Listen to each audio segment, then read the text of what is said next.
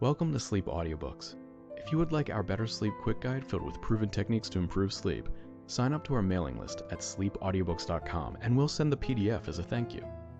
Subscribing and leaving a comment helps this channel more than you know, so please feel free to offer suggestions for future audiobooks or to just say hi. Thank you for listening. We hope you have an excellent night's sleep. This is Sleep Audiobooks. Marmion, A Tale of Flodden Field, by Walter Scott. Section 0. Introductory material by the author. Alas, that Scottish maid should sing the combat where her lover fell, that Scottish bard should wake the string the triumph of our foes to tell. Leiden. To the Right Honourable Henry Lord Montague, etc., etc., etc., this romance is inscribed by the author. Advertisement. It is hardly to be expected that an author whom the public have honoured with some degree of applause should not be again a trespasser on their kindness. Yet the author of Marmion must be supposed to feel some anxiety concerning its success, since he is sensible that he hazards, by this second intrusion, any reputation which his first poem may have procured him.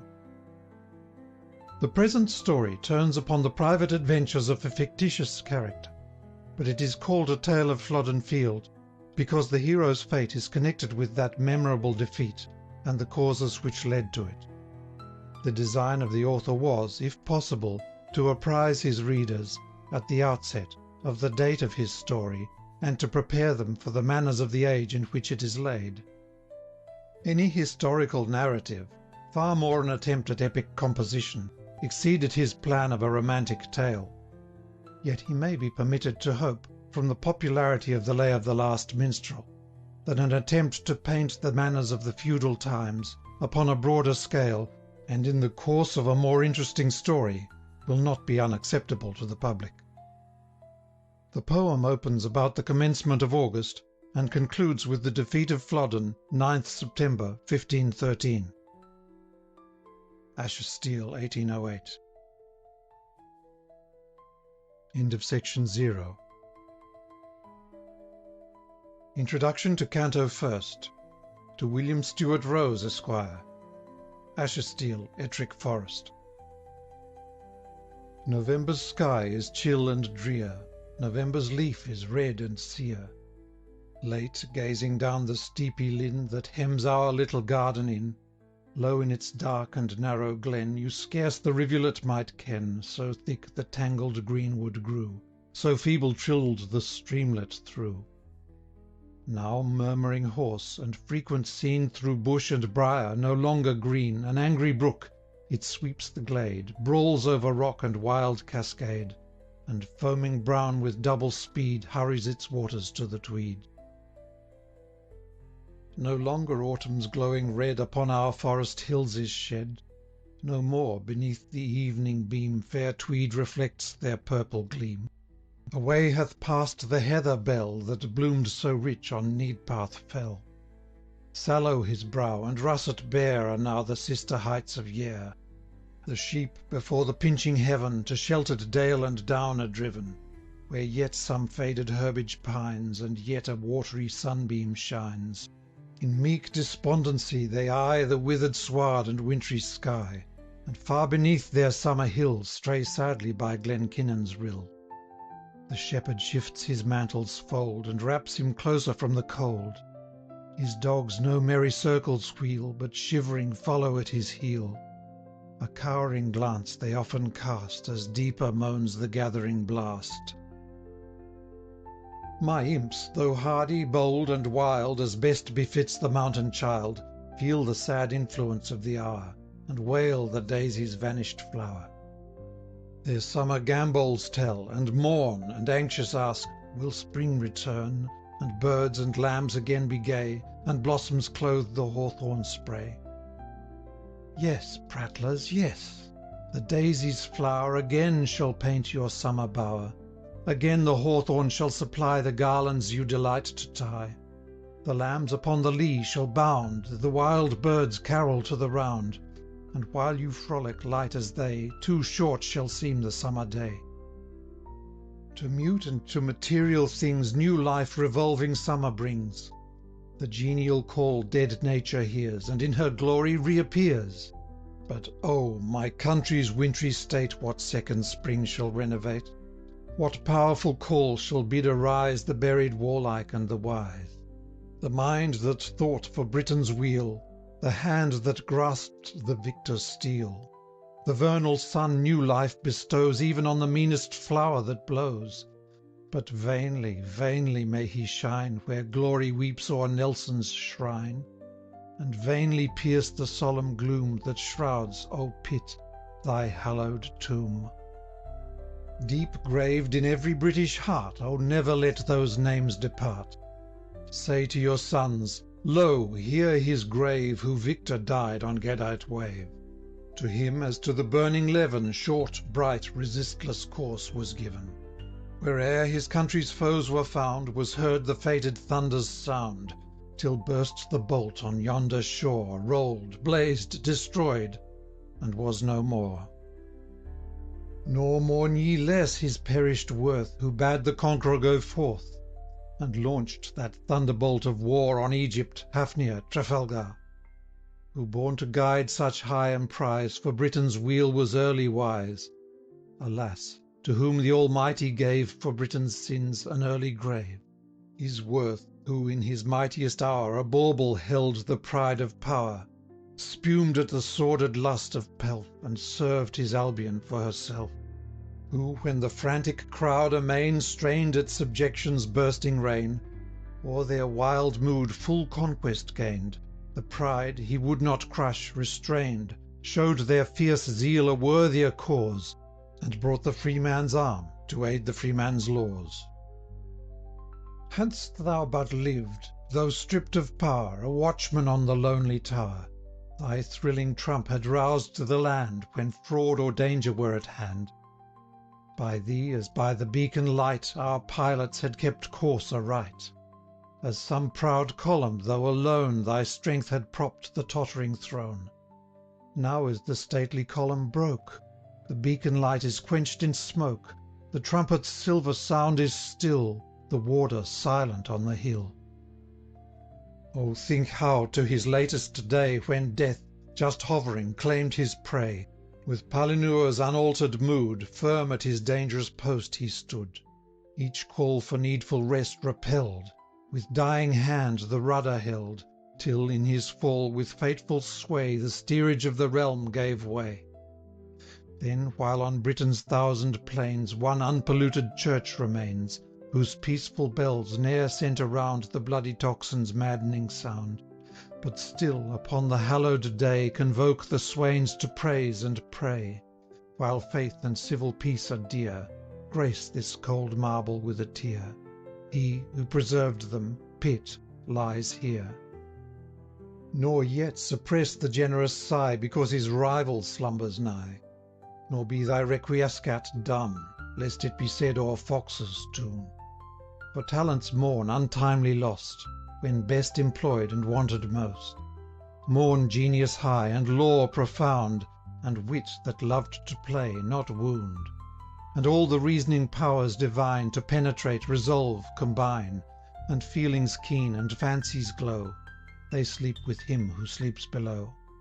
And if thou mourn'st they could not save from error him who owns this grave, be every harsher thought suppressed, and sacred be the last long rest. Here, where the end of earthly things lays heroes, patriots, bards, and kings, where stiff the hand and still the tongue of those who fought and spoke and sung. Here, where the fretted isles prolong the distant notes of holy song, as if some angel spoke again, all peace on earth, goodwill to men.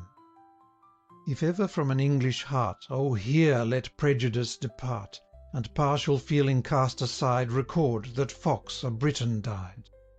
When Europe crouched to France's yoke, and Austria bent, and Prussia broke, and the firm Russian's purpose brave was bartered by a timorous slave, even then dishonour's peace he spurned, the sullied olive branch returned, stood for his country's glory fast, and nailed her colours to the mast. Heaven, to reward his firmness, gave a portion in this honoured grave, and ne'er held marble in its trust of two such wondrous men the dust. With more than mortal powers endowed, how high they soared above the crowd! Theirs was no common party race, jostling by dark intrigue for place. Like fabled gods, their mighty war shook realms and nations in its jar.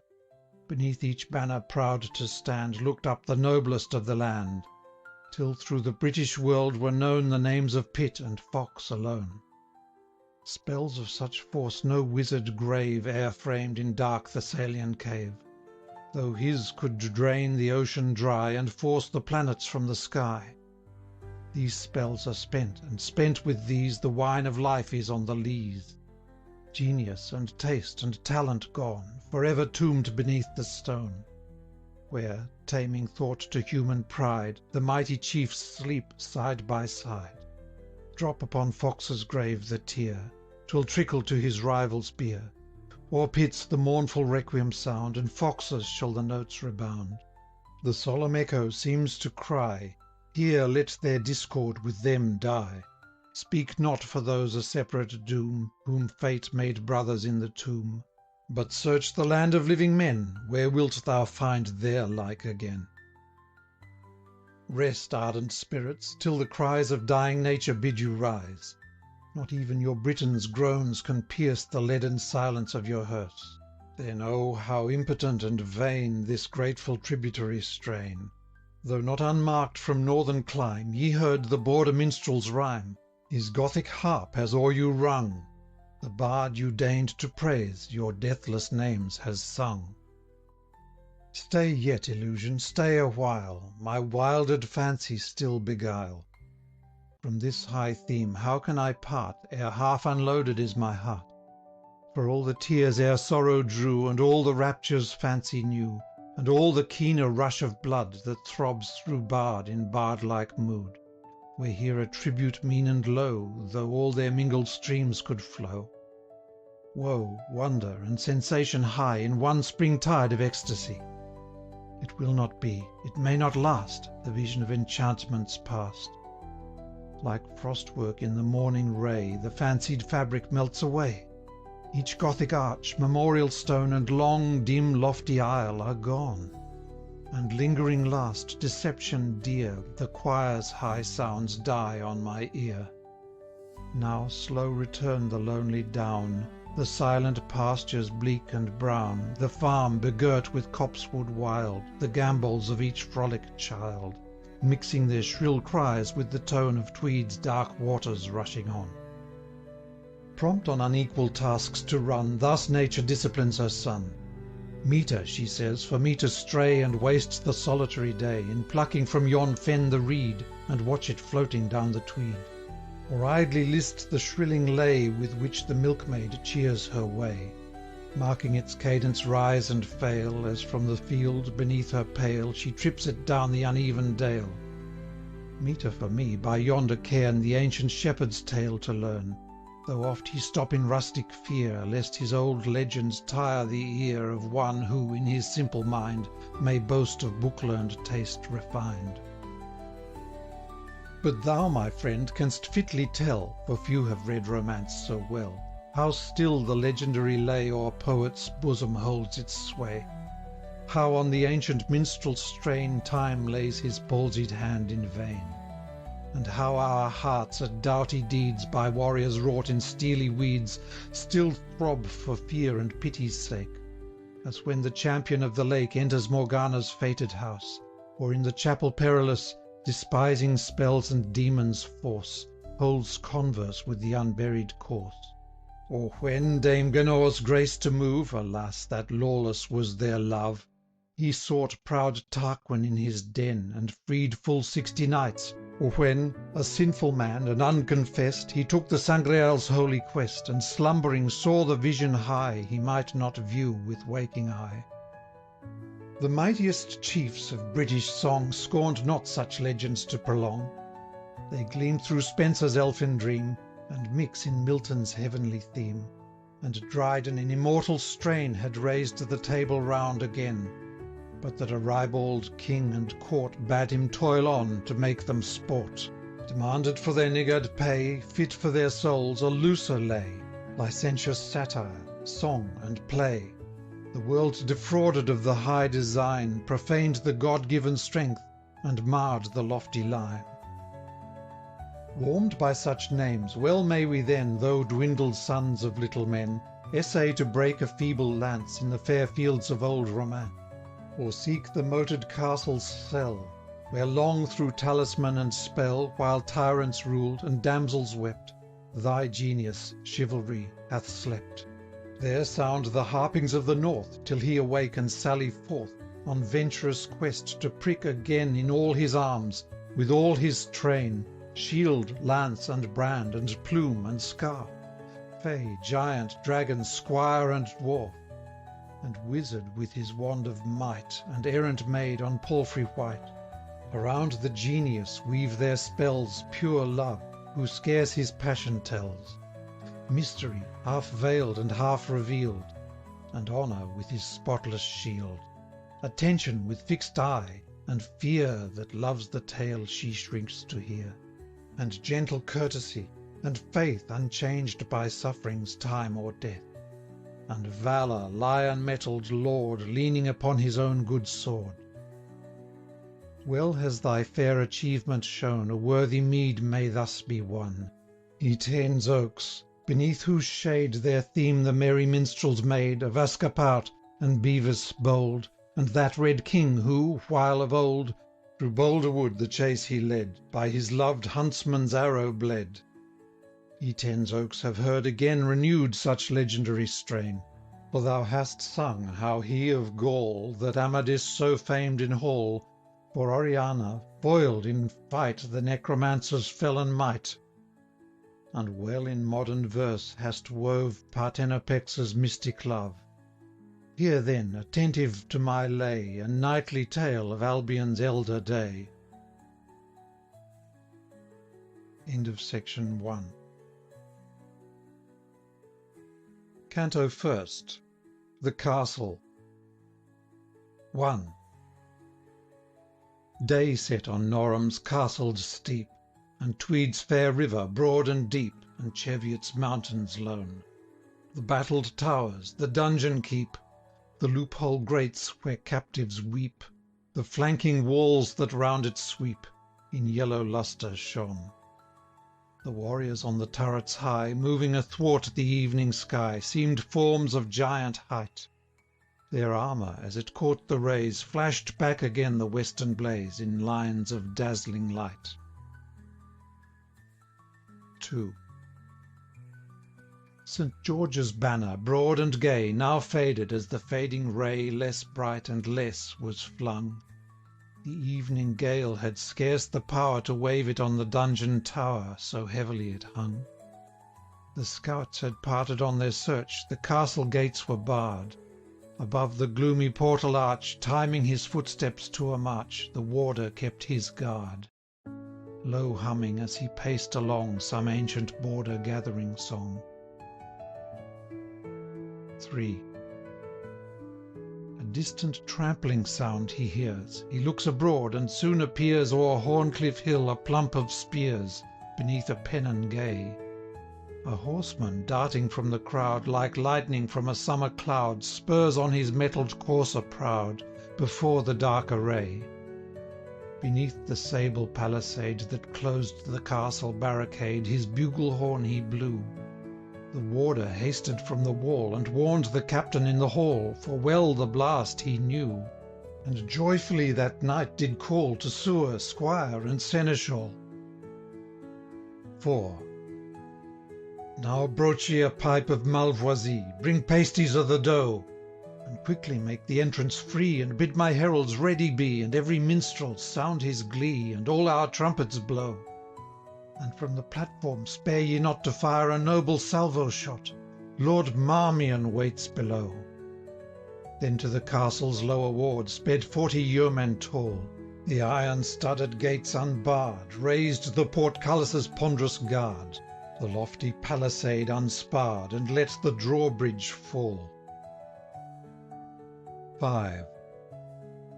Along the bridge Lord Marmion rode, proudly his red-roan charger trod. His helm hung at the saddle-bow.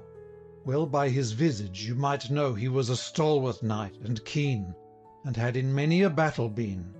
The scar on his brown cheek revealed a token true of Bosworth field. His eyebrow dark and eye of fire showed spirit proud and prompt to ire. Yet lines of thought upon his cheek did deep design and counsel speak. His forehead by his casque worn bare, his thick moustache and curly hair, coal-black and grizzled here and there, but more through toil than age. His square-turned joints and strength of limb showed him no carpet knight so trim, but in close fight a champion grim, in camps a leader sage. 6. Well was he armed from head to heel in mail and plate of Milan steel, but his strong helm of mighty cost was all with burnished gold embossed. Amid the plumage of the crest a falcon hovered on her nest, with wings outspread and forward breast. E'en such a falcon on his shield soared sable in an azure field. The golden legend bore aright, "Who checks at me, to death is dight." Blue was the charger's broidered rein, blue ribbons decked his arching mane. The knightly housing's ample fold was velvet blue and trapped with gold. 7. Behind him rode 2 gallant squires of noble name and knightly sires. They burned the gilded spurs to claim. For well could each a war-horse tame, could draw the bow, the sword could sway, and lightly bear the ring away. Nor less with courteous precepts stored, could dance in hall and carve at board, and frame love ditties passing rare, and sing them to a lady fair. 8. 4 men-at-arms came at their backs, with halbert, bill, and battle-axe. They bore Lord Marmion's lance so strong, and led his sumpter mules along, and ambling palfrey, when at need him listed ease his battle steed. The last and trustiest of the 4 on high his forky pennon bore. Like swallow's tail in shape and hue, fluttered the streamer glossy blue, where, blazoned sable as before, the towering falcon seemed to soar. Last 20 yeomen, 2 and 2, in hosen black and jerkins blue, with falcons broidered on each breast, attended on their lord's behest. Each chosen for an archer good knew hunting craft by lake or wood. Each one a 6-foot bow could bend, and far a cloth-yard shaft could send. Each held a boar spear tough and strong, and at their belts their quivers rung. Their dusty palfreys and array showed they had marched a weary way. 9. 'Tis meet that I should tell you now how fairly armed and ordered how the soldiers of the guard, with musket, pike, and morion, to welcome noble Marmion, stood in the castle yard. Minstrels and trumpeters were there, the gunner held his linstock yare, for welcome shot prepared. Entered the train, and such a clang as then through all his turrets rang, old Norham never heard. 10.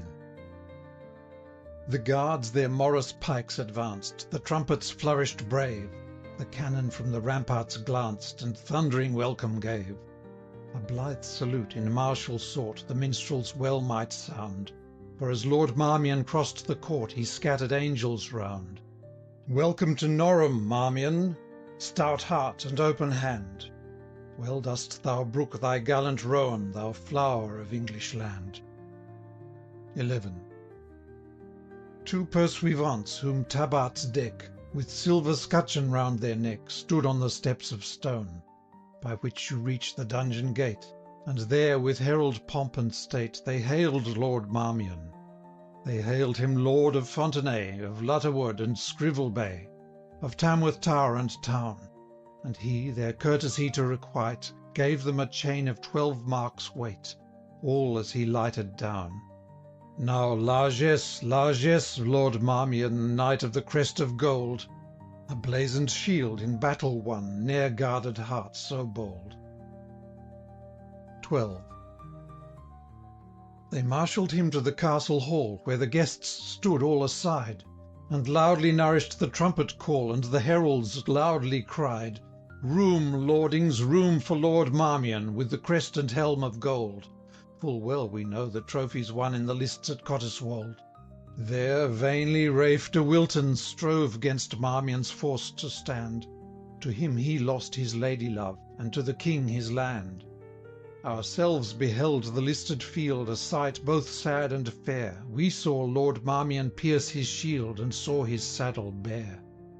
We saw the victor win the crest he wears with worthy pride, and on the gibbet-tree reversed his foeman's scutcheon tide. Place, nobles, for the falcon knight, room, room, ye gentles gay, for him who conquered in the right Marmion of Fontenay. 13. Then stepped to meet that noble lord Sir Hugh the Heron bold, Baron of Twisell, and of Ford, and captain of the hold. He led Lord Marmion to the dees raised o'er the pavement high, and placed him in the upper place. They feasted full and high, the whiles a northern harper rude chanted a rhyme of deadly feud. How the fierce Thirwalls and Ridleys all, stout Willimondswick, and hard-riding Dick, and Hughie of Horden, and Will o' the Wall, have set on Sir Albany Featherstone-hoar, and taken his life at the dead man's shore. Scantly Lord Marmion's ear could brook the harper's barbarous lay, yet much he praised the pains he took, and well those pains did pay, for lady's suit and minstrel's strain by night should ne'er be heard in vain. 14. Now, good Lord Marmion, Heron says, of your fair courtesy, I pray you bide some little space in this poor tower with me. Here may you keep your arms from rust, may breathe your war-horse well. Seldom hath passed a week but just or feat of arms befell. The Scots can rein a mettled steed, and love to couch a spear. St. George, a stirring life they lead that have such neighbours near. Then stay with us a little space, our northern wars to learn. I pray you, for your lady's grace. Lord Marmion's brow grew stern. 15. The captain marked his altered look, and gave a squire the sign. A mighty wassail bowl he took, and crowned it high with wine. Now pledge me here, Lord Marmion, but first I pray thee fair, where hast thou left that page of thine, that used to serve thy cup of wine, whose beauty was so rare? When last in Raby Towers we met, the boy I closely eyed, and often marked his cheeks were wet, with tears he fain would hide. His was no rugged horse-boy's hand, to burnish shield, or sharpen brand, or saddle battle steed, but meeter seemed for lady fair, to fan her cheek or curl her hair, or through embroidery rich and rare the slender silk to lead. His skin was fair, his ringlets gold, his bosom, when he sighed, the russet doublet's rugged folds could scarce repel its pride. Say, hast thou given that lovely youth to serve in lady's bower? Or was the gentle page, in sooth, a gentle paramour? 16. Lord Marmion ill could brook such jest. He rolled his kindling eye, with pain his rising wrath suppressed, yet made a calm reply. That boy thou thought'st so goodly fair, he might not brook the northern air. More of his fate, if thou wouldst learn, I left him sick in Lindisfarne. Enough of him. But Heron, say, why dost thy lovely lady gay disdain to grace the hall to-day? Or has that dame, so fair and sage, gone on some pious pilgrimage?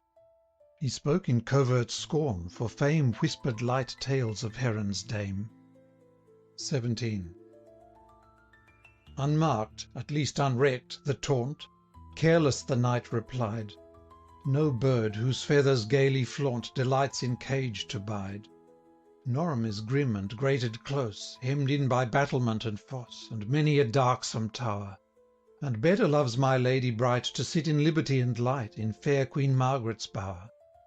We hold our greyhound in our hand, our falcon on our glove, but where shall we find leash or band for dame that loves to rove?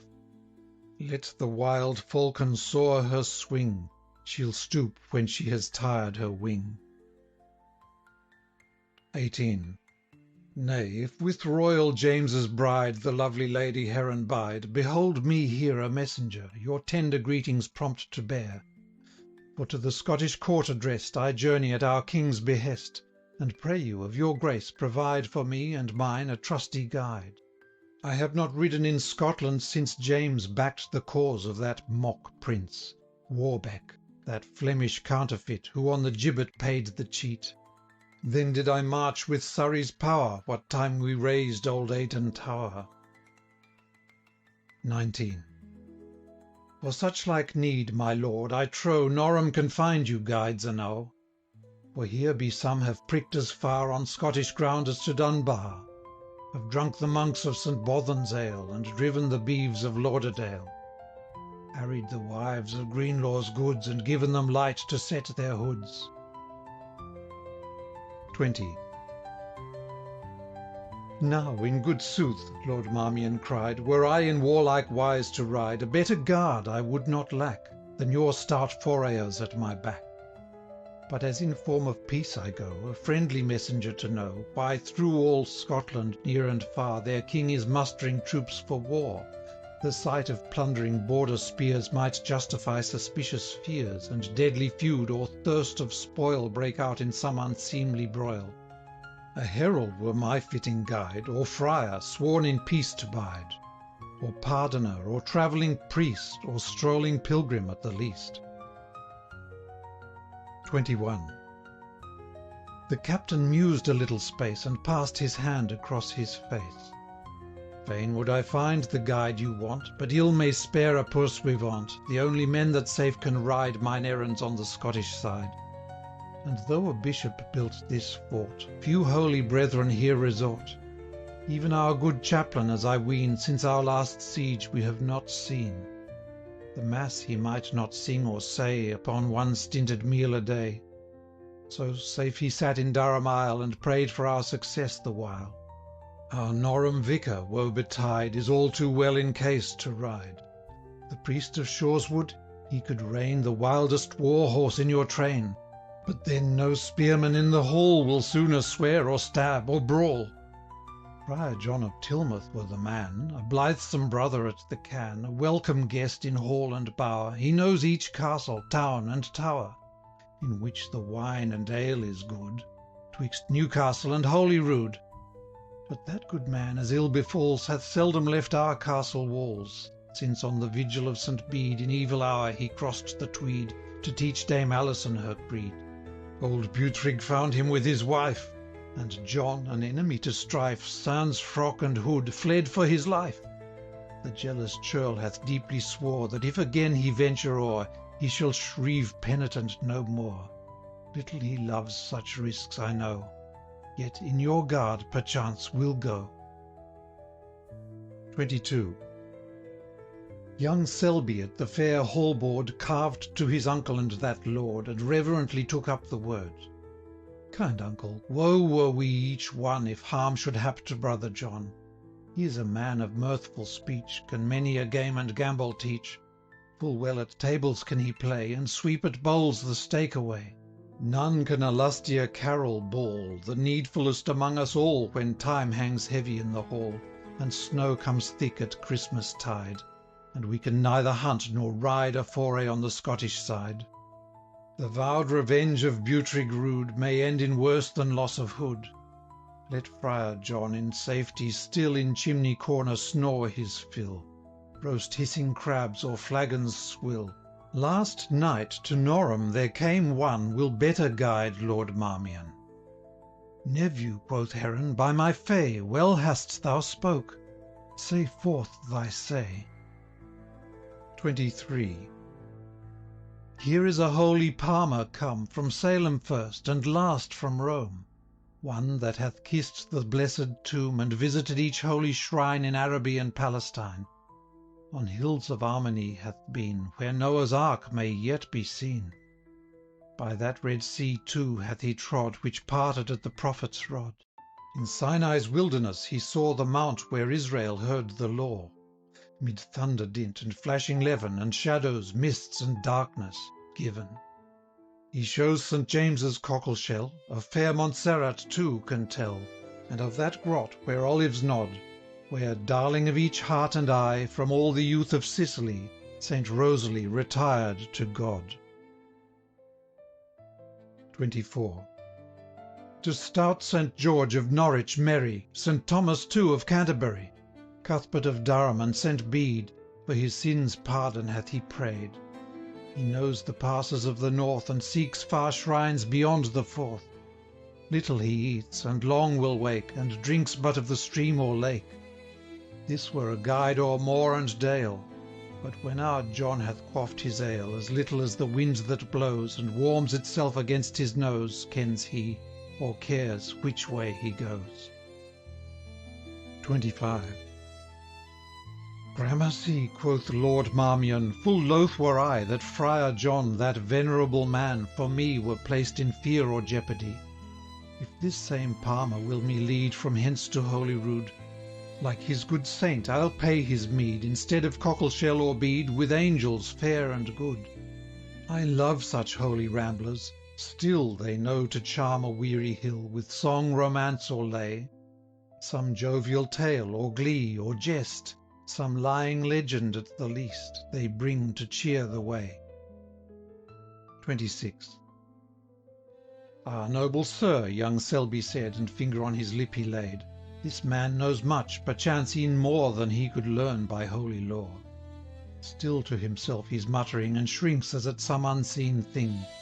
Last night we listened at his cell, strange sounds we heard, and sooth to tell he murmured on till morn, howe'er no living mortal could be near. Sometimes I thought I heard it plain, as other voices spoke again. I cannot tell, I like it not. Friar John hath told us it is wrote, no conscience clear and void of wrong can rest awake and pray so long. Himself still sleeps before his beads have marked 10 Aves and 2 Creeds. 27. Let pass, quoth Marmion, by my fay this man shall guide me on my way, although the great arch-fiend and he had sworn themselves of company. So please you, gentle youth, to call this Palmer to the castle hall. The summoned Palmer came in place, his sable cowl o'erhung his face. In his black mantle was he clad with Peter's keys in cloth of red, on his broad shoulders wrought. The scallop shell his cap did deck, the crucifix around his neck was from Loretto brought. His sandals were with travel tore, staff, budget, bottle, scrip he wore. The faded palm branch in his hand showed pilgrim from the Holy Land. 28. When as the Palmer came in hall, nor lord nor knight was there more tall, or had a statelier step withal, or looked more high and keen. For no saluting did he wait, but strode across the hall of state, and fronted Marmion where he sat, as he his peer had been. But his gaunt frame was worn with toil, his cheek was sunk, alas the while, and when he struggled at a smile, his eye looked haggard wild. Poor wretch, the mother that him bare, if she had been in presence there, in his wan face and sunburnt hair, she had not known her child. Danger, long travel, want, or woe, soon change the form that best we know, for deadly fear can time outgo, and blanch at once the hair. Hard toil can roughen form and face, and want can quench the eye's bright grace, nor does old age a wrinkle trace more deeply than despair. Happy whom none of these befall, but this poor Palmer knew them all. 29. Lord Marmion then his boon did ask. The Palmer took on him the task, so he would march with morning tide to Scottish court to be his guide. But I have solemn vows to pay, and may not linger by the way. To fair St. Andrew's bound, within the ocean cave to pray, where good Saint Rule his holy lay, from midnight to the dawn of day, sung to the billows' sound. Thence to St. Fillan's blessed well, whose spring can frenzied dreams dispel, and the crazed brain restore. St. Mary grant that cave or spring could back to peace my bosom bring, or bid it throb no more. 30. And now the midnight draught of sleep, where wine and spices richly steep in massive bowl of silver deep, the page presents on knee. Lord Marmion drank a fair good rest, the captain pledged his noble guest, the cup went through among the rest, who drained it merrily. Alone the palmer passed it by, though Selby pressed him courteously. This was a sign the feast was o'er. It hushed the merry wassail roar, the minstrels ceased to sound. Soon in the castle nought was heard but the slow footstep of the guard, pacing his sober round. 31. With early dawn Lord Marmion rose, and first the chapel doors unclose. Then, after morning rites were done, a hasty mass from Friar John, and knight and squire had broke their fast, on rich substantial repast, Lord Marmion's bugles blew to horse. Then came the stirrup cup in course. Between the Baron and his host no point of courtesy was lost. High thanks were by Lord Marmion paid, solemn excuse the captain made, till, filing from the gate, had passed that noble train, their lord the last. Then loudly rung the trumpet call, thundered the cannon from the wall, and shook the Scottish shore. Around the castle eddied slow volumes of smoke as white as snow, and hid its turrets hoar, till they rolled forth upon the air, and met the river breezes there, which gave again the prospect fair. End of section 2. Introduction to Canto 2nd. To the Reverend John Marriott, A.M. Ashestiel, Ettrick Forest. The scenes are desert now, and bare, where flourished once a forest fair, when these waste glens with copse were lined, and peopled with the hart and hind. Yon thorn, perchance whose prickly spears have fenced him for 300 years, while fell around his green compeers.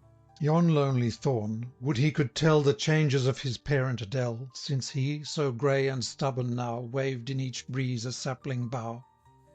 Would he could tell how deep the shade 1,000 mingled branches made, how broad the shadows of the oak, how clung the rowan to the rock, and through the foliage showed his head, with narrow leaves and berries red. What pines on every mountain sprung, o'er every dell what birches hung, in every breeze what aspens shook, what alders shaded every brook. Here in my shade, methinks he'd say, the mighty stag at noontide lay.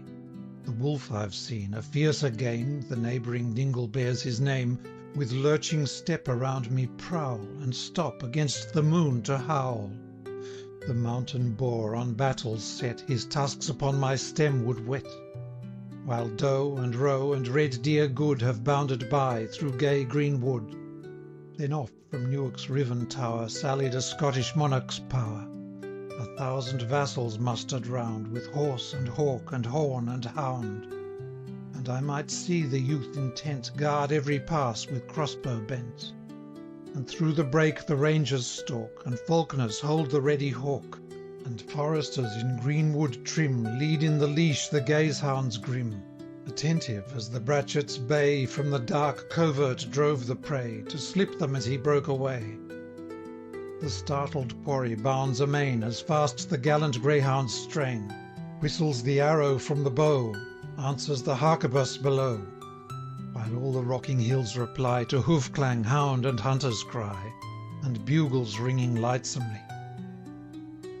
Of such proud huntings many tales yet linger in our lonely dales, up pathless Ettrick and on Yarrow, where erst the outlaw drew his arrow. But not more blithe that sylvan court than we have been at humbler sport. Though small our pomp and mean our game, our mirth, dear Marriott, was the same. Remember'st thou my greyhounds true? O'er holt or hill there never flew, from slip or leash there never sprang more fleet of foot or sure of fang, nor dull, between each merry chase, passed by the intermitted space. For we had fair resource in store, in classic and in Gothic lore. We marked each memorable scene, and held poetic talk between. Nor hill nor brook we paced along, but had its legend or its song. All silent now, for now are still thy bowers, untenanted Bow Hill. No longer from thy mountains dun the yeoman hears the well-known gun, and while his honest heart glows warm at thought of his paternal farm, round to his mates a brimmer fills, and drinks the chieftain of the hills. No fairy forms in Yarrow's bowers trip o'er the walks or tend the flowers, fair as the elves whom Janet saw by moonlight dance on Carterhaugh.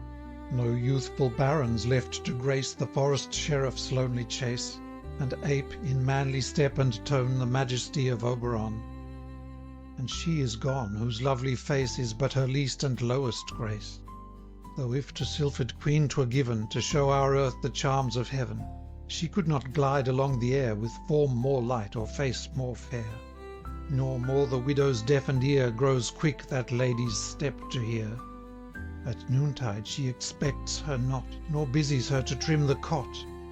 Pensive she turns her humming wheel, or pensive cooks her orphan's meal, yet blesses, ere she deals their bread, the gentle hand by which they're fed. From Yare, which hills so closely bind, scarce can the Tweed his passage find, though much he fret, and chafe, and toil, till all his eddying currents boil.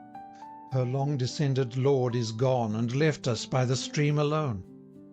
And much I miss those sportive boys, companions of my mountain joys, just at the age 'twixt boy and youth, when thought is speech, and speech is truth. Close to my side, with what delight they pressed to hear of Wallace White, when, pointing to his airy mound, I called his ramparts holy ground. Kindled their brows to hear me speak, and I have smiled to feel my cheek, despite the difference of our years, return again the glow of theirs. Ah, happy boys, such feelings pure they will not, cannot long endure. Condemned to stem the world's rude tide, you may not linger by the side, for fate shall thrust you from the shore, and passion ply the sail and oar. Yet cherish the remembrance still of the lone mountain and the rill. For trust, dear boys, the time will come when fiercer transport shall be dumb, and you will think right frequently, but well I hope without a sigh, on the free hours that we have spent together on the brown hills bent. When, musing on companions gone, we doubly feel ourselves alone, something, my friend, we yet may gain, there is a pleasure in this pain. It soothes the love of lonely rest, deep in each gentler heart impressed. 'Tis silent amid worldly toils, and stifled soon by mental broils, but in a bosom thus prepared, its still small voice is often heard, whispering a mingled sentiment 'twixt resignation and content. Oft in my mind such thoughts awake by lone St. Mary's silent lake. Thou know'st it well, nor fen nor sedge pollute the pure lake's crystal edge. Abrupt and sheer the mountains sink at once upon the level brink, and just a trace of silver sand marks where the water meets the land. Far in the mirror, bright and blue, each hill's huge outline you may view, shaggy with heath, but lonely bare, nor tree nor bush nor brake is there, save where of land yon slender line bears thwart the lake the scattered pine. Yet even this nakedness has power, and aids the feeling of the hour. Nor thicket, dell, nor copse you spy, where living thing concealed might lie. Nor point retiring hides a dell, where swain or woodman lone might dwell. There's nothing left to fancy's guess, you see that all is loneliness. And silence aids, though the steep hills send to the lake 1,000 rills. In summer tide, so soft they weep, the sound but lulls the ear asleep. Your horse's hoof tread sounds too rude, so stilly is the solitude. Naught living meets the eye or ear, but well I ween the dead are near. Although, in feudal strife, a foe hath laid Our Lady's chapel low, yet still, beneath the hallowed soil, the peasant rests him from his toil, and dying bids his bones be laid where erst his simple fathers prayed. If age had tamed the passion's strife, and fate had cut my ties to life, here have I thought 'twere sweet to dwell, and rear again the chaplain's cell, like that same peaceful hermitage where Milton longed to spend his age. 'Twere sweet to mark the setting day on Bourhope's lonely top decay, and as it faint and feeble died on the broad lake and mountain's side, to say, thus pleasures fade away, youth, talents, beauty thus decay, and leave us dark, forlorn, and grey. Then gaze on Dryhope's ruined tower, and think on Yarrow's faded flower. And when that mountain sound I heard, which bids us be for storm prepared, the distant rustling of his wings, as up his force the tempest brings, 'twere sweet, ere yet his terrors rave, to sit upon the wizard's grave. That wizard priests, whose bones are thrust from company of holy dust, on which no sunbeam ever shines, so superstition's creed divines. Thence view the lake with sullen roar heave her broad billows to the shore, and mark the wild swans mount the gale, spread wide through mist their snowy sail, and ever stoop again to lave their bosoms on the surging wave. Then, when against the driving hail no longer might my plaid avail, back to my lonely home retire, and light my lamp, and trim my fire.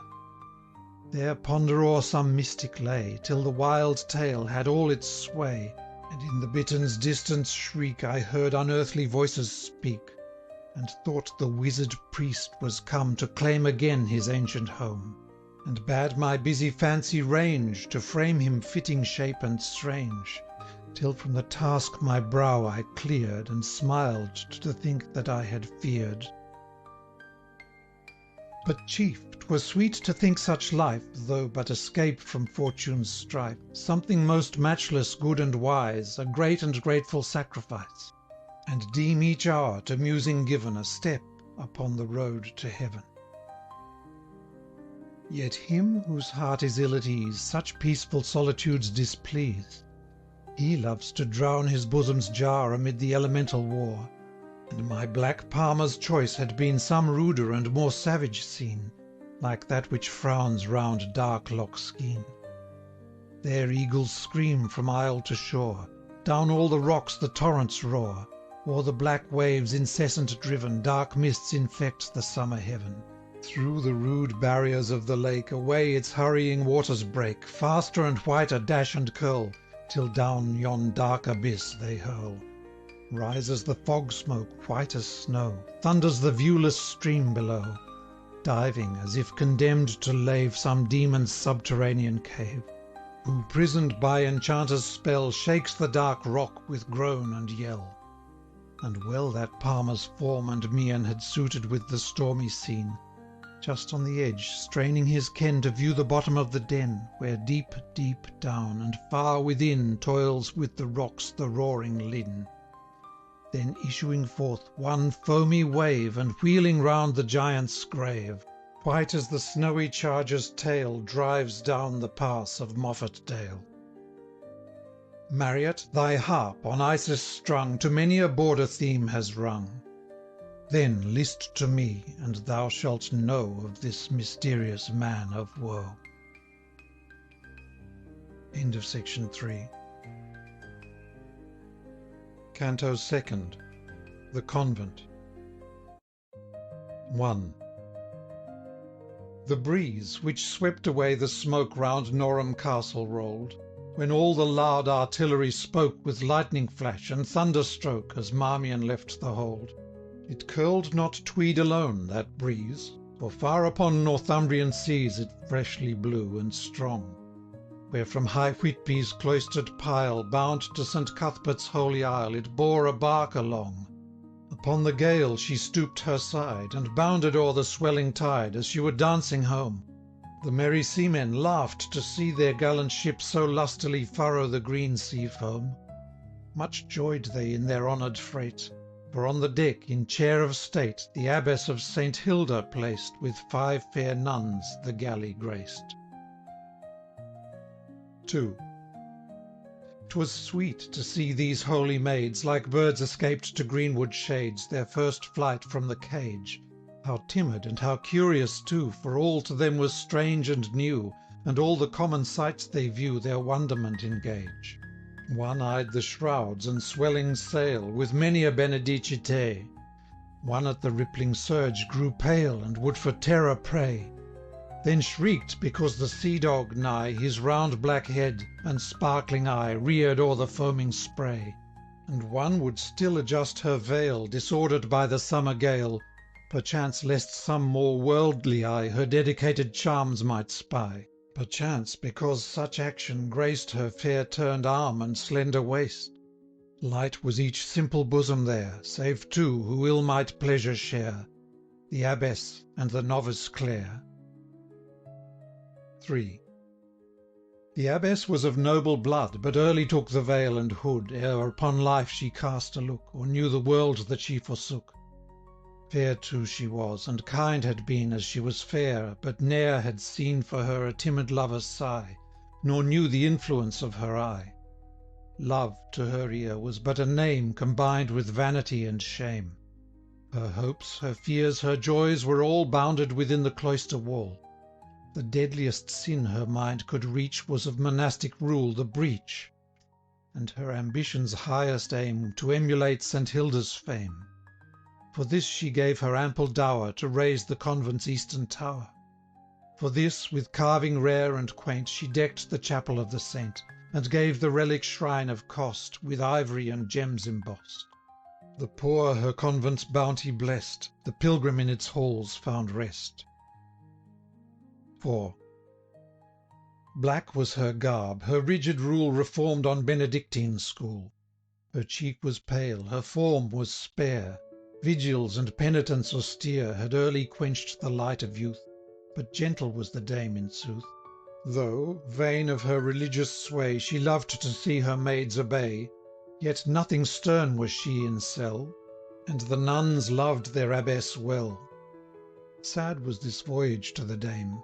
Summoned to Lindisfarne she came, there with St. Cuthbert's abbot old and Tynemouth's prioress to hold a chapter of St. Benedict, for inquisition stern and strict, on 2 apostates from the faith, and if need were, to doom to death. 5. Naught say I here of Sister Clare, save this, that she was young and fair. As yet a novice unprofessed, lovely and gentle, but distressed. She was betrothed to one now dead, or worse, who had dishonoured fled. Her kinsman bade her give her hand to one who loved her for her land. Herself, almost broken-hearted now, was bent to take the vestal vow, and shroud, within St. Hilda's gloom, her blasted hopes and withered bloom. 6. She sat upon the galley's prow, and seemed to mark the waves below. Nay, seemed, so fixed her look and eye, to count them as they glided by. She saw them not, 'twas seeming all. Far other scene her thoughts recall. A sun-scorched desert, waste and bare, nor waves nor breezes murmured there. There saw she, where some careless hand o'er a dead corpse had heaped the sand, to hide it till the jackals come, to tear it from the scanty tomb. See what a woeful look was given as she raised up her eyes to heaven. 7. Lovely and gentle and distressed, these charms might tame the fiercest breast. Harpers have sung and poets told that he, in fury uncontrolled, the shaggy monarch of the wood, before a virgin fair and good, hath pacified his savage mood. But passions in the human frame oft put the lion's rage to shame, and jealousy by dark intrigue with sordid avarice in league, had practised with their bowl and knife against the mourner's harmless life. This crime was charged 'gainst those who lay prisoned in Cuthbert's islet grey. 8. And now the vessel skirts the strand of mountainous Northumberland. Towns, towers, and halls successive rise, and catch the nuns' delighted eyes. Monk Wearmouth soon behind them lay, and Tynemouth's priory and bay. They marked amid her trees the hall of lofty Satan Delaval.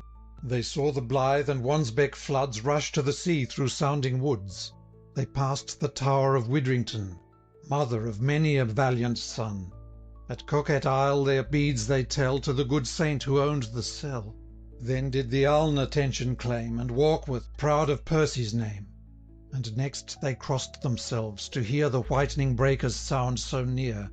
There, boiling through the rocks, they roar on Dunstanborough's caverned shore. Thy tower, proud Bamburgh, marked they there, King Ida's castle, huge and square. From its tall rock look grimly down, and on the swelling ocean frown. Then from the coast they bore away, and reached the Holy Island's bay. 9. The tide did now its flood mark gain, and girdled in the saint's domain. For with the flow and ebb its style varies from continent to isle. Dry shod o'er sands twice every day the pilgrims to the shrine find way. Twice every day the waves efface of staves and sandalled feet the trace. As to the port the galley flew, higher and higher rose to view the castle with its battled walls, the ancient monastery's halls, a solemn, huge, and dark red pile placed on the margin of the isle. 10. In Saxon strength that abbey frowned, with massive arches broad and round, that rose alternate, row and row, on ponderous columns short and low, built ere the art was known, by pointed aisle and shafted stalk, the arcades of an alleyed walk to emulate in stone. On the deep walls the heathen Dane had poured his impious rage in vain, and needful was such strength to these, exposed to the tempestuous seas, scourged by the wind's eternal sway, open to rovers fierce as they, which could 1200 years withstand winds, waves, and northern pirates' hand. Not but that portions of the pile, rebuilded in a later style, showed where the spoiler's hand had been. Not but the wasting sea breeze keen had worn the pillars' carving quaint, and moulded in his niche the saint, and rounded with consuming power the pointed angles of each tower.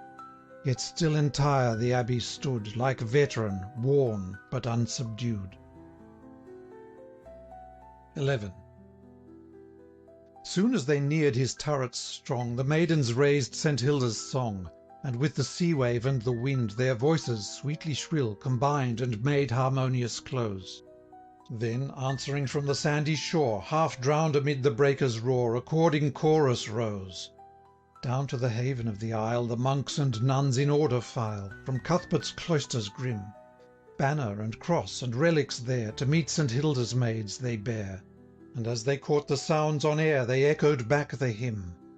The islanders in joyous mood rushed emulously through the flood to hail the bark to land. Conspicuous by her veil and hood, signing the cross, the abbess stood and blessed them with her hand. 12. Suppose we now the welcome said, suppose the convent banquet made. All through the holy dome, through cloister, aisle, and gallery, wherever vestal maid might pry, no risk to meet unhallowed eye, the stranger sisters roam.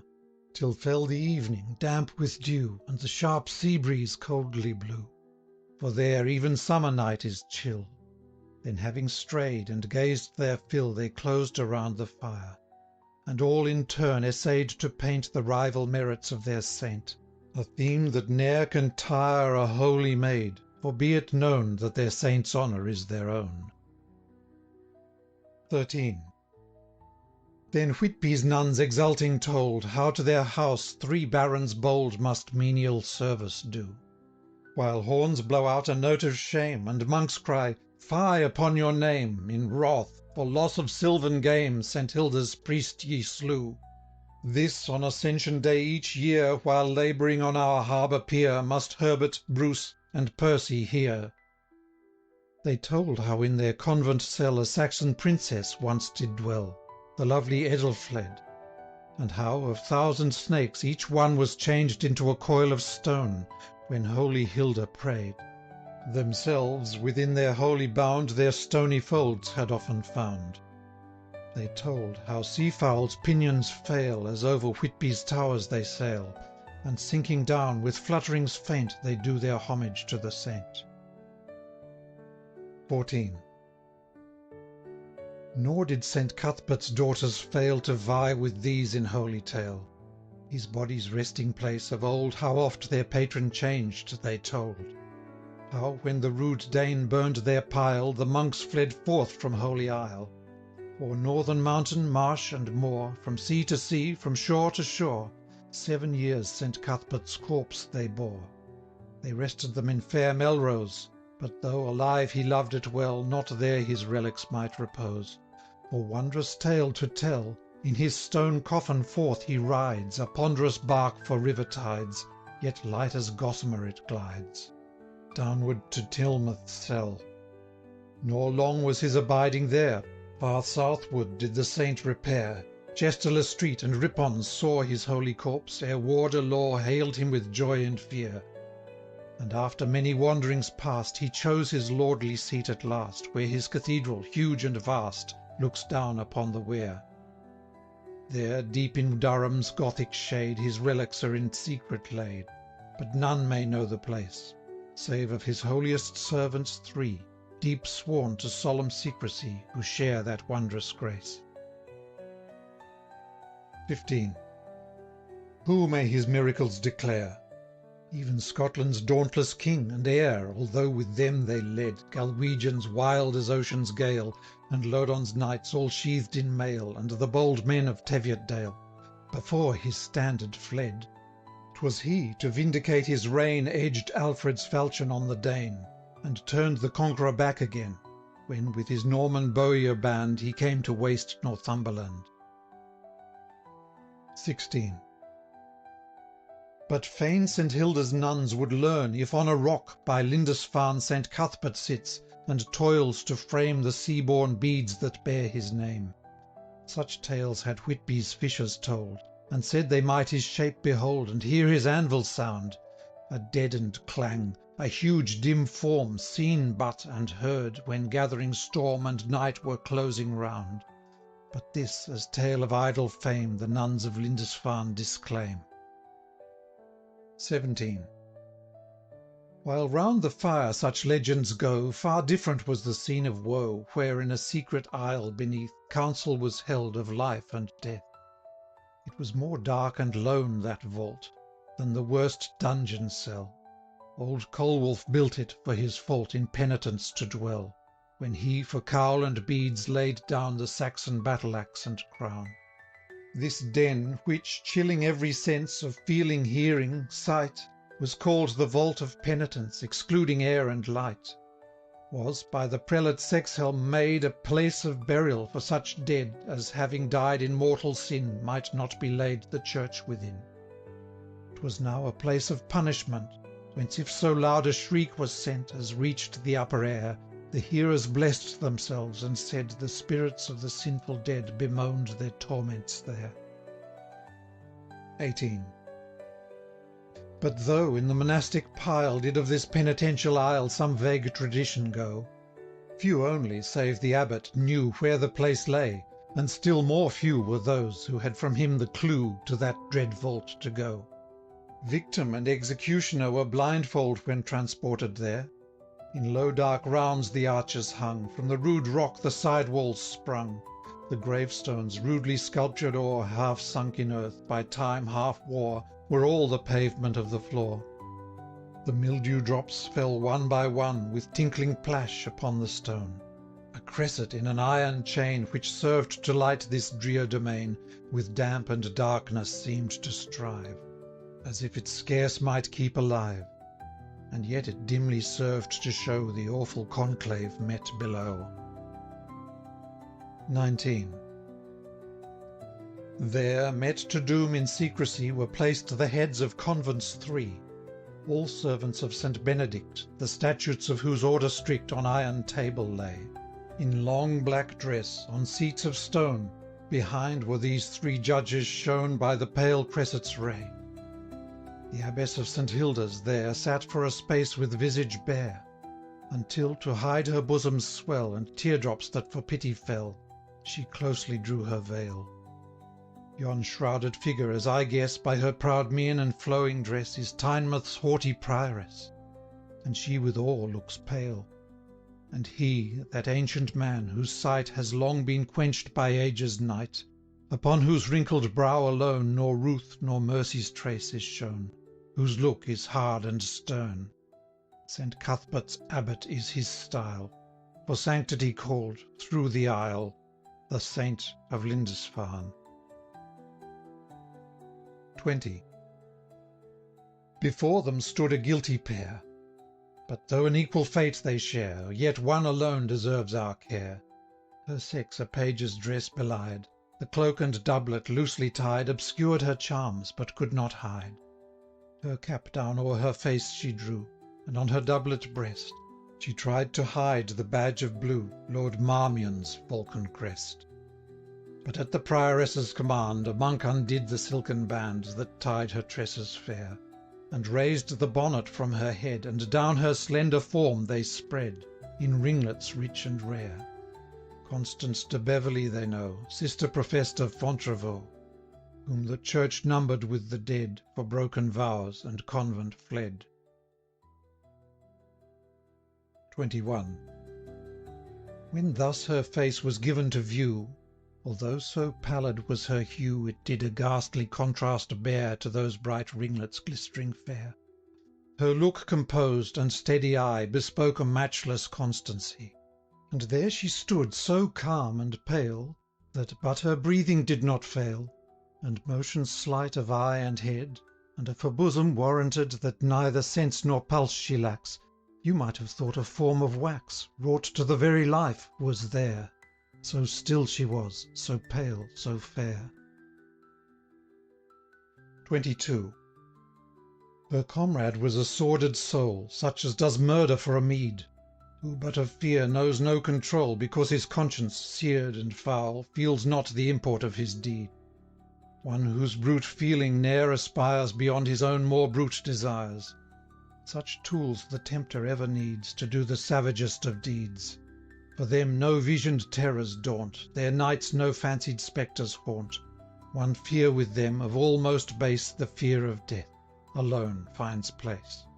This wretch was clad in frock and cowl, and shamed not loud to moan and howl, his body on the floor to dash, and crouch like hound beneath the lash, while his mute partner, standing near, waited her doom without a tear. 23. Yet well the luckless wretch might shriek, well might her paleness terror speak, for there were seen in that dark wall 2 niches, narrow, deep, and tall. Who enters at such grisly door shall ne'er, I ween, find exit more.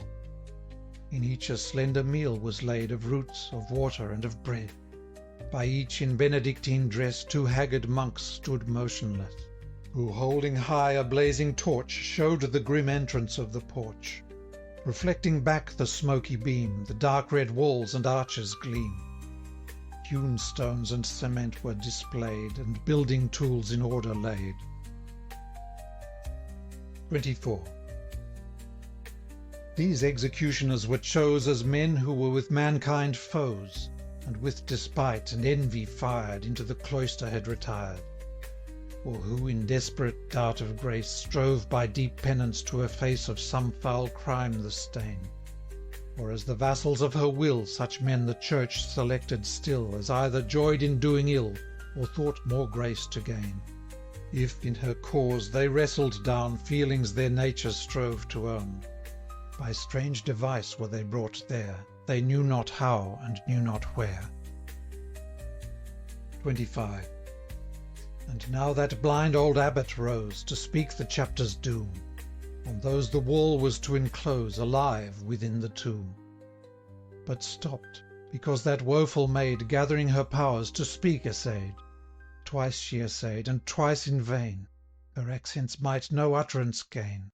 Naught but imperfect murmurs slip from her convulsed and quivering lip. Twixt each attempt all was so still, you seemed to hear a distant rill. 'Twas ocean's swells and falls. For though this fault of sin and fear was to the sounding surge so near, a tempest there you scarce could hear, so massive were the walls. 26. At length an effort sent apart the blood that curdled to her heart, and light came to her eye, and colour dawned upon her cheek, a hectic and a fluttered streak, like that left on the Cheviot peak by autumn's stormy sky. And when her silence broke at length, still as she spoke she gathered strength, and armed herself to bear. It was a fearful sight to see such high resolve and constancy in form so soft and fair. 27. I speak not to implore your grace, well know I, for 1 minute's space successless might I sue. Nor do I speak your prayers to gain, for if a death of lingering pain to cleanse my sins be penance vain, vain are your masses too. I listened to a traitor's tale, I left the convent and the vale. For 3 long years I bowed my pride, a horseboy in his train to ride. And well my folly's meed he gave, who forfeited to be his slave, all here and all beyond the grave. He saw young Clara's face more fair, he knew her of broad lands the heir, forgot his vows, his faith forswore, and Constance was beloved no more. 'Tis an old tale and often told, but did my fate and wish agree, ne'er had been read in story old of maiden true betrayed for gold, that loved or was avenged like me. 28. The king approved his favourite's aim. In vain a rival barred his claim, whose fate with Clare's was plight. For he attaints that rival's fame with treason's charge, and on they came in mortal lists to fight. Their oaths are said, their prayers are prayed, their lances in the rest are laid, they meet in mortal shock. And hark! The throng with thundering cry shout, Marmion, Marmion to the sky, De Wilton to the block. Say ye who preach heaven shall decide, when in the lists 2 champions ride, say was heaven's justice here, when loyal in his love and faith Wilton found overthrow or death beneath a traitor's spear. How false the charge, how true he fell, this guilty packet best can tell. Then drew a packet from her breast, paused, gathered voice, and spoke the rest. 29. Still was false Marmion's bridal stayed, to Whitby's convent fled the maid, the hated match to shun. Oh, shifts she thus? King Henry cried. Sir Marmion, she shall be thy bride, if she were sworn a nun. One way remained, the king's command sent Marmion to the Scottish land. I lingered here, and rescue planned for Clara and for me. This caitiff monk for gold did swear he would to Whitby's shrine repair, and by his drugs my rival fair a saint in heaven should be. But ill the dastard kept his oath, whose cowardice has undone us both. 30. And now my tongue the secret tells, not that remorse my bosom swells, but to assure my soul that none shall ever wed with Marmion. Had fortune my last hope betrayed, this packet, to the king conveyed, had given him to the headsman's stroke, although my heart that instant broke. Now, men of death, work forth your will, for I can suffer and be still. And come he slow or come he fast, it is but death who comes at last. 31. Yet dread me from my living tomb, ye vassal slaves of bloody Rome. If Marmion's late remorse should wake, full soon such vengeance will he take, that you shall wish the fiery Dane had rather been your guest again. Behind a darker hour ascends, the altars quake, the crozier bends, the ire of a despotic king rides forth upon destruction's wing.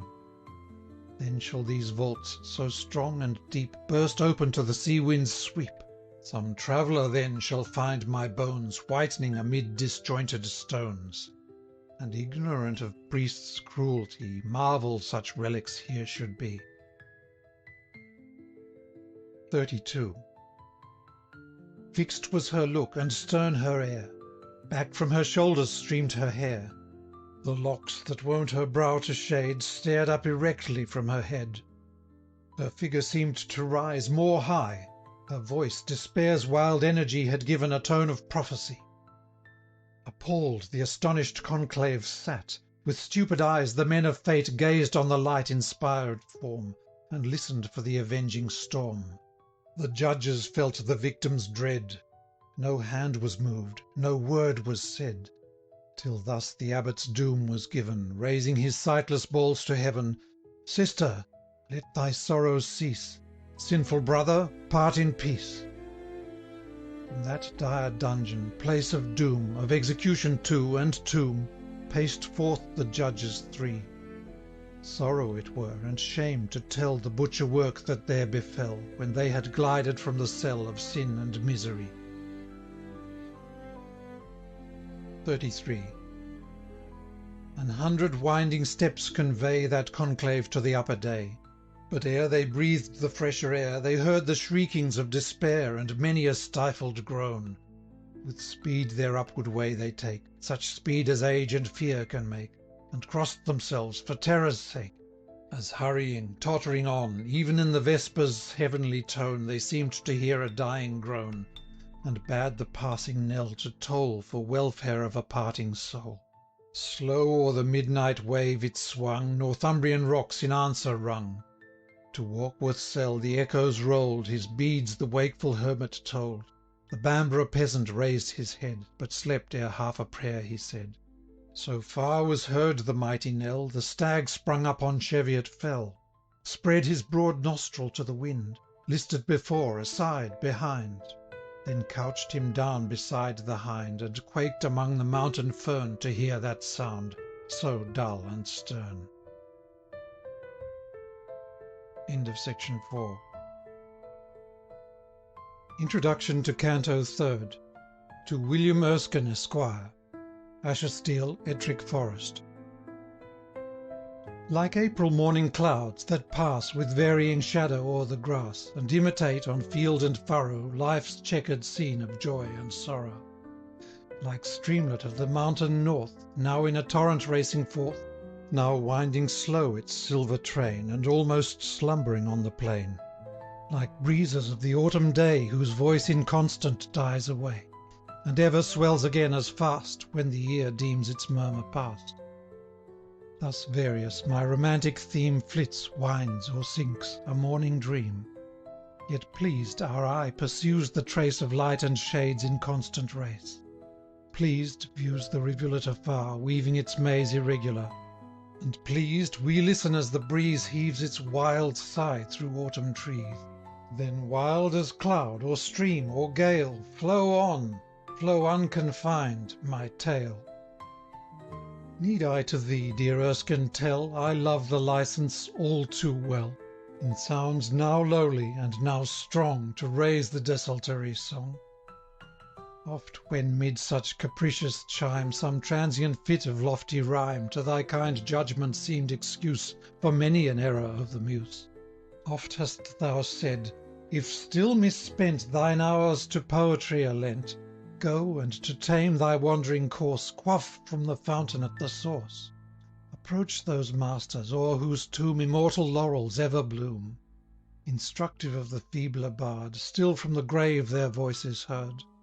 From them, and from the paths they showed, Choose honoured guide and practised road. Nor ramble on through brake and maze, With harpers rude of barbarous days. Or deem'st thou not our later time Yields topic meet for classic rhyme? Hast thou no elegiac verse For Brunswick's venerable hearse? What, not a line, a tear, a sigh, When valour bleeds for liberty?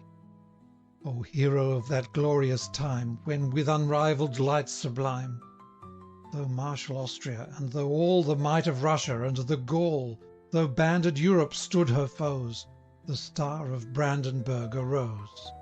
Thou couldst not live to see her beam For ever quenched in Jena's stream.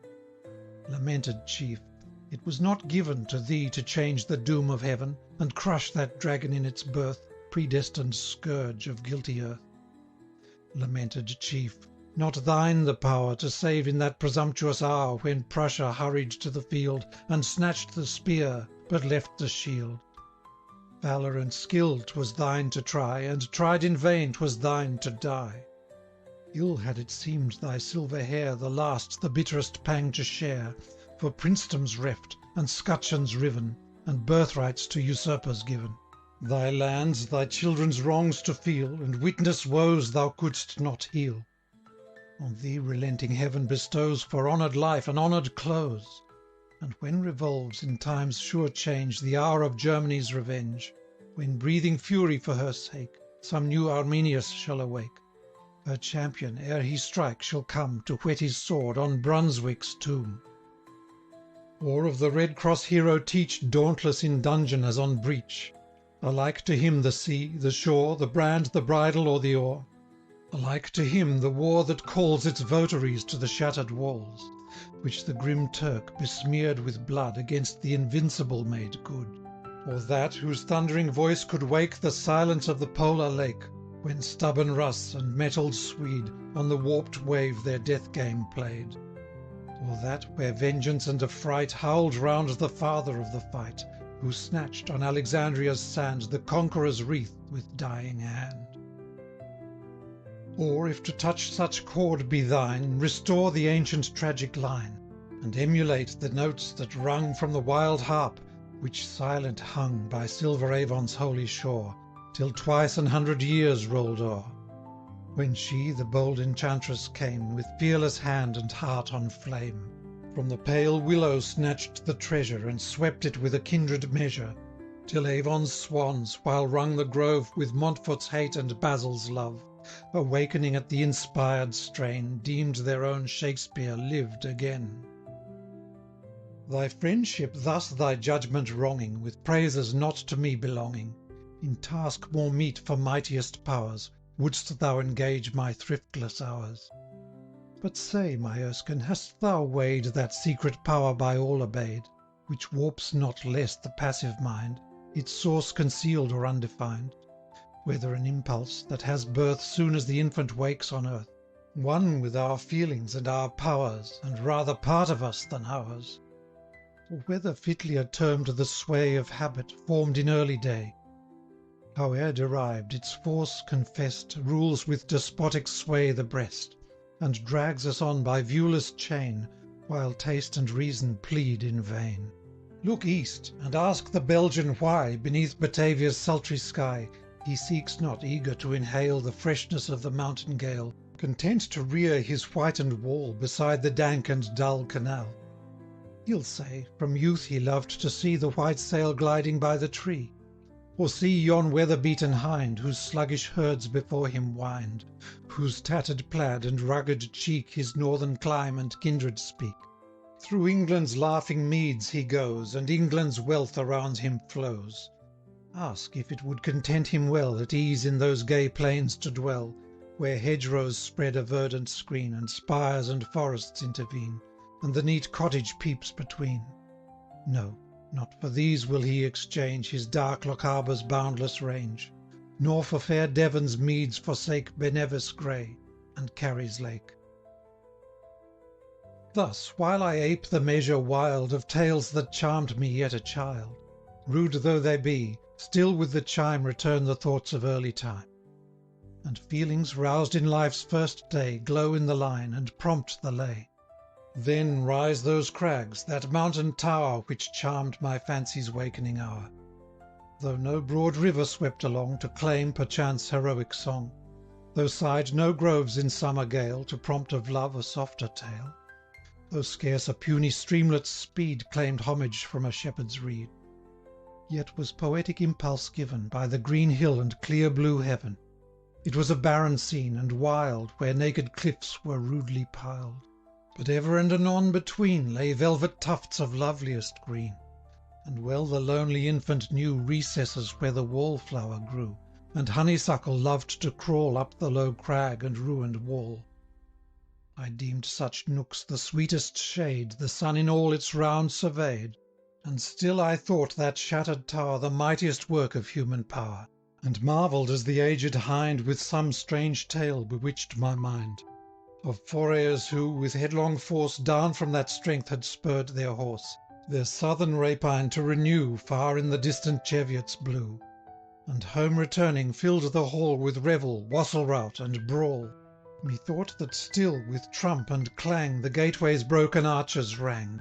Methought grim features, seamed with scars, glared through the window's rusty bars, and ever by the winter hearth old tales I heard of woe or mirth, of lovers' slights, of ladies' charms, of witches' spells, of warriors' arms, of patriot battles won of old by Wallace White and Bruce the Bold, of later fields of feud and fight, when, pouring from their Highland height, the Scottish clans in headlong sway had swept the scarlet ranks away.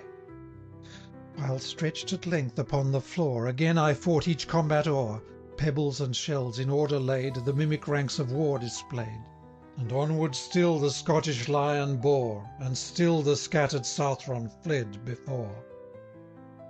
Still with vain fondness could I trace anew each kind familiar face that brightened at our evening fire, from the thatched mansion's grey-haired sire, wise without learning, plain and good, and sprung of Scotland's gentler blood, whose eye, in age quick, clear, and keen, showed what in youth its glance had been, whose doom discording neighbours sought, content with equity unbought.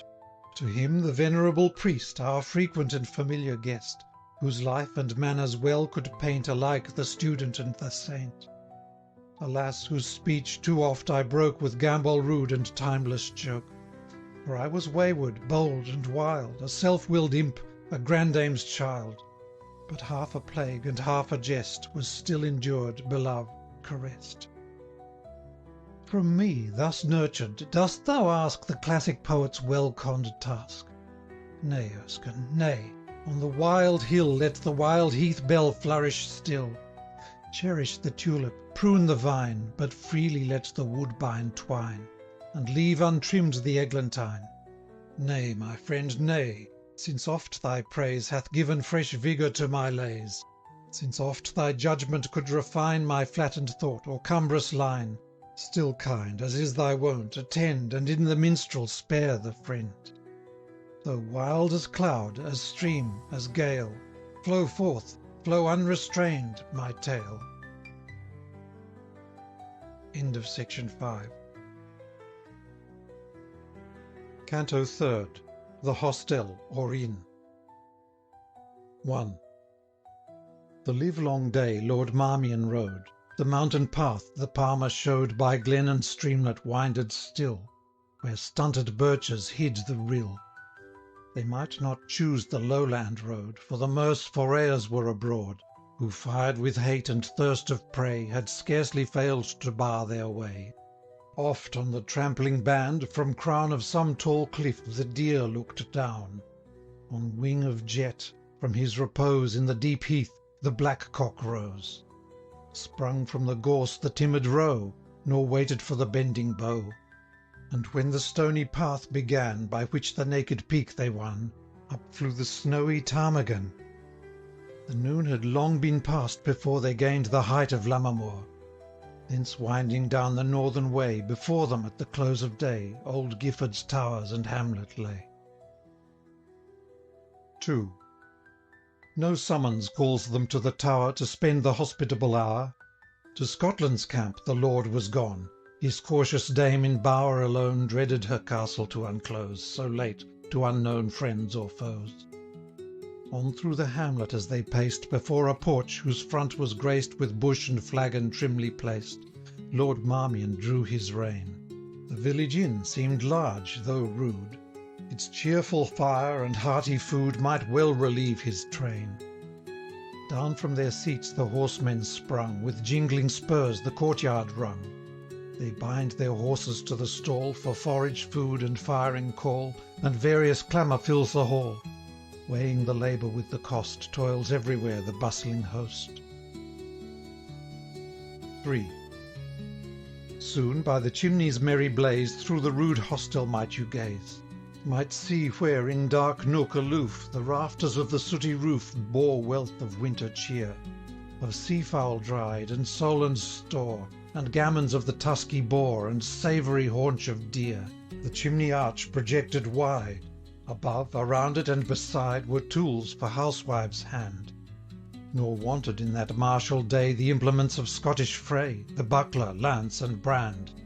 Beneath its shade, the place of state, on oaken settle Marmion sat, and viewed around the blazing hearth his followers mix in noisy mirth, whom with brown ale in jolly tide from ancient vessels ranged aside, full actively their host supplied. 4. Theirs was the glee of martial breast, and laughter theirs at little jest. And oft Lord Marmion deigned to aid, and mingle in the mirth they made. For though with men of high degree the proudest of the proud was he, yet, trained in camps, he knew the art to win the soldier's hardy heart. They love a captain to obey, boisterous as March, yet fresh as May, with open hand and brow as free, lover of wine and minstrelsy. Ever the first to scale a tower, as venturous in a lady's bower, such buxom chief shall lead his host from India's fires to Zembla's frost. 5. Resting upon his pilgrim staff, right opposite the palmer stood, his thin dark visage seen but half hidden by his hood. Still fixed on Marmion was his look, which he, who ill such gaze could brook, strove by a frown to quell. But not for that, though more than once full met their stern encountering glance, the palmer's visage fell. 6. By fits less frequent from the crowd was heard the burst of laughter loud, for still as squire and archer stared on that dark face and matted beard, their glee and game declined. All gazed at length in silence drear, unbroke, save when in comrade's ear some yeoman, wondering in his fear, thus whispered forth his mind. Saint Mary, saw'st thou e'er such sight? How pale his cheek, his eye how bright, whene'er the firebrand's fickle light glances beneath his cowl. Full on our Lord he sets his eye, for his best palfrey would not I endure that sullen scowl. 7. But Marmion, as to chase the awe which thus had quelled their hearts, who saw the ever-varying firelight show that figure stern and face of woe, now called upon a squire. Fitz-Eustace, know'st thou not some lay to speed the lingering night away? We slumber by the fire. 8. So please you, thus the youth rejoined, our choicest minstrels left behind. Ill may we hope to please your ear, accustomed constant strains to hear. The harp full deftly can he strike, and wake the lover's lute alike. To dear St. Valentine no thrush sings livelier from a springtide bush. No nightingale her lovelorn tune more sweetly warbles to the moon. Woe to the cause, whate'er it be, detains from us his melody, lavished on rocks and billows stern, or duller monks of Lindisfarne. Now must I venture as I may to sing his favourite roundelay. 9.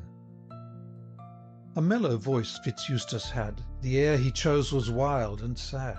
Such have I heard in Scottish land rise from the busy harvest band, when falls before the mountaineer on lowland plains the ripened ear.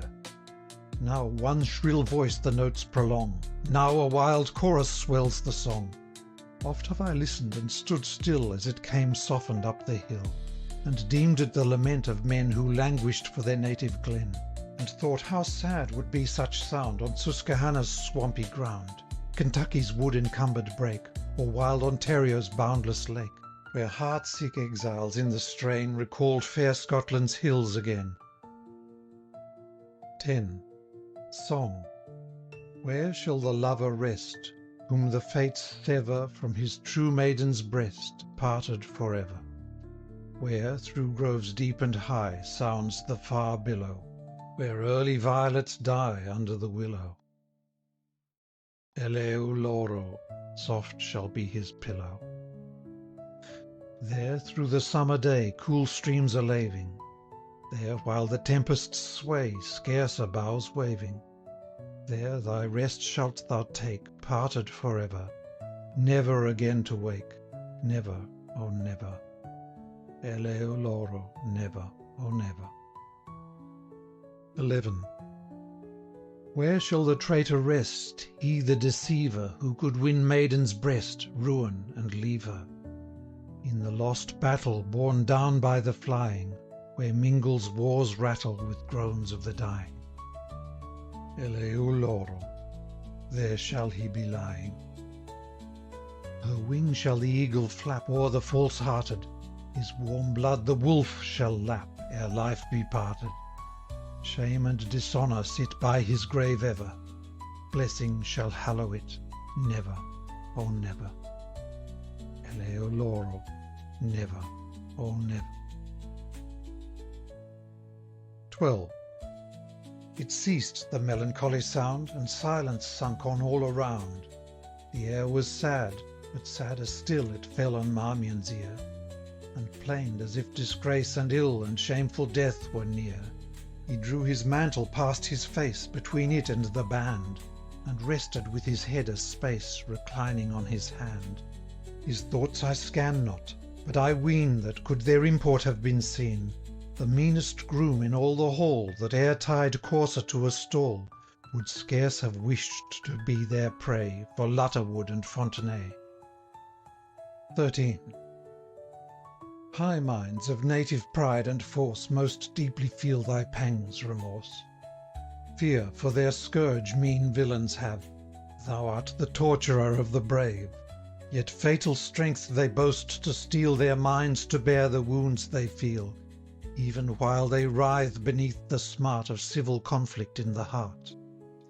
For soon Lord Marmion raised his head, and smiling to Fitz-Eustace said, Is it not strange that as ye sung seemed in mine ear a death peal rung, such as in nunneries they toll for some departing sister's soul? Say, what may this portend?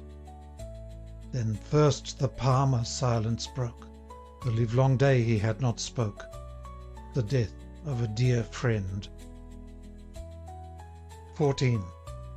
Marmion, whose steady heart and eye ne'er changed in worst extremity, Marmion, whose soul could scantly brook even from his king a haughty look, whose accents of command controlled in camps the boldest of the bold. Thought, look, and utterance failed him now. Fall'n was his glance, and flushed his brow, for either in the tone, or something in the Palmer's look, so full upon his conscience strook, that answer he found none. Thus oft it haps, that when within they shrink at sense of secret sin, a feather daunts the brave. A fool's wild speech confounds the wise, and proudest princes veil their eyes before their meanest slave. 15. Well might he falter, by his aid was Constance Beverley betrayed. Not that he augured of the doom which on the living closed the tomb, but tired to hear the desperate maid threaten by turns, beseech, upbraid, and wrath because in wild despair she practised on the life of Clare. Its fugitive the church he gave, though not a victim but a slave, and deemed restraint in convent strange would hide her wrongs and her revenge. Himself, proud Henry's favourite peer, held Romish thunder's idle fear, secure his pardon he might hold for some slight mulct of penance gold. Thus judging, he gave secret way when the stern priests surprised their prey. His train but deemed the favourite page was left behind to spare his age, or other if they deemed none dared to mutter what he thought and heard. Woe to the vassal who durst pry into Lord Marmion's privacy. 16. His conscience slept, he deemed her well and safe secured in yonder cell, but wakened by her favourite lay and that strange Palmer's boding say, that fell so ominous and drear, full on the object of his fear, to aid remorse's venomed throes, dark tales of convent vengeance rose. And Constance, late betrayed and scorned, all lovely on his soul, returned, lovely as when, at treacherous call, she left her convent's peaceful wall, crimsoned with shame, with terror mute, dreading alike escape, pursuit, till love, victorious o'er alarms, hid fears and blushes in his arms. Alas, he thought, how changed that mien! How changed these timid looks have been, since years of guilt and of disguise have steeled her brow and armed her eyes. No more of virgin terror speaks the blood that mantles in her cheeks. Fierce and unfeminine are there, frenzy for joy, for grief, despair, and I the cause, for whom were given her peace on earth, her hopes in heaven. Would, thought he, as the picture grows, I on its stalk had left the rose. Oh, why should man's success remove the very charms that wake his love? Her convent's peaceful solitude is now a prison harsh and rude, and pent within the narrow cell, how will her spirit chafe and swell? How brook the stern monastic laws, the penance how, and I the cause? Vigil and scourge, perchance even worse, and twice he rose to cry, "To horse!" And twice his sovereign's mandate came, like damp upon a kindling flame. And twice he thought, gave I not charge she should be safe, though not at large? They durst not, for their island, shred one golden ringlet from her head. 18. While thus in Marmion's bosom strove repentance and reviving love, like whirlwinds, whose contending sway I've seen Loch Venachar obey, their host the Palmer's speech had heard, and talkative, took up the word. I, reverend pilgrim, you, who stray from Scotland's simple land away, to visit realms afar, full often learn the art to know of future weal or future woe, by word or sign or star. Yet might a knight his fortune hear, if knight-like he despises fear, not far from hence, if fathers old aright our Hamlet legend told. These broken words the menials move, for marvels still the vulgar love, and Marmion giving licence cold, his tale the host thus gladly told. 19. The Host's Tale.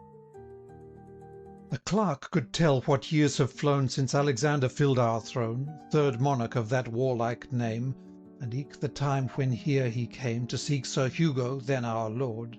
A braver never drew a sword, a wiser never at the hour of midnight spoke the word of power, the same whom ancient records call the founder of the Goblin Hall. I would, Sir Knight, your longer stay gave you that cavern to survey. Of lofty roof, and ample size, beneath the castle deep it lies. To hew the living rock profound, the floor to pave, the arch to round, there never toiled a mortal arm. It all was wrought by word and charm. And I have heard my grandsire say, that the wild clamour and affray of those dread artisans of hell, who laboured under Hugo's spell, sounded as loud as ocean's war among the caverns of Dunbar. 20. The King Lord Gifford's castle sought, deep labouring with uncertain thought. Even then he mustered all his host, to meet upon the western coast, for Norse and Danish galleys plied their oars within the Frith of Clyde. There floated Haco's banner trim above Norwegian warriors grim, savage of heart and large of limb, threatening both continent and isle, Bute, Arran, Cunningham, and Kyle. Lord Gifford, deep beneath the ground, heard Alexander's bugle sound, and tarried not his garb to change, but in his wizard habit strange came forth, a quaint and fearful sight, his mantle lined with fox-skins white, his high and wrinkled forehead bore a pointed cap, such as of yore clerks say that Pharaoh's Magi wore. His shoes were marked with cross and spell, upon his breast a pentacle, his zone of virgin parchment thin, or as some tell, of dead man's skin, bore many a planetary sign, combust and retrograde and trine, and in his hand he held prepared a naked sword without a guard. 21. Dire dealings with the fiendish race had marked strange lines upon his face. Vigil and fast had worn him grim, his eyesight dazzled seemed and dim, as one unused to upper day. Even his own menials with dismay beheld Sir Knight the grisly sire in his unwonted wild attire. Unwonted, for traditions run, he seldom thus beheld the sun. "I know," he said, his voice was hoarse, and broken seemed its hollow force, "I know the cause, although untold, why the king seeks his vassal's hold. Vainly from me my liege would know his kingdom's future weal or woe. But yet, if strong his arm and heart, his courage may do more than art." 22. Of middle air the demons proud, who ride upon the racking cloud, can read, in fixed or wandering star, the issue of events afar. But still their sullen aid withhold, save when by mightier force controlled. Such late I summoned to my hall, and though so potent was the call, that scarce the deepest nook of hell I deemed a refuge from the spell, yet obstinate in silence still, the haughty demon mocks my skill. But thou, who little know'st thy might, as born upon that blessed night when yawning graves and dying groan proclaimed hell's empire overthrown, with untaught valour shalt compel response denied to magic spell. "Gramercy," quoth our monarch free, "place him but front to front with me, and by this good and honoured brand, the gift of Coeur de Lion's hand, soothly I swear, that tide what tide, the demon shall a buffet by." His bearing bold the wizard viewed, and thus, well pleased, his speech renewed. There spoke the blood of Malcolm. "Mark, forth pacing hence, at midnight dark, the rampart seek, whose circling crown crests the ascent of yonder down. A southern entrance shalt thou find, there halt, and there thy bugle wind, and trust thine elfin foe to see in guise of thy worst enemy. Couch then thy lance, and spur thy steed. Upon him, and St. George to speed. If he go down, thou soon shalt know whate'er these airy sprites can show. If thy heart fail thee in the strife, I am no warrant for thy life. 23. Soon as the midnight bell did ring, alone and armed forth rode the King to that old camp's deserted round. Sir Knight, you well might mark the mound, left hand the town, the Pictish race the trench long since in blood did trace. The moor around is brown and bare, the space within is green and fair. The spot our village children know, for there the earliest wildflowers grow. But woe betide the wandering wight that treads its circle in the night. The breadth across, a bowshot clear, gives ample space for full career. Opposed to the 4 points of heaven, by 4 deep gaps are entrance given. The southernmost our monarch passed, halted, and blew a gallant blast. And on the north, within the ring, appeared the form of England's King, who then 1,000 leagues afar in Palestine waged holy war. Yet arms like England's did he wield, alike the leopard's in the shield, alike his Syrian courser's frame, the rider's length of limb the same. Long afterwards did Scotland know fell Edward was her deadliest foe. 24. The vision made our monarch start, but soon he manned his noble heart, and in the first career they ran. The elfin knight fell, horse and man, yet did a splinter of his lance through Alexander's visor glance, and raised the skin, a puny wound. The King, light leaping to the ground, with naked blade his phantom foe compelled the future war to show. Of Largs he saw the glorious plain, where still gigantic bones remain, memorial of the Danish war. Himself he saw, amid the field, on high his brandished war-axe wield, and strike proud Haco from his car, while all around the shadowy kings Denmark's grim ravens cowered their wings. 'Tis said that in that awful night remoter visions met his sight, foreshowing future conquest far, when our sons' sons wage northern war. A royal city, tower, and spire reddened the midnight sky with fire, and shouting crews her navy bore, triumphant to the victor shore. Such signs may learned clerks explain, they pass the wit of simple swain. 25. The joyful King turned home again, headed his host, and quelled the Dane. But yearly, when returned the night of his strange combat with the sprite, his wound must bleed and smart. Lord Gifford then would gibing say, "Bold as ye were, my liege, ye pay the penance of your start." Long since, beneath Dunfermline's nave, King Alexander fills his grave, Our Lady give him rest. Yet still the knightly spear and shield the elfin warrior doth wield upon the brown hill's breast. And many a knight hath proved his chance in the charmed ring to break a lance, but all have foully sped, save 2, as legends tell, and they were Wallace White and Gilbert Hay. Gentles, my tale is said. 26. The quakes were deep, the liquor strong, and on the tale the yeoman throng had made a comment sage and long. But Marmion gave a sign, and with their lord the squires retire, the rest around the hostel fire their drowsy limbs recline. For pillow underneath each head the quiver and the targe were laid, deep slumbering on the hostel floor. Oppressed with toil and ale they snore, the dying flame in fitful change threw on the group its shadows strange.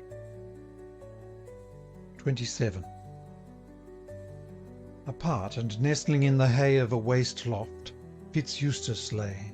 Scarce by the pale moonlight was seen the foldings of his mantle green. Lightly he dreamt, as youth will dream, of sport by thicket or by stream, of hawk or hound, of ring or glove, or lighter yet, of lady's love. A cautious tread his slumber broke, and close beside him when he woke, in moonbeam half and half in gloom, stood a tall form with nodding plume. But ere his dagger Eustace drew, his master Marmion's voice he knew. 28. Fitz-Eustace, rise, I cannot rest. Yon churl's wild legend haunts my breast, and graver thoughts have chafed my mood. the air must cool my feverish blood, and fain would I ride forth to see the scene of elfin chivalry. Arise, and saddle me my steed, and gentle Eustace, take good heed thou dost not rouse these drowsy slaves. I would not that the prating knaves had cause for saying o'er their ale that I could credit such a tale. Then softly down the steps they slid, Eustace the stable door undid, and darkling Marmion's steed arrayed, while, whispering, thus the Baron said. 29. Didst never, good my youth, hear tell that on the hour when I was born, St. George, who graced my sire's chapelle, down from his steed of marble fell, a weary wight forlorn? The flattering chaplains all agree the champion left his steed to me. I would the omen's truth to show that I could meet this elfin foe. Blithe would I battle for the right to ask one question at the sprite. Vain thought, for elves, if elves there be, an empty race, by fount or sea, to dashing waters dance and sing, or round the green oak wheel their ring. Thus speaking, he his steed bestrode, and from the hostel slowly rode. 30. Fitz-Eustace followed him abroad, and marked him pace the village road, and listened to his horse's tramp, till by the lessening sound he judged that of the Pictish camp Lord Marmion sought the round. Wonder it seemed in the squire's eyes that one so wary held and wise, of whom 'twas said he scarce received for gospel what the church believed, should, stirred by idle tale, ride forth in silence of the night, as hoping half to meet a sprite, arrayed in plate and mail. For little did Fitz-Eustace know that passions in contending flow unfix the strongest mind. Wearied from doubt to flee, we welcome fond credulity, guide confident, though blind. 31.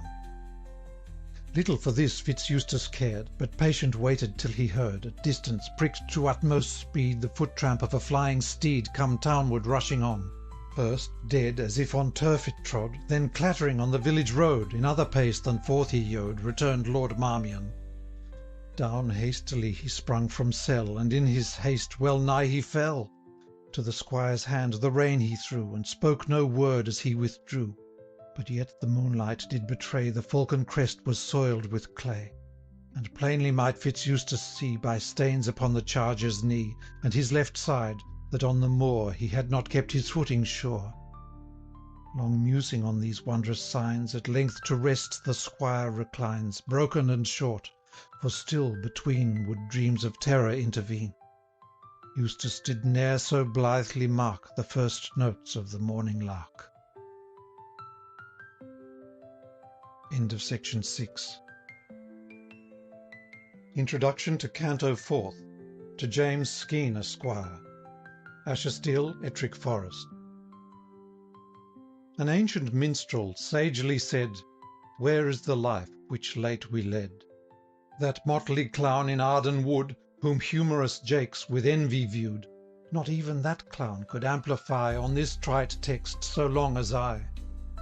11 years we now may tell since we have known each other well, since riding side by side our hand first drew the voluntary brand, and sure through many a varied scene unkindness never came between.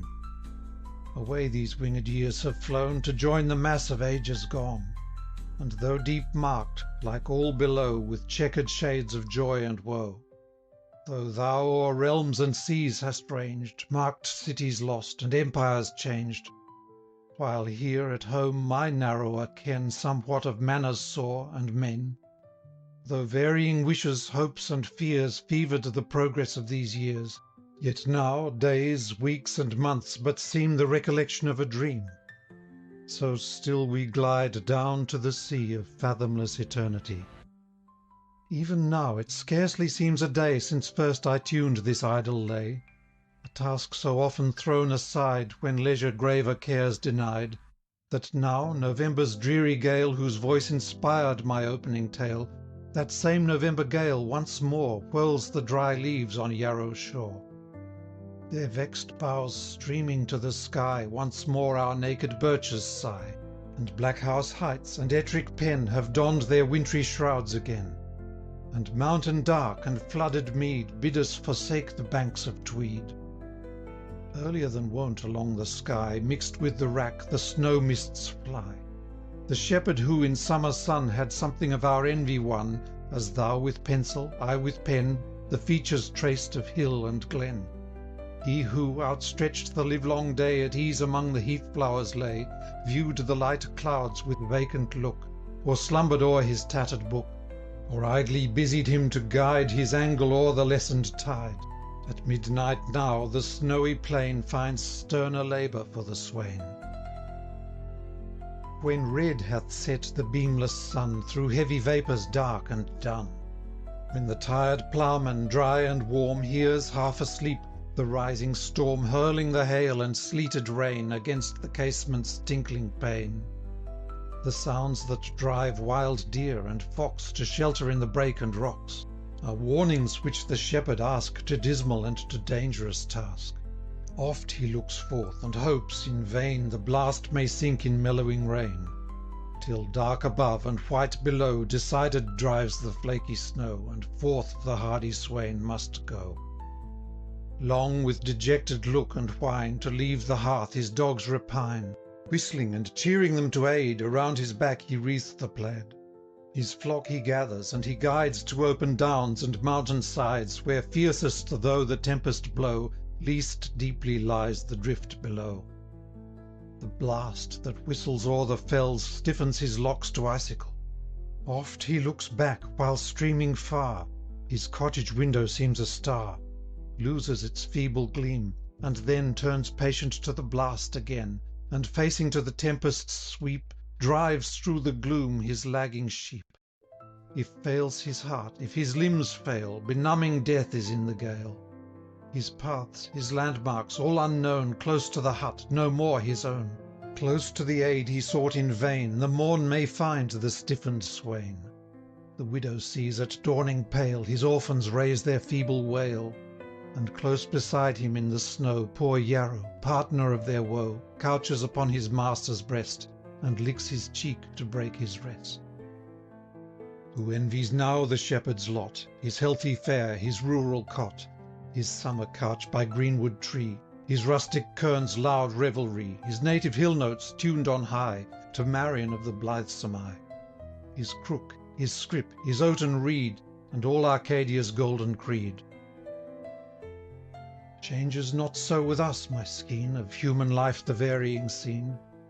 Our youthful summer oft we see dance by on wings of game and glee, while the dark storm reserves its rage against the winter of our age. As he, the ancient chief of Troy, his manhood spent in peace and joy, but Grecian fires and loud alarms called ancient Priam forth to arms. Then happy those, since each must drain his share of pleasure, share of pain, then happy those beloved of heaven, to whom the mingled cup is given, whose lenient sorrows find relief, whose joys are chastened by their grief. And such a lot, my Skene, was thine, when thou of late wert doomed to twine, just when thy bridal hour was by, the cypress with the myrtle tie. Just on thy bride her sire had smiled, and blessed the union of his child, when love must change its joyous cheer, and wipe affection's filial tear. Nor did the actions next his end speak more the father than the friend. Scarce had lamented Forbes paid the tribute to his minstrel's shade. The tale of friendship scarce was told ere the narrator's heart was cold. Far may we search before we find a heart so manly and so kind. But not around his honoured urn shall friends alone and kindred mourn. The thousand eyes his care had dried pour at his name a bitter tide, and frequent falls the grateful dew for benefits the world ne'er knew.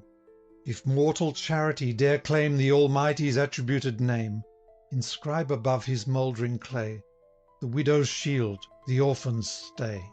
Nor though it wake thy sorrow, deem my verse intrudes on this sad theme. For sacred was the pen that wrote, "Thy father's friend forget thou not," and grateful title may I plead for many a kindly word and deed, to bring my tribute to his grave. 'Tis little, but 'tis all I have. To thee, perchance, this rambling strain Recalls our summer walks again, when, doing nought, and, to speak true, not anxious to find aught to do, the wild unbounded hills we ranged, while oft our talk its topic changed, and, desultory as our way, ranged unconfined from grave to gay.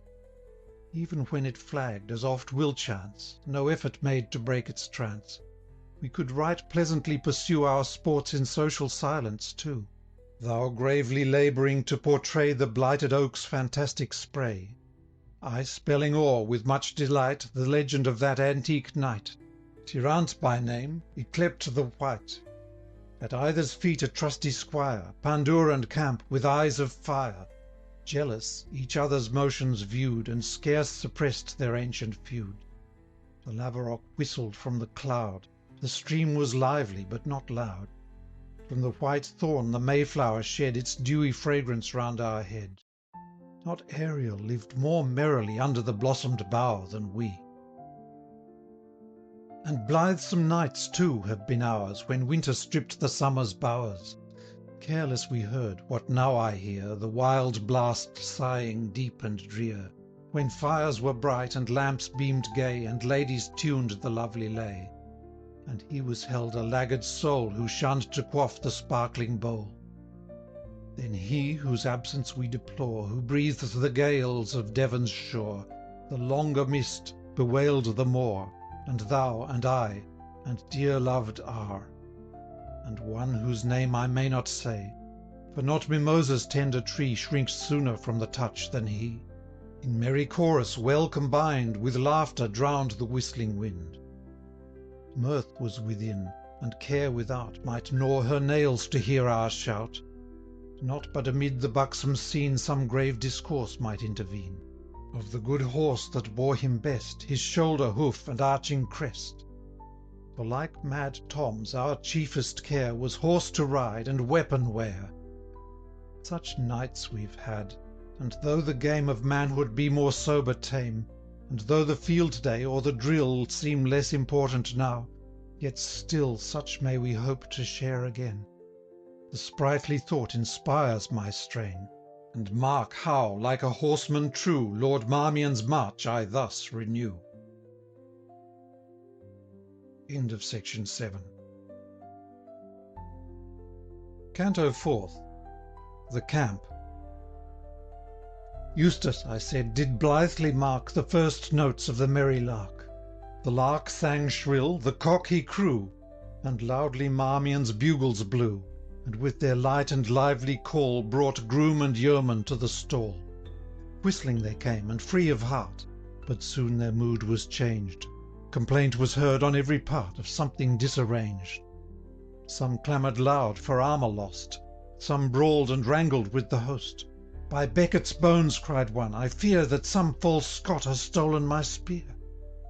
Young Blount, Lord Marmion's second squire, found his steed wet with sweat and mire. Although the rated horseboys swear, last night he dressed him sleek and fair. While chafed the impatient squire like thunder, old Hubert shouts, in fear and wonder, Help, gentle Blount! Help, comrades all! Bevis lies dying in his stall. To Marmion who the plight dare tell of the good steed he loves so well. Gaping for fear and ruth, they saw the charger panting on his straw, till one who would seem wisest cried, What else but evil could betide with that cursed Palmer for our guide? Better we had through mire and bush been lantern led by Friar Rush. 2. Fitz Eustace, who the cause but guessed, nor wholly understood, his comrades' clamorous plaints suppressed, he knew Lord Marmion's mood. Him, ere he issued forth, he sought, and found deep plunged in gloomy thought, and did his tale display, simply as if he knew of naught to cause such disarray. Lord Marmion gave attention cold, nor marvelled at the wonders told, passed them as accidents of course, and bade his clarions sound to horse. 3. Young Henry Blount, meanwhile, the cost had reckoned with their Scottish host, and as the charge he cast and paid, Ill thou deservest thy hire, he said. Dost see, thou knave, my horse's plight? Fairies have ridden him all the night, and left him in a foam. I trust that soon a conjuring band with English cross and blazing brand shall drive the devils from this land to their infernal home. For in this haunted den, I trow, all night they trampled to and fro. The laughing host looked on the hire, Gramercy, gentle southern squire, and if thou comest among the rest, with Scottish broadsword to be blessed, sharp be the brand, and sure the blow, and short the pang to undergo. Here stayed their talk, for Marmion gave now the signal to set on. The palmer showing forth the way, they journeyed all the morning day. 4. The greensward way was smooth and good, through Humbies and through Salton's wood. A forest glade, which varying still, here gave a view of dale and hill, there narrower closed, till overhead a vaulted screen the branches made. A pleasant path, Fitz Eustace said, such as where errant knights might see adventures of high chivalry, might meet some damsel flying fast, with hair unbound and looks aghast, and smooth and level course were here in her defence to break a spear. Here, too, are twilight nooks and dells, and oft in such, the story tells, the damsel kind, from danger freed, did grateful pay her champion's meed. He spoke to cheer Lord Marmion's mind, perchance to show his lore designed, for Eustace much had pored upon a huge romantic tome in the hall window of his home, imprinted at the antique dome of Caxton or de Ward. Therefore he spoke, but spoke in vain, for Marmion answered naught again. 5. Now sudden distant trumpets shrill, in notes prolonged by wood and hill, were heard to echo far. Each ready archer grasped his bow, but by the flourish soon they know they breathed no point of war. Yet cautious, as in foeman's land, Lord Marmion's order speeds the band, some opener ground to gain. And scarce a furlong had they rode, when thinner trees receding showed a little woodland plain. Just in that advantageous glade the halting troop a line had made, as forth from the opposing shade issued a gallant train. 6. First came the trumpets, at whose clang so late the forest echoes rang. On prancing steeds they forward pressed, with scarlet mantle, azure vest. Each at his trump a banner wore, which Scotland's royal scutcheon bore. Heralds and pursuivants, by name Bute, Ailey, Marchmount, Rothsay, came, in painted tabards, proudly showing gules, argent, or, and azure glowing, attendant on a king at arms, whose hand the armorial truncheon held, that feudal strife had often quelled, when wildest its alarms. 7. He was a man of middle age, in aspect manly, grave, and sage, as on king's errand come. But in the glances of his eye a penetrating, keen, and sly expression found its home. The flash of that satiric rage, which, bursting on the early stage, branded the vices of the age, and broke the keys of Rome. On milk-white palfrey forth he paced, his cap of maintenance was graced with the proud heron plume. From his steed's shoulder, loin, and breast, silk housings swept the ground, with Scotland's arms, device, and crest embroidered round and round. The double treasure might you see, first by Archias borne, the thistle and the fleur-de-lis and gallant unicorn. So bright the king's armorial coat, that scarce the dazzled eye could note in living colours blazoned brave the lion which his title gave. A train which well beseemed his state, but all unarmed, around him wait.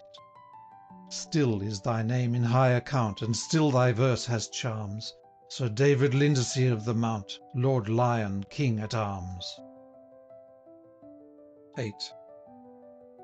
Down from his horse did Marmion spring, soon as he saw the Lion King, for well the stately Baron knew to him such courtesy was due, whom royal James himself had crowned, and on his temples placed the round of Scotland's ancient diadem, and wet his brow with hallowed wine, and on his finger given to shine the emblematic gem.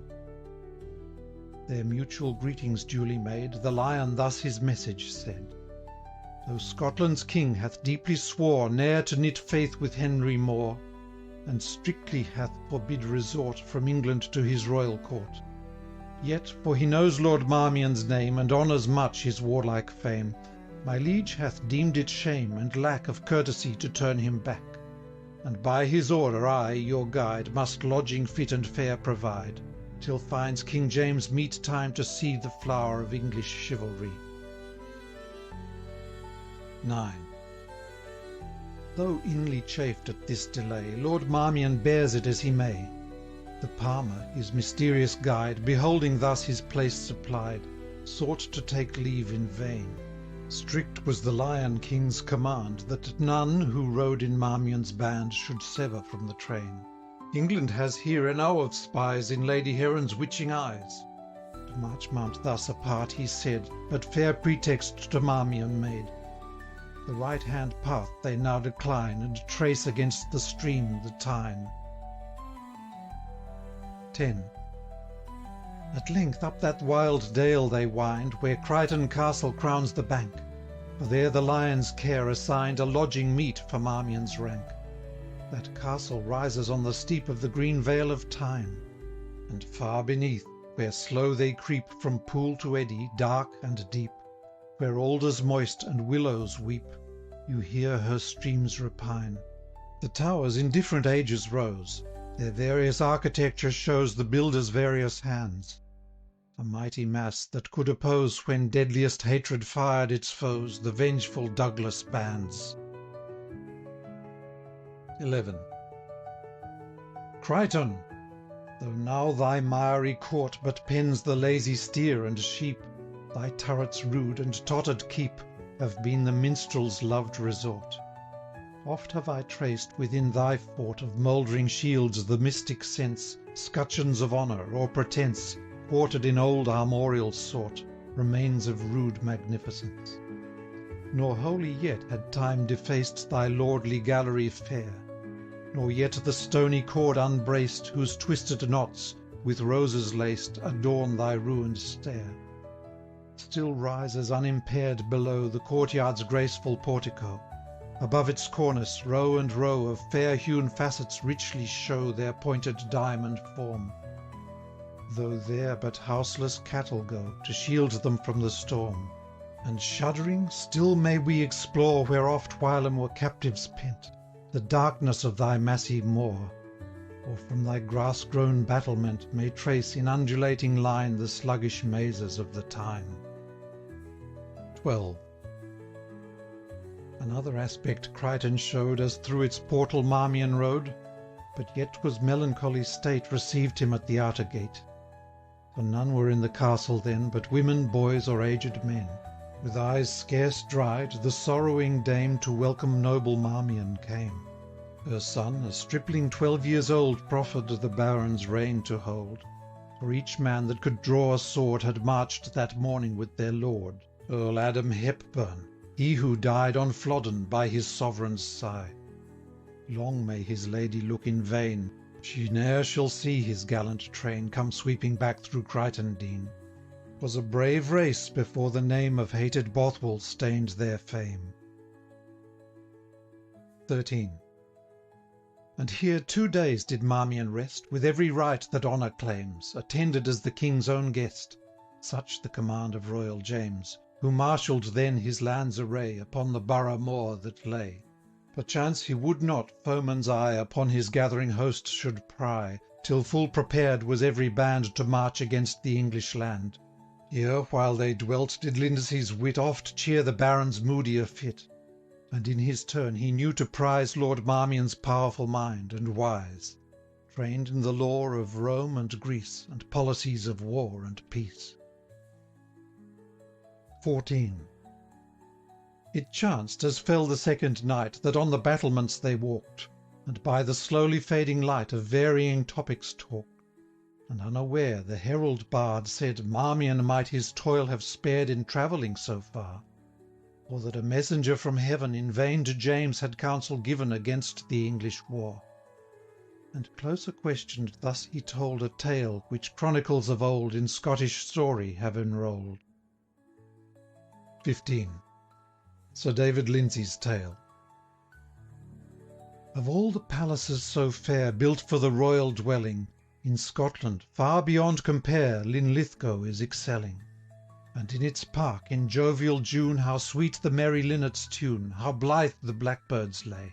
The wild buck bells from ferny brake, the coot dives merry on the lake, the saddest heart might pleasure take to see all nature gay. But June is to our sovereign dear the heaviest month in all the year. Too well his cause of grief you know, June saw his father's overthrow. Woe to the traitors who could bring the princely boy against his king. Still in his conscience burns the sting. In offices as strict as Lent, King James's June is ever spent. 16. When last this ruthful month was come, and in Linlithgow's holy dome the king as wont was praying, while for his royal father's soul the chanters sung, the bells did toll, the bishop mass was saying, for now the year brought round again the day the luckless king was slain. In Catherine's aisle the monarch knelt, with sackcloth shirt, and iron belt, and eyes with sorrow streaming. Around him in their stalls of state the thistle's knight companions sat, their banners o'er them beaming. I too was there, and sooth to tell, bedeafened with the jangling knell, was watching where the sunbeams fell, through the stained casement gleaming. But while I marked what next befell, it seemed as I were dreaming. Stepped from the crowd a ghostly wight, in azure gown with cincture white. His forehead bald, his head was bare, down hung at length his yellow hair. Now mock me not, when, good my lord, I pledge to you my knightly word, that when I saw his placid grace, his simple majesty of face, his solemn bearing, and his pace so stately gliding on, seemed to me ne'er did limner paint so just an image of the saint, who propped the Virgin in her faint, the loved Apostle John. 17. He stepped before the monarch's chair, and stood with rustic plainness there, and little reverence made. Nor head nor body bowed nor bent, but on the desk his arm he leant, and words like these he said, in a low voice, but never tone so thrilled through vein, and nerve, and bone. My mother sent me from afar, Sir King, to warn thee not to war. Woe waits on thine array. If war thou wilt, of woman fair her witching wiles and wanton snare, James Stuart, doubly warned, beware. God keep thee as he may. The wondering monarch seemed to seek for answer, and found none, and when he raised his head to speak, the monitor was gone. The marshal and myself had cast to stop him as he outward passed, but lighter than the whirlwind's blast he vanished from our eyes, like sunbeam on the billow cast, that glances but, and dies. 18. While Lindsay told his marvels strange, the twilight was so pale, he marked not Marmion's colour change, while listening to the tale. But after a suspended pause, the Baron spoke, "Of nature's laws so strong I held the force, that never superhuman cause could e'er control their course, and 3 days since had judged your aim was but to make your guest your game. But I have seen, since past the Tweed, what much has changed my sceptic creed, and made me credit aught." He stayed, and seemed to wish his words unsaid, but by that strong emotion pressed, which prompts us to unload our breast, even when discovery's pain, to Lindesay did at length unfold the tale his village host had told at Gifford to his train. Naught of the Palmer says he there, and naught of Constance or of Clare. The thoughts which broke his sleep he seems to mention but as feverish dreams. 19. In vain, said he, to rest I spread my burning limbs and couched my head.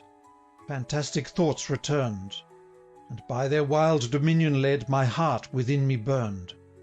So sore was the delirious goad, I took my steed, and forth I rode, and as the moon shone bright and cold, soon reached the camp upon the wold. The southern entrance I passed through, and halted, and my bugle blew. Methought an answer met my ear, yet was the blast so low and drear, so hollow and so faintly blown, it might be echo of my own. 20. Thus judging, for a little space I listened ere I left the place, but scarce could trust my eyes, nor yet can think they serve me true, when sudden in the ring I view, in form distinct of shape and hue, a mounted champion rise. I've fought, Lord Lion, many a day in single fight and mixed affray, and ever, I myself may say, have borne me as a knight. But when this unexpected foe seemed starting from the gulf below, I care not though the truth I show, I trembled with affright, and as I placed in rest my spear, my hand so shook for very fear, I scarce could couch it right. 21. Why need my tongue the issue tell? We ran our course, my charger fell. What could he 'gainst the shock of hell? I rolled upon the plain. High o'er my head, with threatening hand, the spectre shook his naked brand. Yet did the worst remain. My dazzled eyes I upward cast. Not opening hell itself could blast their sight like what I saw. Full on his face the moonbeam strook. A face could never be mistook. I knew the stern vindictive look, and held my breath for awe. I saw the face of one who, fled to foreign climes, has long been dead. I well believe the last. For ne'er from visor raised did stare a human warrior with a glare so grimly and so ghast. Thrice o'er my head he shook the blade, but when to good St. George I prayed, the first time ere I asked his aid, he plunged it in the sheath. And on his courser mounting light he seemed to vanish from my sight. The moonbeam drooped, and deepest night sunk down upon the heath.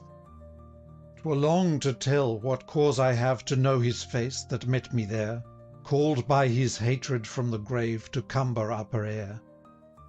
Dead or alive, good cause had he to be my mortal enemy. 22. Marvelled Sir David of the Mount, then learned in story 'gan recount such chance had happed of old, when once near Norham there did fight a spectre fell of fiendish might, in likeness of a Scottish knight, with Brian Bulmer bold, and trained him nigh to disallow the aid of his baptismal vow. And such a phantom too 'tis said, with Highland broadsword, targe, and plaid, and fingers red with gore, is seen in Rothiemurcus glade, or where the sable pine tree shade dark Tomantoul and Auchnas laid, Dromuchty or Glenmore. And yet, whate'er such legends say of warlike demon, ghost, or lay, on mountain, moor, or plain, spotless in faith, in bosom bold, true son of chivalry should hold these midnight terrors vain.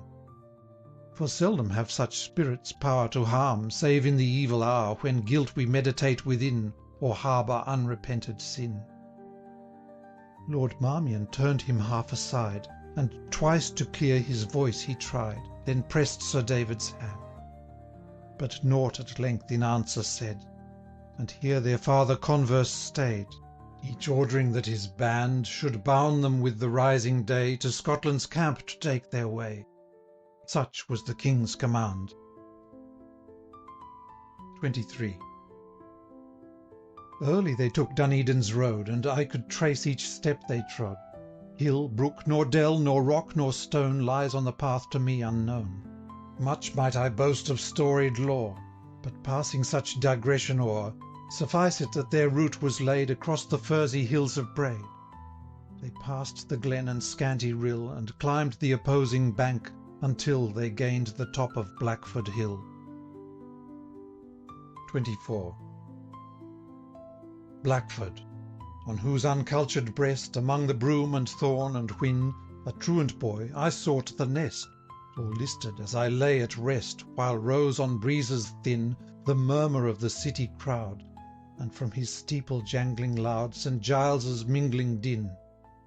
Now from the summit to the plain waves all the hill with yellow grain, and o'er the landscape as I look, naught do I see unchanged remain, save the rude cliffs and chiming brook. To me they make a heavy moan of early friendships past and gone. 25. But different far the change has been since Marmion from the crown of Blackford saw that martial scene upon the bent so brown. 1,000 pavilions, white as snow, spread all the borough moor below, upland and dale and down. 1,000 did I say? I ween thousands on thousands there were seen, that chequered all the heath between the streamlet and the town. In crossing ranks extending far, forming a camp irregular, oft giving way, where still there stood some relics of the old oak wood, that darkly huge did intervene, and tamed the glaring white with green. In these extended lines there lay a martial kingdom's vast array. 26. For from Hebudes, dark with rain, to eastern Lodon's fertile plain, and from the southern Redswire edge to farthest Ross's rocky ledge, from west to east, from south to north, Scotland sent all her warriors forth. Marmion might hear the mingled hum of myriads up the mountain come, the horses' tramp, and tingling clank, where chiefs reviewed their vassal rank, and chargers shrilling neigh, and see the shifting lines advance, while frequent flashed from shield and lance the sun's reflected ray. 27. Thin curling in the morning air, the wreaths of failing smoke declare to embers now the brands decayed, where the night watch their fires had made. They saw slow rolling on the plain full many a baggage cart and wain, and dire artillery's clumsy car, by sluggish oxen tugged to war. And there were Borthwick's sisters 7, and culverins which France had given, ill-omened gift. The guns remain the conqueror's spoil on Flodden plain. 28. Nor marked they less where in the air 1,000 streamers flaunted fair, various in shape, device, and hue, green, sanguine, purple, red, and blue, broad, narrow, swallow-tailed, and square, scroll, pennon, pencil, bandrol there o'er the pavilions flew.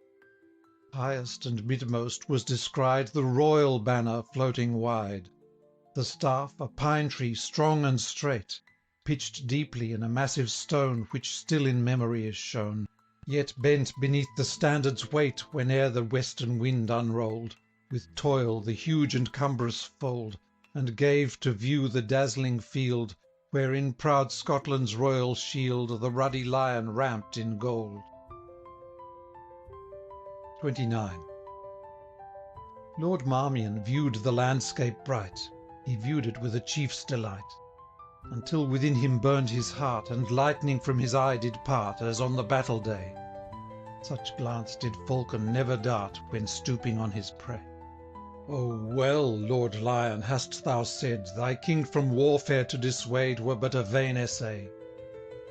For by St. George, were that host mine, not power infernal nor divine should once to peace my soul incline, till I had dimmed their armour's shine in glorious battle fray.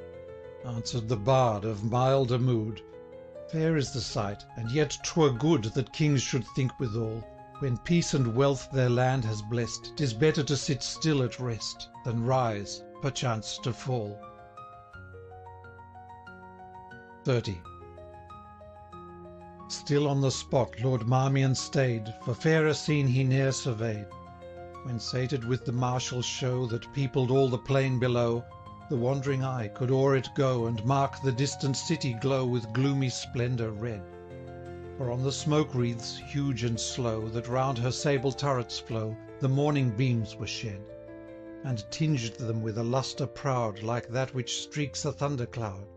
Such dusky grandeur clothed the height, where the huge castle holds its state, and all the steep slope down, whose ridgy back heaves to the sky, piled deep and massy, close and high, mine own romantic town. But northward far, with purer blaze, on Ochil mountains fell the rays, and as each heathy top they kissed, it gleamed a purple amethyst. Yonder the shores of Fife you saw, here Preston Bay and Berwick Law, and broad between them rolled the gallant Frith the eye might note, whose islands on its bosom float, like emeralds chased in gold. Fitz-Eustace's heart felt closely pent, as if to give his rapture vent, the spur he to his charger lent, and raised his bridle hand, and making demi-volt in air, cried, "Where's the coward that would not dare to fight for such a land?" The Lindsay smiled his joy to see, nor Marmion's frown repressed his glee. 31. Thus while they looked, a flourish proud, where mingled trump and clarion loud, and fife and kettle-drum, and sackbut deep, and psaltery, and war-pipe with discordant cry, and cymbal clattering to the sky, making wild music bold and high, did up the mountain come. The whilst the bells with distant chime merrily told the hour of prime, and thus the Lindsay spoke. Thus clamour still the war notes when the King to mass his way has ta'en, or to St. Catherine's of Sienne, or chapel of Saint Roch. To you they speak of martial fame, but me remind of peaceful game, when blither was their cheer, thrilling in Falkland woods the air, in signal none his steed should spare, but strive which foremost might repair to the downfall of the deer. 32. Nor less, he said, when looking forth I view yon Empress of the North sit on her hilly throne, her palace's imperial bowers, her castle proof to hostile powers, her stately halls and holy towers. Nor less, he said, I moan, to think what woe mischance may bring, and how these merry bells may ring the death dirge of our gallant King. For with the larum call the burghers forth to watch and ward, 'gainst southern sack and fires to guard Dun Eden's leaguered wall. But not for my presaging thought dream conquest sure or cheaply bought. Lord Marmion, I say nay. God is the guider of the field, he breaks the champion's spear and shield. But thou thyself shalt say, when joins yon host in deadly stowre, that England's dames must weep in bower, her monks the death mass sing. For never saw'st thou such a power led on by such a king. And now down winding to the plain the barriers of the camp they gain, and there they made a stay.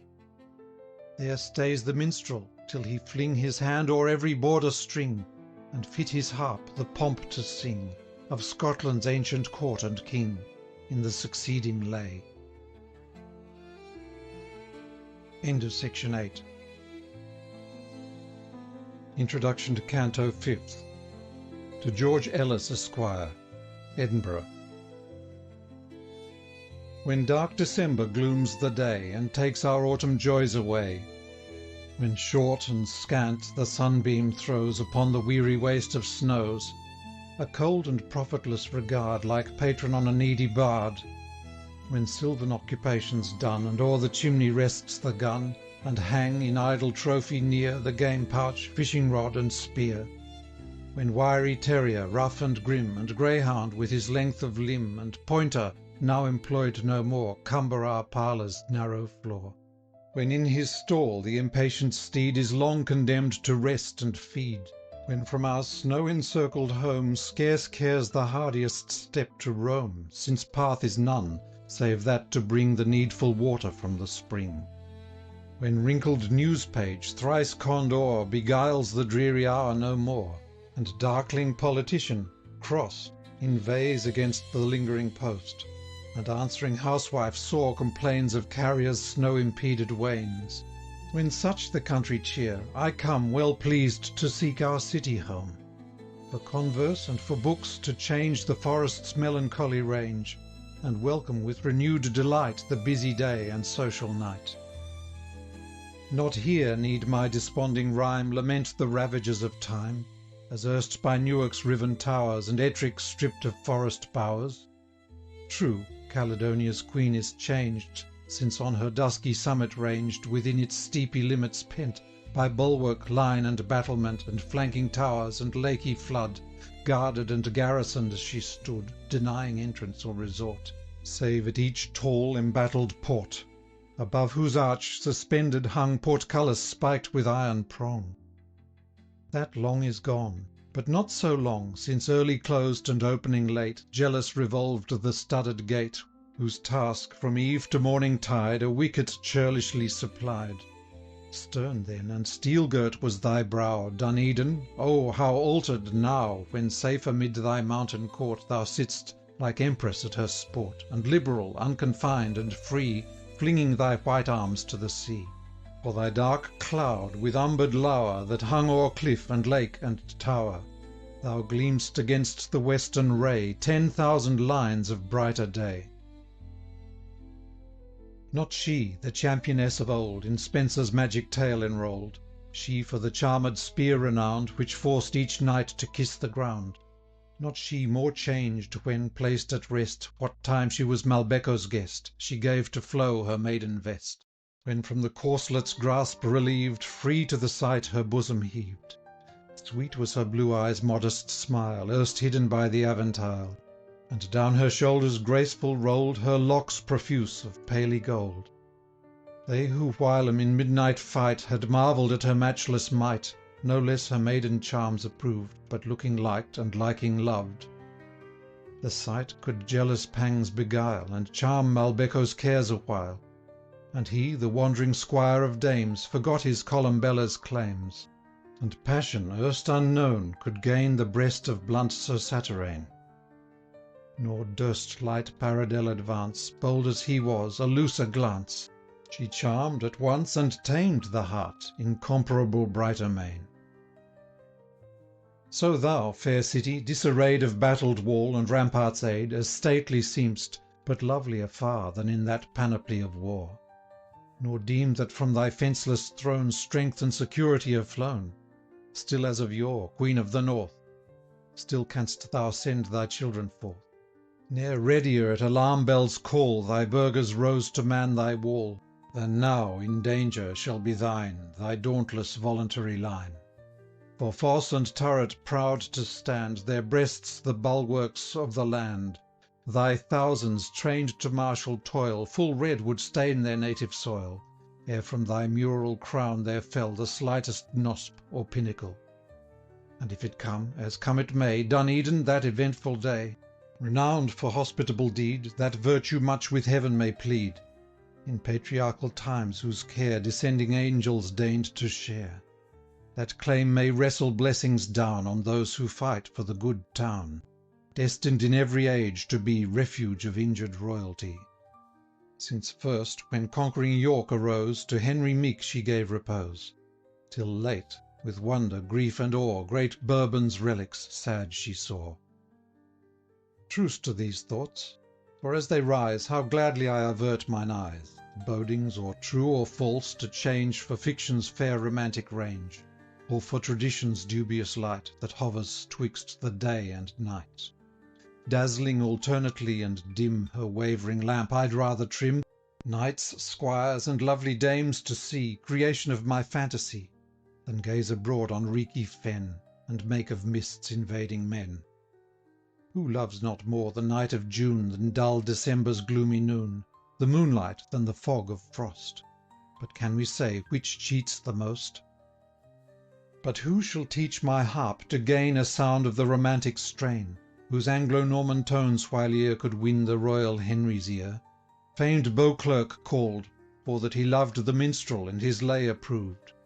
Who shall these lingering notes redeem, decaying on oblivion's stream? Such notes as from the Breton tongue Marie translated, Blondel sung.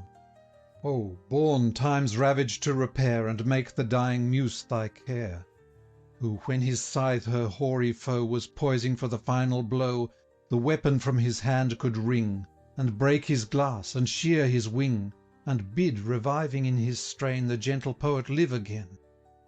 Thou who canst give to lightest lay an unpedantic moral gay, nor less the dullest theme bid flit on wings of unexpected wit. In letters as in life approved, example honoured and beloved, dear Ellis, to the bard impart a lesson of thy magic art, to win at once the head and heart, at once to charm, instruct, and mend, my guide, my pattern, and my friend. Such minstrel lesson to bestow be long thy pleasing task, but oh, no more by thy example teach. What few can practise, all can preach, with even patience to endure lingering disease and painful cure, and boast affliction's pangs subdued by mild and manly fortitude. Enough, the lesson has been given, forbid the repetition, Heaven. Come listen then, For thou hast known and loved the minstrel's varying tone, who like his border sires of old waked a wild measure rude and bold, till Windsor's oaks and Ascot plain with wonder heard the northern strain.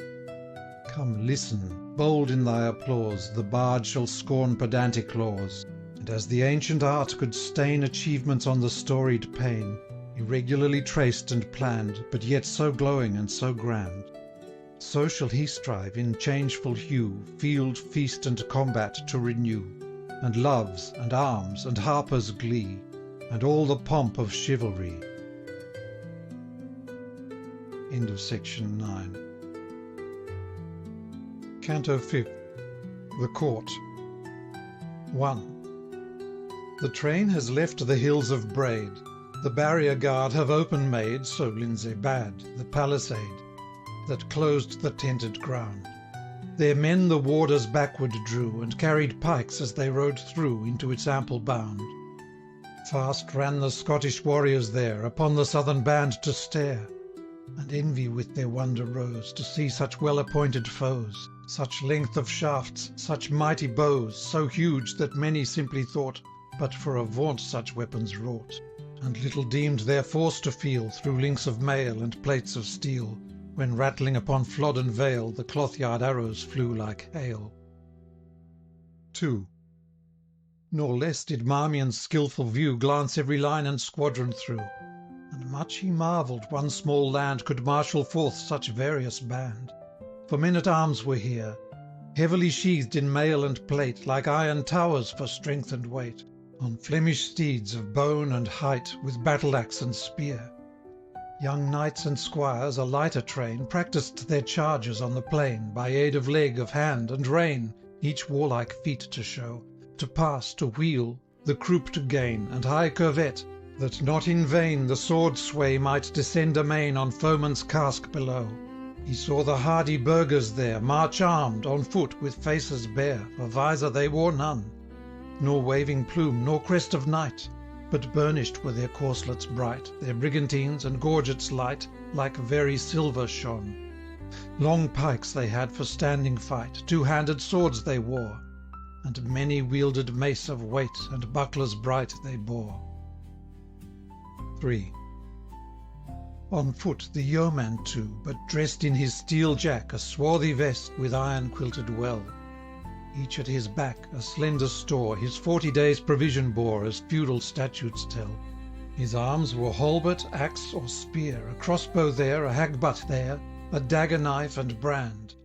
Sober he seemed, and sad of cheer, as loath to leave his cottage dear and march to foreign strand, or musing who would guide his steer to till the fallow land.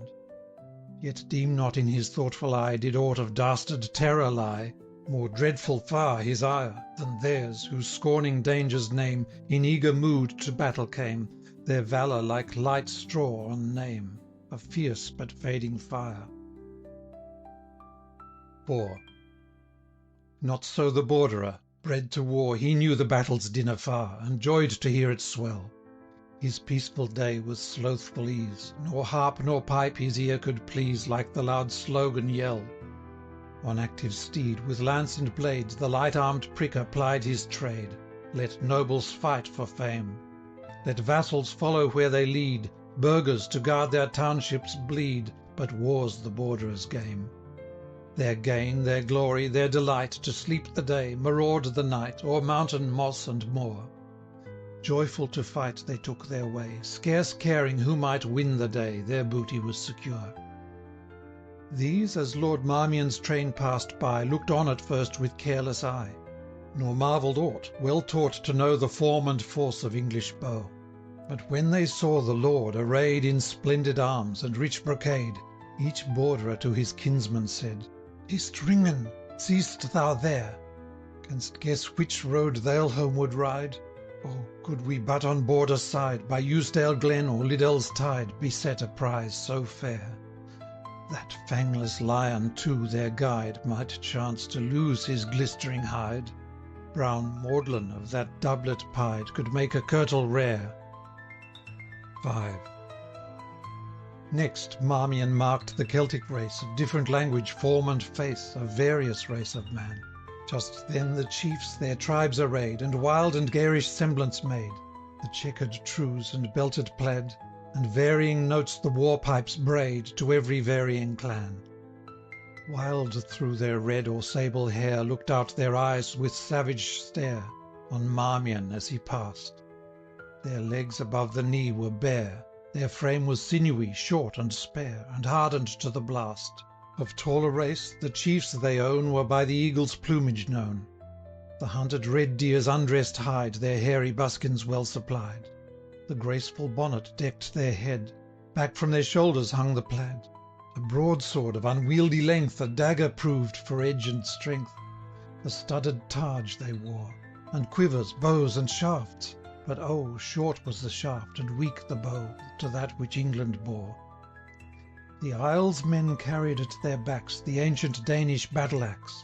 They raised a wild and wondering cry, as with his guide rode Marmion by.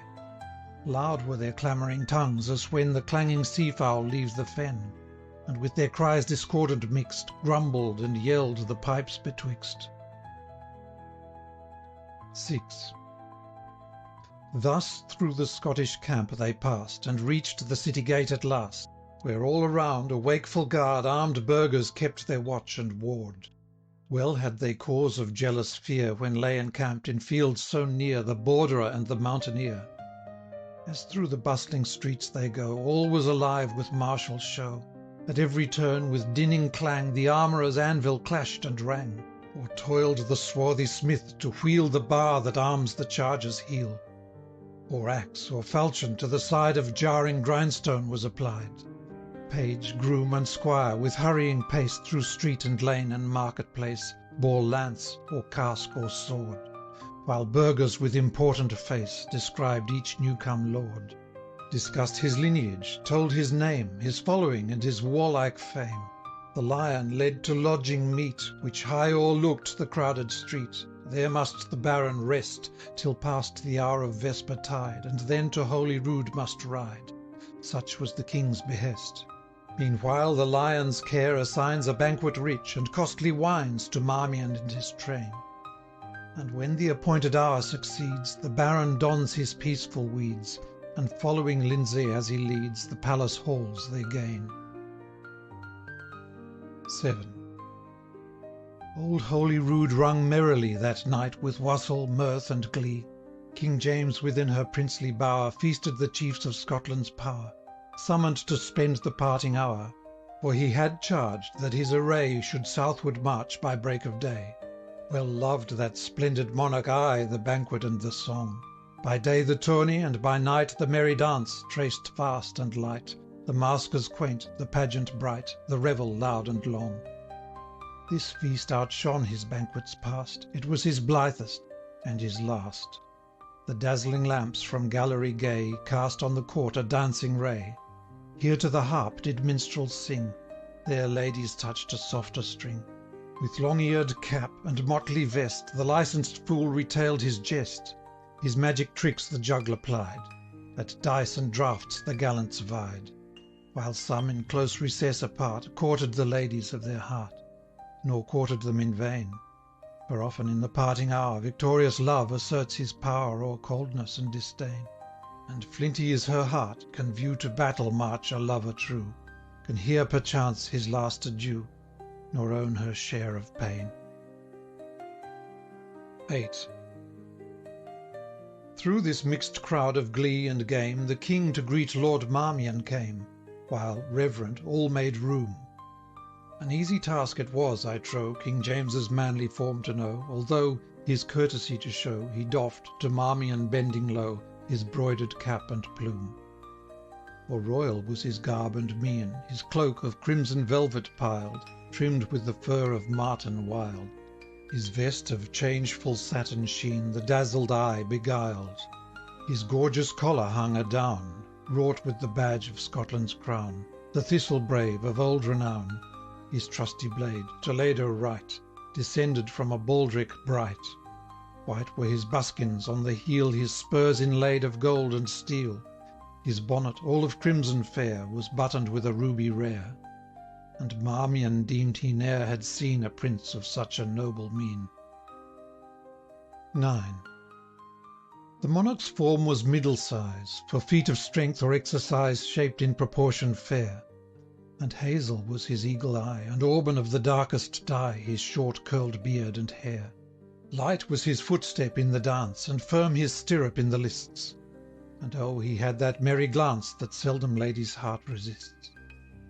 Lightly from fair to fair he flew, and loved to plead, lament, and sue. Suit lightly won, and short-lived pain for monarchs seldom sigh in vain.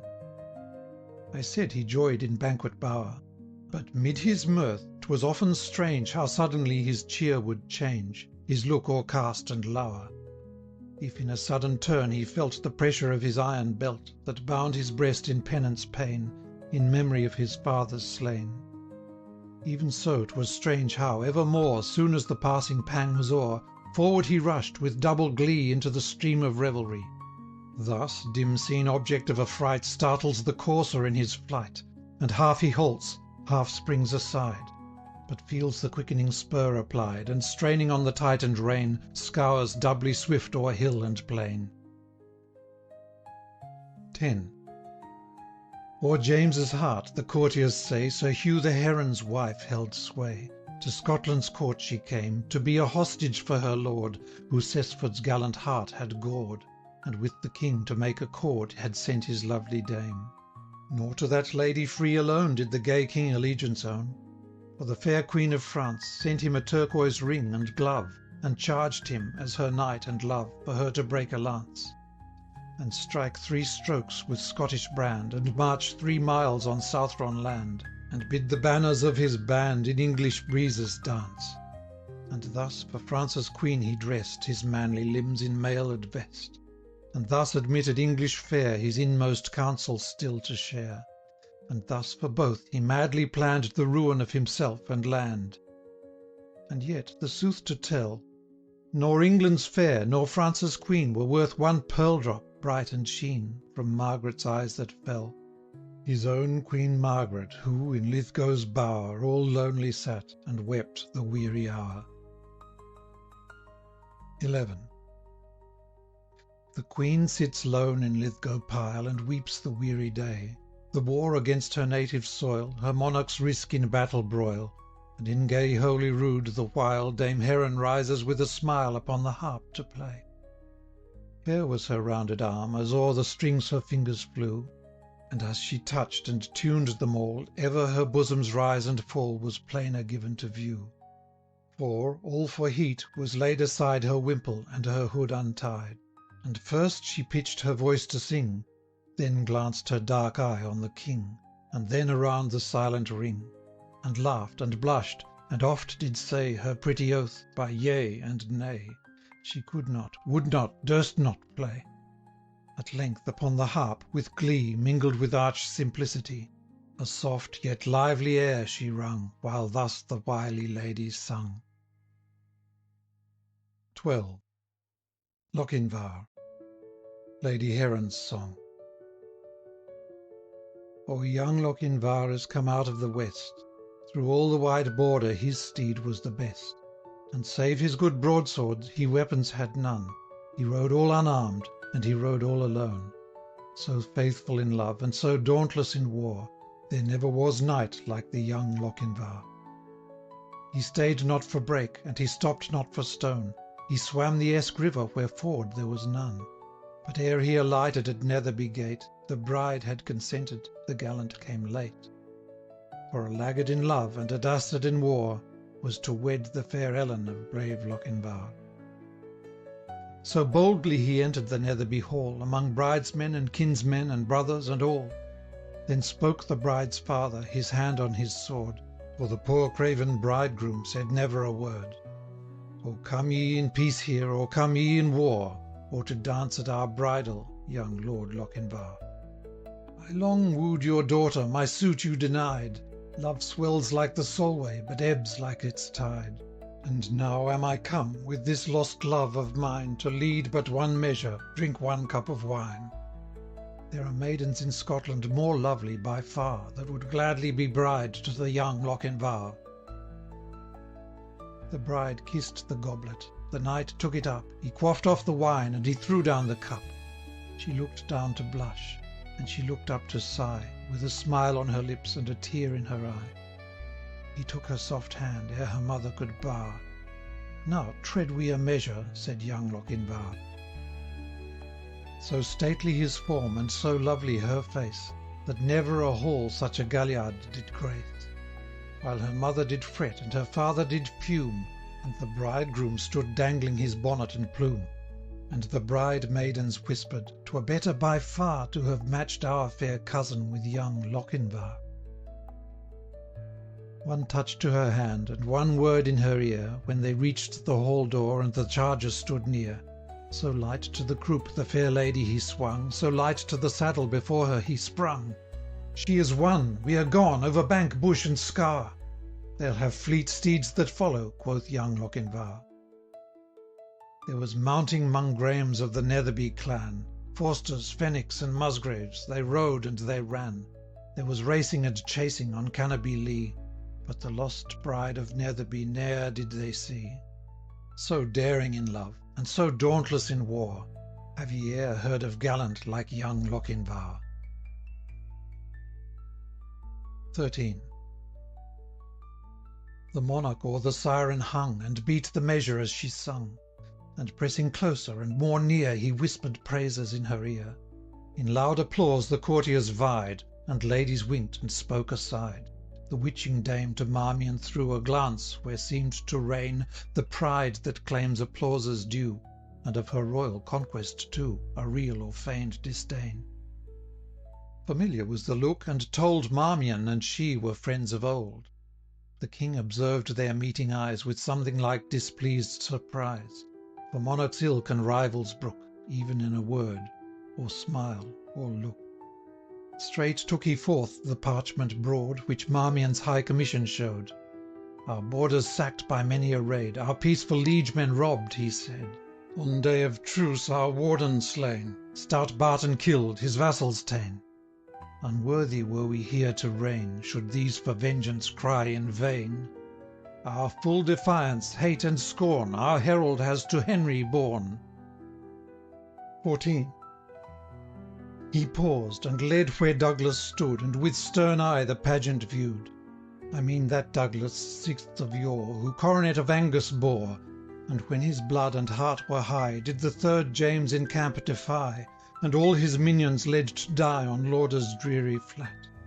Princes and favourites long grew tame, and trembled at the homely name of Archibald Bell the Cat, the same who left the dusky vale of Hermitage in Liddesdale, its dungeons and its towers, where Bothwell's turrets brave the air, and Bothwell Bank is blooming fair, to fix his princely bowers. Though now, in age, he had laid down his armour for the peaceful gown, and for a staff his brand, yet often would flash forth the fire that could in youth a monarch's ire and minion's pride withstand. And even that day, at council board, unapt to soothe his sovereign's mood, against the war had Angus stood, and chafed his royal lord. 15. His giant form, like ruined tower, though fall'n its muscles brawny vaunt, huge-boned and tall and grim and gaunt, seemed o'er the gaudy scene to lower. His locks and beard in silver grew, his eyebrows kept their sable hue. Near Douglas, when the monarch stood, his bitter speech he thus pursued: "Lord Marmion, since these letters say that in the north you needs must stay, while slightest hopes of peace remain, uncourteous speech it were, and stern, to say, Return to Lindisfarne until my herald come again. Then rest you in Tantallon hold. Your host shall be the Douglas bold, a chief unlike his sires of old. He wears their motto on his blade, their blazon o'er his towers displayed, yet loves his sovereign to oppose, more than to face his country's foes. And I bethink me, by Saint Stephen, but e'en this morn to me was given a prize, the first fruits of the war, ta'en by a galley from Dunbar, a bevy of the maids of heaven. Under your guard these holy maids shall safe return to cloister shades, and while they at Tantallon stay, requiem for Cochrane's soul may say." And with the slaughtered favourite's name, across the monarch's brow there came a cloud of ire, remorse, and shame. 16. In answer nought could Angus speak, his proud heart swell'd well nigh to break. He turned aside, and down his cheek a burning tear there stole. His hand the monarch sudden took, that sight his kind heart could not brook. Now, by the Bruce's soul, Angus my hasty speech forgive, for sure as doth his spirit live, as he said of the Douglas old, I well may say of you, that never king did subject hold in speech more free, in war more bold, more tender and more true. Forgive me, Douglas, once again. And while the king his hand did strain, the old man's tears fell down like rain. To seize the moment Marmion tried, and whispered to the king aside, "Oh, let such tears unwonted plead For respite short from dubious deed. A child will weep a bramble's smart, a maid to see her sparrow part, a stripling for a woman's heart. But woe awaits a country when she sees the tears of bearded men. Then, oh, what omen dark and high, when Douglas wets his manly eye." 17. Displeased was James, that stranger view'd and tampered with his changing mood. Laugh those that can, weep those that may. Thus did the fiery monarch say, Southward I march by break of day, and if within Tantallon strong the good Lord Marmion tarries long, perchance our meeting next may fall at Tamworth in his castle hall. The haughty Marmion felt the taunt, and answered grave the royal vaunt. Much honoured were my humble home, if in its halls King James should come. But Nottingham has archers good, and Yorkshire men are stern of mood, Northumbrian prickers wild and rude. On Derby hills the paths are steep, in Ouse and Tyne the fords are deep, and many a banner will be torn, and many a knight to earth be borne, and many a sheaf of arrows spent, ere Scotland's king shall cross the Trent. Yet pause, brave prince, while yet you may. The monarch lightly turned away, and to his nobles loud did call, Lords, to the dance! A hall! A hall! Himself his cloak and sword flung by, and led Dame Heron gallantly, and minstrels at the royal order rung out, Blue bonnets o'er the border. 18. Leave we these revels now, to tell What to St Hilda's maids befell, whose galley as they sailed again to Whitby by a Scot was ta'en. Now at Dunedin did they bide, till James should of their fate decide, and soon, by his command, were gently summoned to prepare to journey under Marmion's care, as escort honoured, safe and fair, again to English land. The abbess told her chaplet o'er, nor knew which saint she should implore, or when she thought of Constance, sore she feared Lord Marmion's mood. And judge what Clara must have felt. The sword that hung in Marmion's belt had drunk De Wilton's blood. Unwittingly King James had given as guard to Whitby's shades the man most dreaded under heaven by these defenceless maids. Yet what petition could avail, or who would listen to the tale of woman, prisoner, and nun, mid bustle of a war begun? They deemed it hopeless to avoid the convoy of their dangerous guide. 19. Their lodging, so the king assigned, to Marmion's as their guardian joined, and thus it fell, that passing nigh, the palmer caught the abbess's eye, who warned him by a scroll. She had a secret to reveal, that much concerned the church's weal, and health of sinner's soul.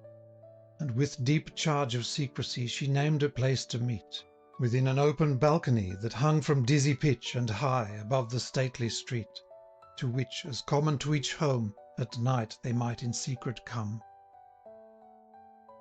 20. At night in secret there they came, the palmer and the holy dame. The moon among the clouds rose high, and all the city hum was by. Upon the street, where late before did din of war and warriors roar, you might have heard a pebble fall, a beetle hum, a cricket sing, an owlet flap its boding wing on Giles's steeple tall. The antique buildings climbing high, whose Gothic frontlets sought the sky, were here wrapped deep in shade.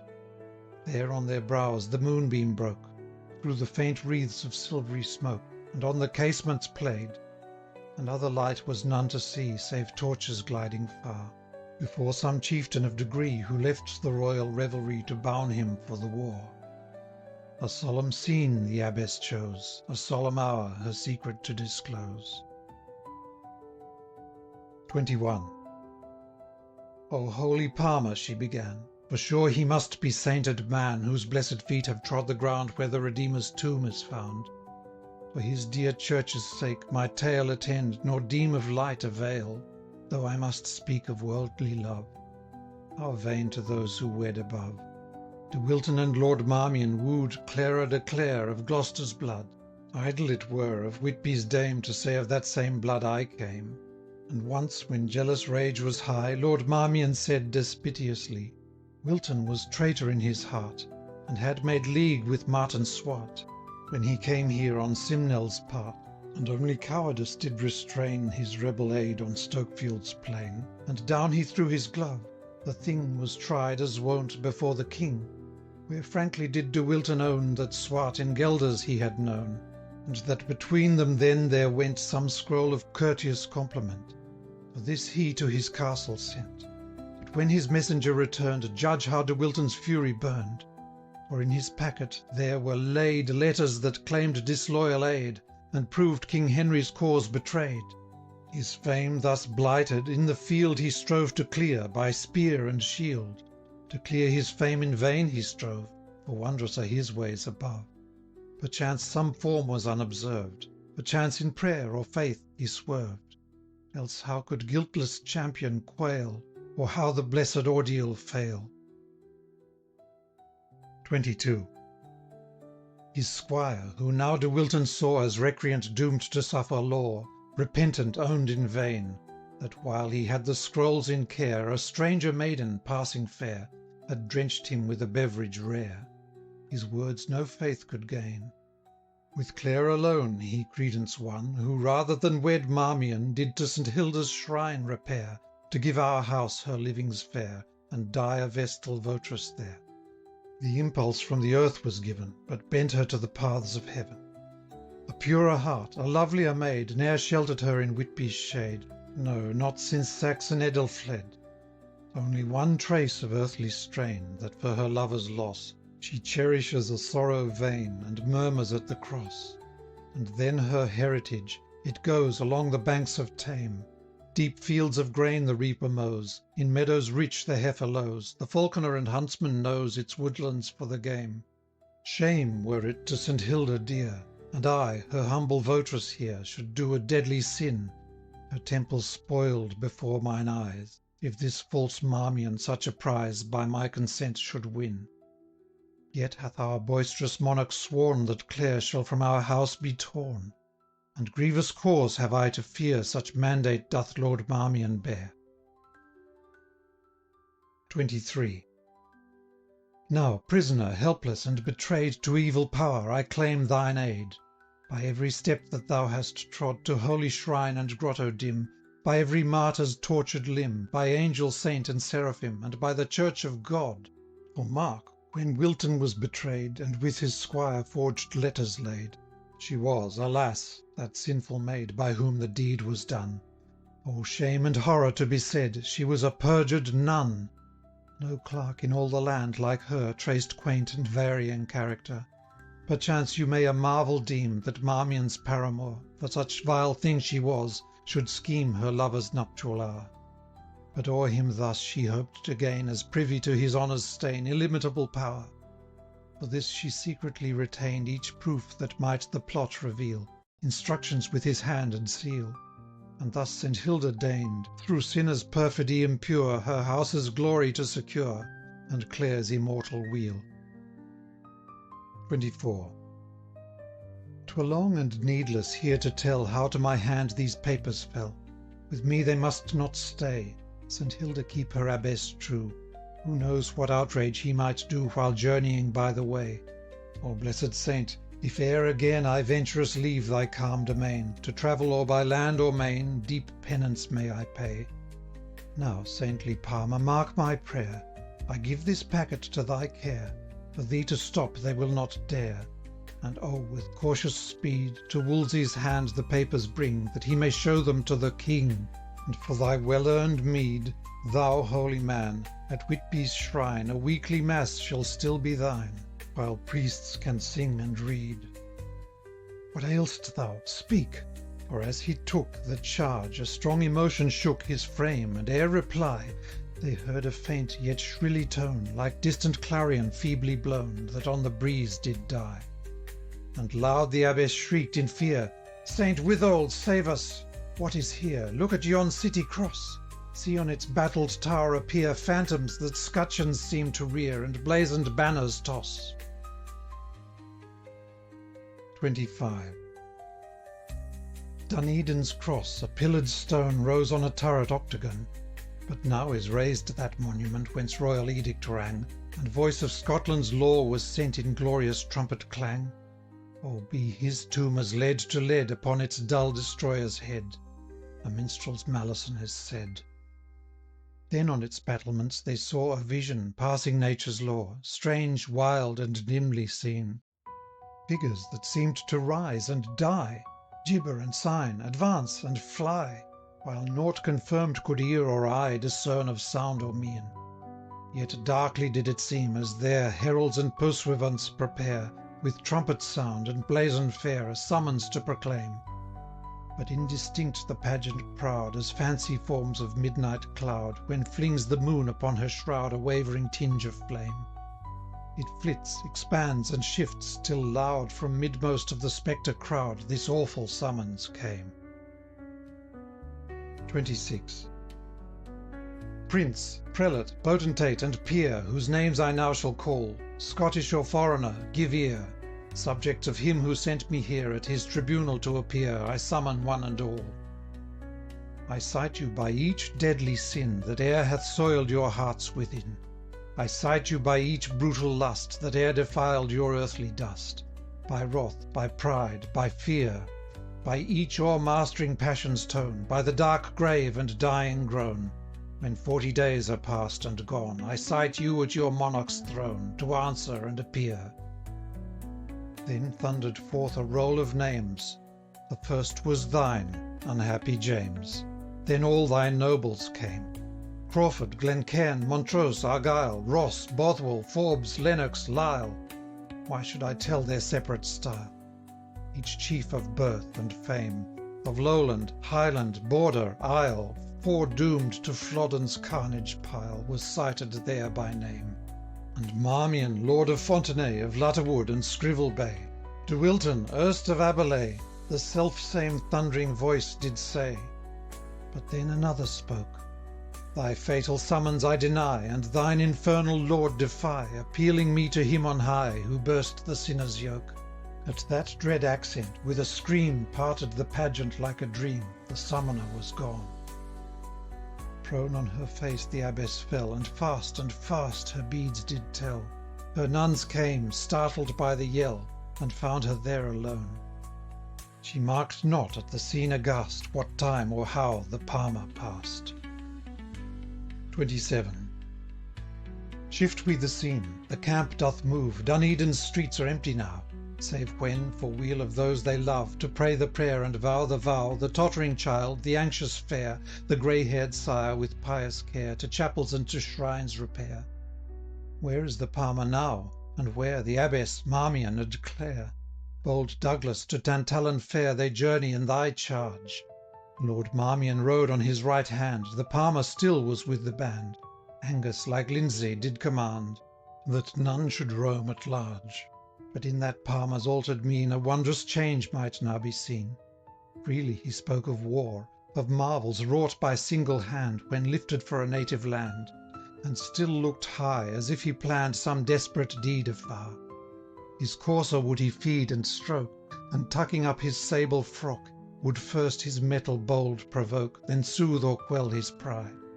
Old Hubert said that never one he saw except Lord Marmion a steed so fairly ride.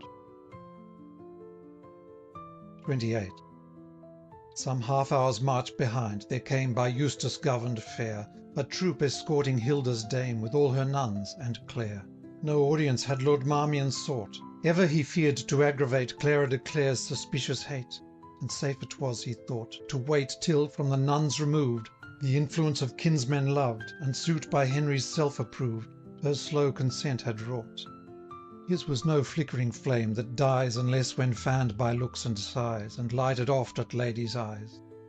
He longed to stretch his wide command o'er luckless Clara's ample land, Besides, when Wilton with him vied, although the pang of humbled pride the place of jealousy supplied, yet conquest, by that meanness won, he almost loathed to think upon, led him at times to hate the cause which made him burst through honour's laws. If e'er he loved, 'twas her alone who died within that vault of stone. 29. And now, when close at hand they saw North Berwick's town and lofty Law, Fitz Eustace bade them pause a while before a venerable pile, whose turrets viewed afar the lofty Bass, the Lambie Isle, the ocean's peace or war. At tolling of a bell forth came the convent's venerable dame, and prayed St. Hilda's abbess rest with her, a loved and honoured guest, till Douglas should a bark prepare to wait her back to Whitby fair. Glad was the abbess, you may guess, and thanked the Scottish prioress. And tedious were to tell, I ween, the courteous speech that passed between. O'erjoyed the nuns their palfreys leave, but when fair Clara did intend, like them, from horseback to descend, Fitz Eustace said, I grieve, fair lady, grieve e'en from my heart such gentle company to part. Think not discourtesy, but Lord's commands must be obeyed, and Marmion and the Douglas said that you must wend with me. Lord Marmion hath a letter broad, which to the Scottish Earl he showed, commanding that, beneath his care, without delay you shall repair to your good kinsman, Lord Fitzclare. 30. The startled abbess loud exclaimed, but she, at whom the blow was aimed, grew pale as death, and cold as lead. She deemed she heard her death doom read. Cheer thee, my child, the abbess said, they dare not tear thee from my hand, to ride alone with armoured band. Nay, holy mother, nay, Fitz Eustace said, the lovely Clare will be in Lady Angus's care, in Scotland while we stay. And when we move, an easy ride will bring us to the English side, female attendants to provide, befitting Gloucester's heir. Nor thinks nor dreams my noble lord, by slightest look or act or word, to harass Lady Clare. Her faithful guardian he will be, nor sue for slightest courtesy that e'en to stranger falls, till he shall place her, safe and free, within her kinsman's halls. He spoke, and blushed with earnest grace, his faith was painted on his face, and Clare's worst fear relieved. The Lady Abbess loud exclaimed on Henry, and the Douglas blamed, entreated, threatened, grieved. To martyr, saint, and prophet prayed, against Lord Marmion inveighed, and called the prioress to aid, to curse with candle, bell, and book. Her head the grave Cistercians shook. The Douglas and the King, she said, in their commands will be obeyed. Grieve not, nor dream that harm can fall the maiden in Tantallon Hall. 31. The abbess, seeing strife was vain, assumed her wonted state again, for much of state she had, composed her veil, and raised her head, and bid, in solemn voice she said, thy master, bold and bad, the records of his house turn o'er, and when he shall there written see that one of his own ancestry drove the monks forth of Coventry, bid him his fate explore. Prancing in pride of earthly trust, his charger hurled him to the dust, and by a base plebeian thrust he died his band before. God judge twixt Marmion and me, he is a chief of high degree, and I a poor recluse. Yet oft in Holy Writ we see even such weak minister as me may the oppressor bruise. For thus inspired did Judith slay the mighty in his sin, and Jael thus, and Deborah. Here hasty Blount broke in. Fitz Eustace, we must march our band. St. Anton, fire thee! Wilt thou stand all day with bonnet in thy hand to hear the lady preach? By this good light, if thus we stay, Lord Marmion for our fond delay will sharper sermon teach. Come, don thy cap, and mount thy horse, the dame must patience take perforce. 32. Submit we then to force, said Clare, but let this barbarous lord despair his purposed aim to win. Let him take living, land, and life, but to be Marmion's wedded wife in me were deadly sin. And if it be the king's decree that I must find no sanctuary in that inviolable dome, where even a homicide might come and safely rest his head, though at its open portals stood, thirsting to pour forth blood for blood the kinsmen of the dead, yet one asylum is my own against the dreaded hour, a low, a silent and alone, where kings have little power. One victim is before me there. Mother, your blessing, and in prayer remember your unhappy Clare. Loud weeps the abbess, and bestows kind blessings many a one. Weeping and wailing loud arose, round patient Clare, the clamorous woes of every simple nun.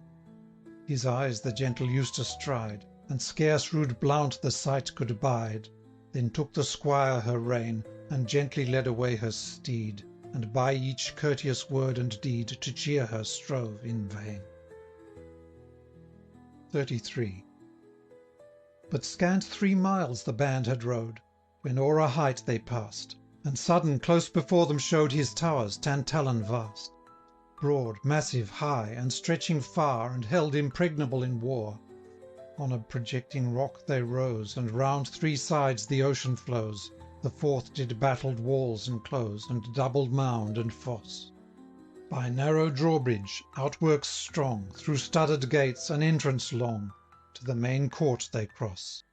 It was a wide and stately square, around were lodgings fit and fair, and towers of various form, which on the court projected far, and broke its lines quadrangular. Here was square keep, there turret high, or pinnacle that sought the sky, whence oft the warder could descry the gathering ocean storm. 34. Here did they rest, the princely care of Douglas. Why should I declare, or say they met reception fair? Or why the tidings say, which varying to Tantallon came by hurrying posts or fleeter fame, with every varying day? And first they heard King James had won Etal and Wark and Ford, and then that Norham Castle strong was ta'en. At that sore marvelled Marmion, and Douglas hoped his monarch's hand would soon subdue Northumberland.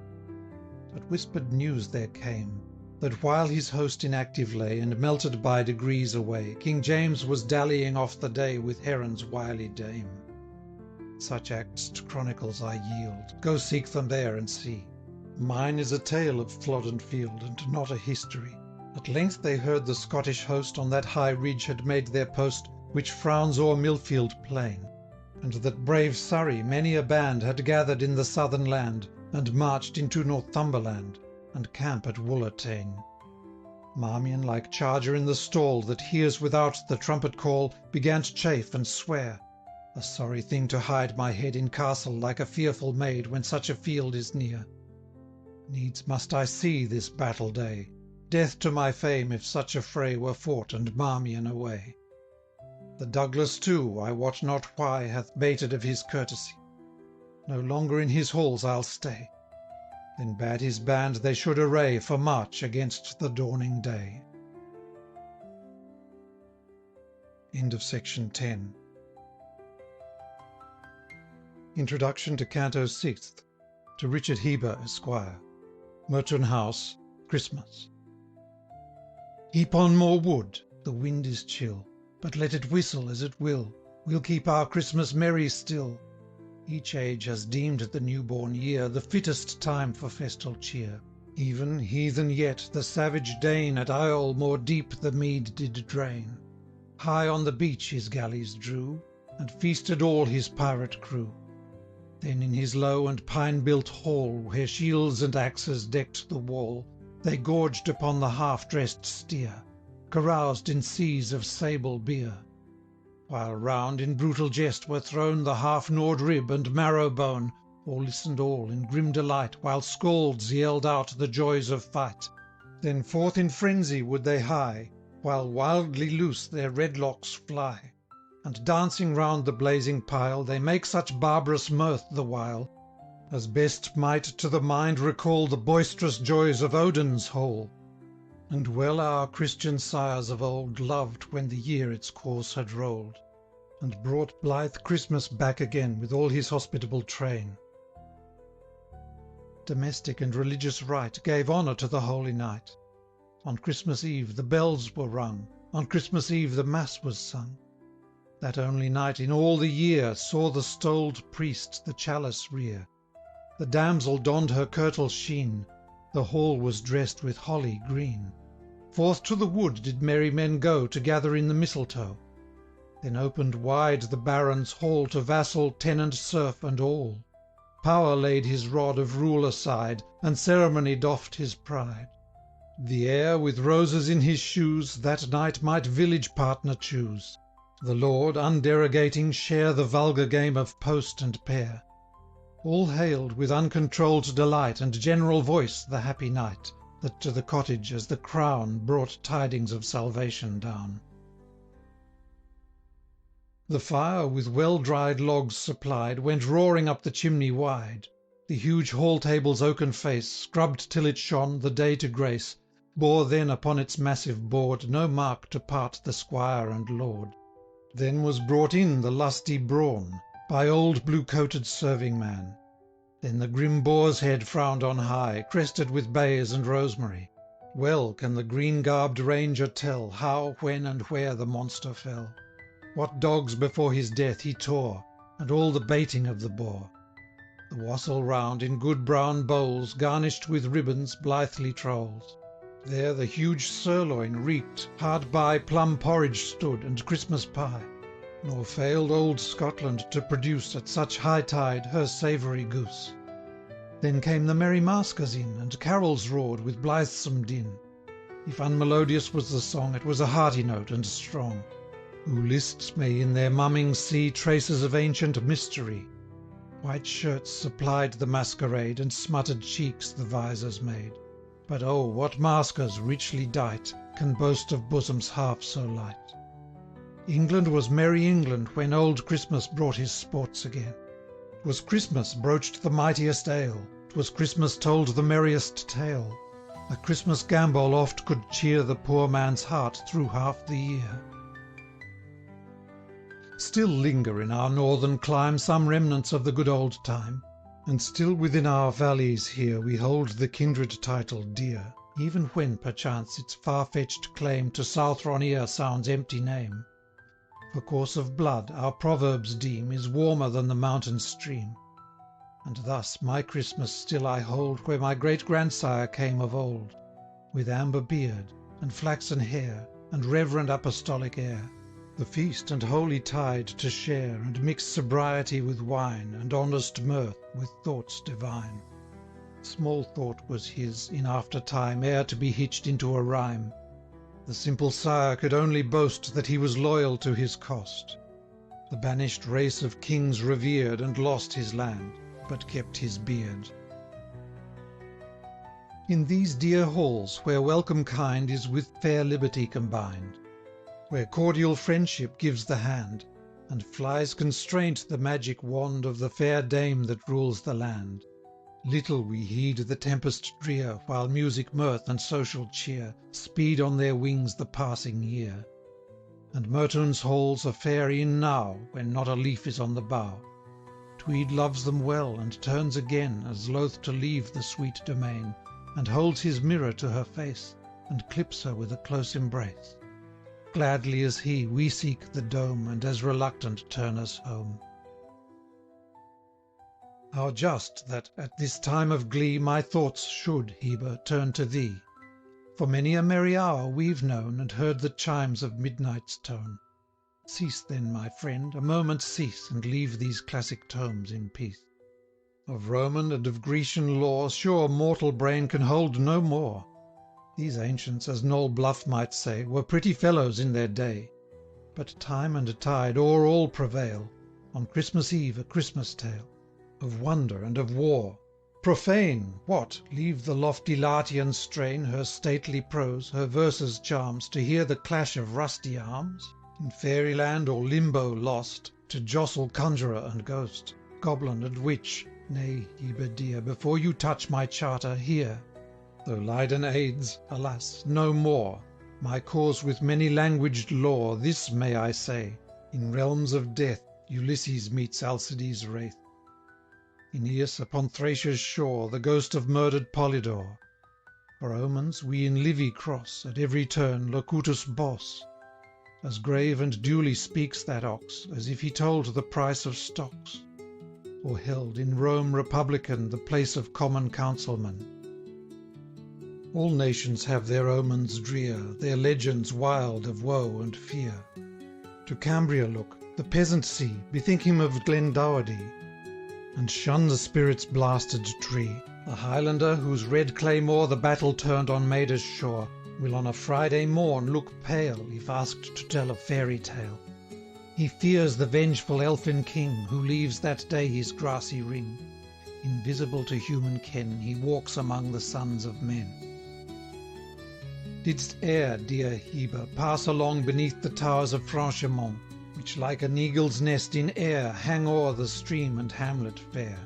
Deep in their vaults, the peasants say, a mighty treasure buried lay, amassed through rapine and through wrong by the last lord of Franchemont. The iron chest is bolted hard, a huntsman sits its constant guard. Around his neck his horn is hung, his hanger in his belt is slung. Before his feet his bloodhounds lie, and 'twere not for his gloomy eye, whose withering glance no heart can brook. As true a huntsman doth he look, as bugle e'er in brake did sound, or ever hollowed to a hound. To chase the fiend and win the prize, in that same dungeon ever tries an aged necromantic priest. It is 100 years at least since 'twixt them first the strife begun, and neither yet has lost nor won. And oft the conjurer's words will make the stubborn demon groan and quake, and oft the bands of iron break, or bursts one lock that still amain, fast as 'tis opened, shuts again. That magic strife within the tomb may last until the day of doom, unless the adept shall learn to tell the very word that clenched the spell, when Franchemont locked the treasure cell. 100 years are past and gone, and scarce 3 letters has he won. Such general superstition may excuse for old Pitscotty say, whose gossip history has given my song the messenger from heaven, that warned in Lithgow Scotland's king, nor less the infernal summoning, may pass the monk of Durham's tale, whose demon fought in Gothic mail, may pardon plead for Flodden grave, who told of Gifford's goblin cave. But why such instances to you, who in an instant can renew your treasured hoards of various lore, and furnish 20,000 more? Hoards not like theirs whose volumes rest like treasures in the Franchemont chest, while Gripple owners still refuse to others what they cannot use. Give them the priest's whole century, they shall not spell you letters 3. Their pleasure in the books the same the magpie takes in pilfered gem. Thy volumes, open as thy heart, delight, amusement, science, art, to every ear and eye impart. Yet who, of all who thus employ them, can like the owner's self enjoy them? But hark, I hear the distant drum, the day of Flodden field is come. Adieu, dear Heber, life and health and store of literary wealth. End of section 11. Canto 6. The Battle.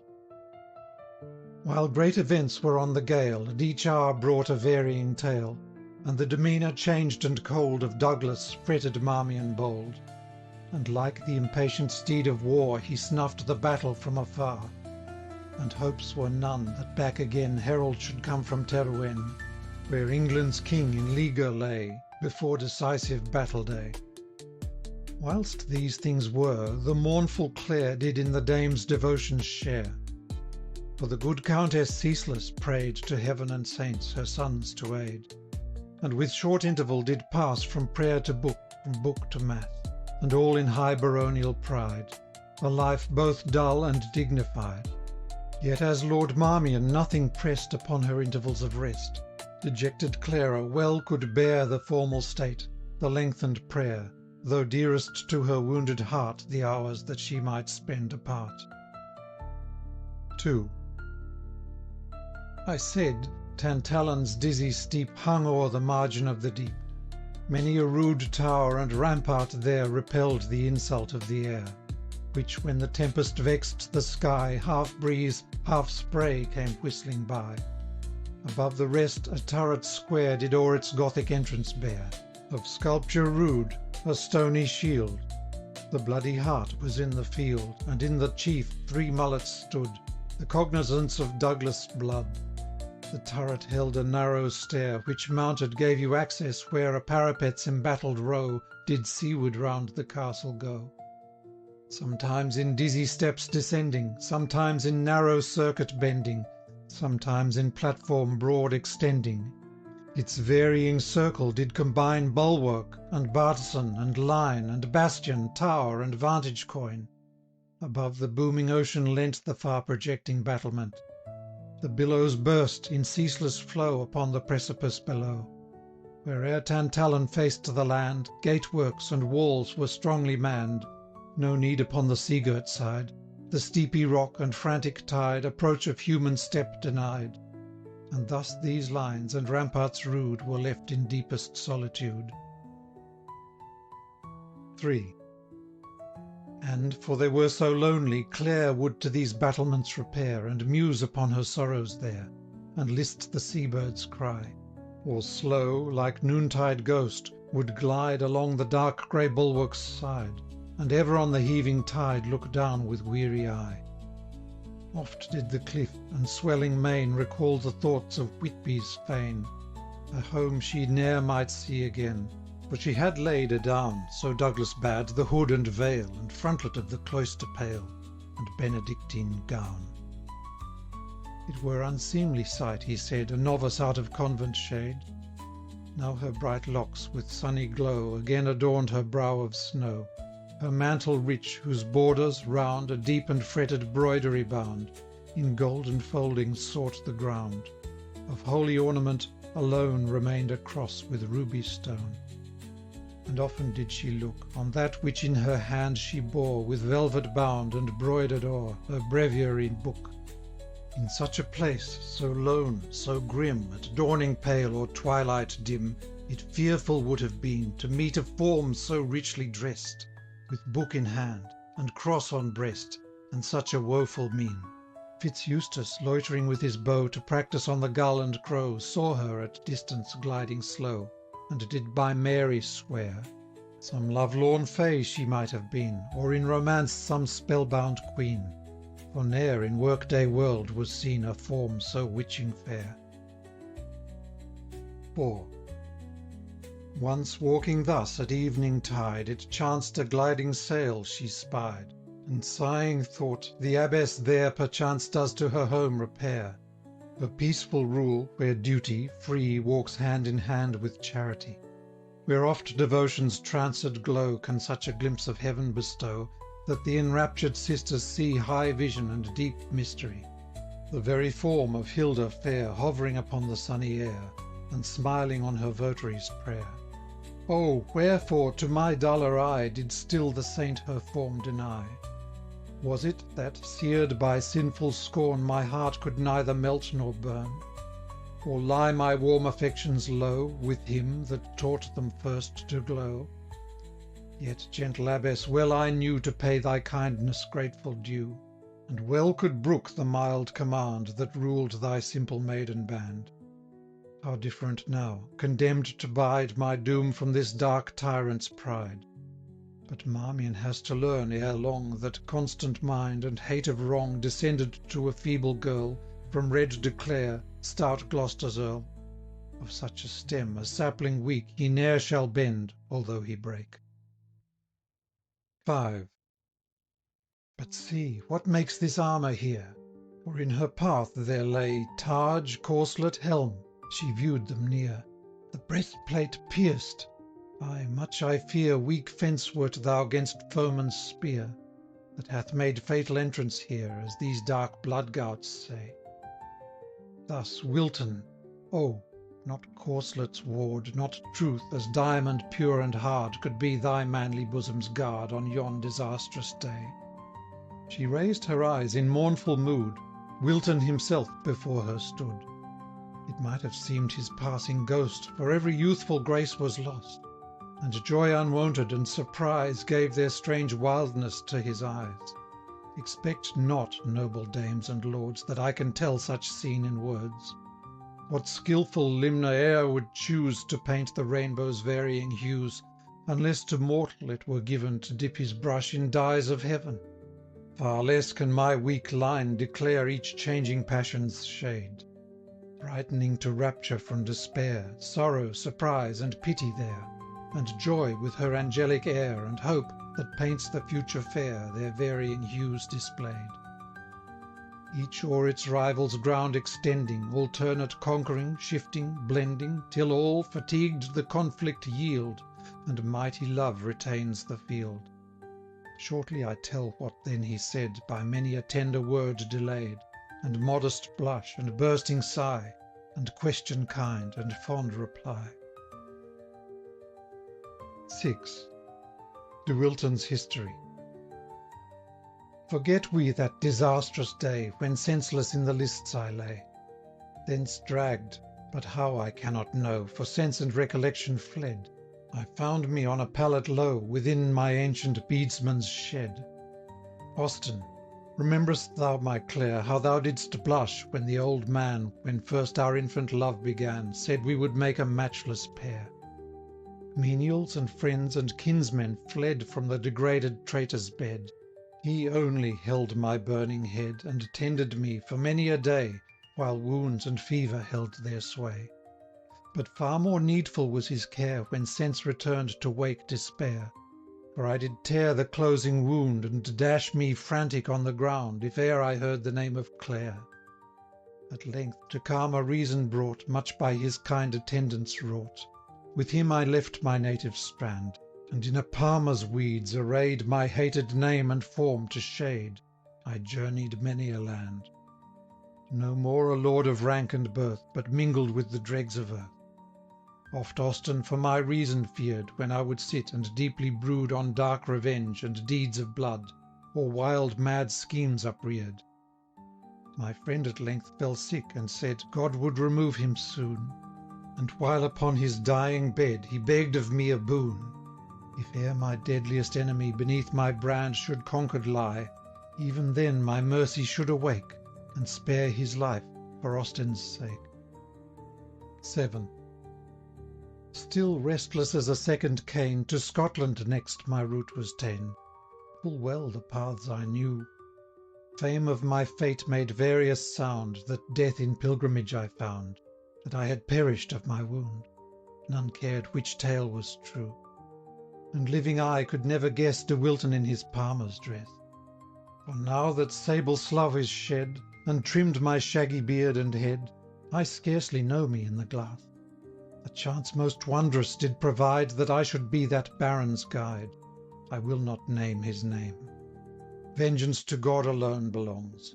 But when I think on all my wrongs, my blood is liquid flame, and ne'er the time shall I forget, when in a Scottish hostel set, dark looks we did exchange. What were his thoughts I cannot tell, but in my bosom mustered hell its plans of dark revenge. 8. A word of vulgar augury that broke from me, I scarce knew why, brought on a village tale, which wrought upon his moody sprite, and sent him armoured forth by night. I borrowed steed and mail, and weapons from his sleeping band, and passing from a postern door, we met, and countered hand to hand. He fell on Gifford Moor. For the death stroke my brand I drew. Oh, then my helmed head he knew, the palmer's cowl was gone. Then had 3 inches of my blade the heavy debt of vengeance paid. My hand the thought of Austin stayed. I left him there alone. O good old man, even from the grave Thy spirit could thy master save. If I had slain my foeman, ne'er had Whitby's abbess, in her fear, given to my hand this packet dear, of power to clear my injured fame, and vindicate De Wilton's name. Perchance you heard the abbess tell of the strange pageantry of hell that broke our secret speech. It rose from the infernal shade, or featly was some juggle played, a tale of peace to teach. Appeal to heaven I judged was best, when my name came among the rest. 9.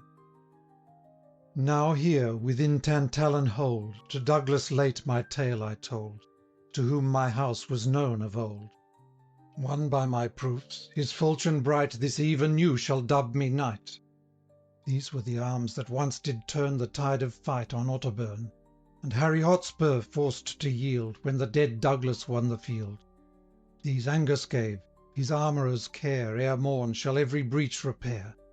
For naught, he said, was in his halls but ancient armour on the walls, and aged chargers in the stalls, and women, priests, and grey-haired men. The rest were all in Tweesel glen. And now I watch my armour here, by law of arms, till midnight's near. Then once again a belted knight seek Surrey's camp with dawn of light. 10. There soon again we meet, my Clare. This Baron means to guide thee there. Douglas reveres his king's command, else would he take thee from his band. And there thy kinsman, Surrey, too, will give De Wilton justice due. Now meet afar for martial broil, firm are my limbs, and strung by toil, once more. O Wilton, must we then risk new-found happiness again, trust fate of arms once more? And is there not an humble glen, where we, content and poor, might build a cottage in the shade, a shepherd thou, and I to aid thy task on dale and moor? That reddening brow, too well I know, not even thy Clare can peace bestow, while falsehood stains thy name. Go then, to fight. Clare bids thee go. Clare can a warrior's feelings know, and weep a warrior's shame. Can Red Earl Gilbert's spirit feel. Buckle the spurs upon thy heel, and belt thee with thy brand of steel, and send thee forth to fame. 11. That night upon the rocks and bay the midnight moonbeam slumbering lay, and poured its silver light and pure through loophole and through embrasure, upon Tantallon tower and hall. But chief where arched windows wide illuminate the chapel's pride, the sober glances fall. Much was their need, though seamed with scars, two veterans of the Douglas' wars, though two grey priests were there, and each a blazing torch held high, you could not by their blaze descry the chapel's carving fair. Amid that dim and smoky light, chequering the silvery moonshine bright, a bishop by the altar stood, a noble lord of Douglas blood, with mitre sheen and roquet white, yet showed his meek and thoughtful eye but little pride of prelacy, more pleased that in a barbarous age he gave rude Scotland Virgil's page, than that beneath his rule he held the bishopric of fair Dunkeld. Beside him ancient Angus stood, doffed his furred gown and sable hood, o'er his huge form and visage pale he wore a cap and shirt of mail, and leaned his large and wrinkled hand upon the huge and sweeping brand which wont of yore in battle fray his foeman's limbs to shred away, as wood-knife lops the sapling spray. He seemed as, from the tombs around, rising at Judgment Day, some giant Douglas may be found in all his old array.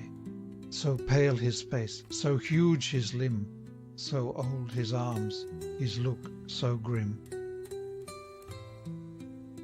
12.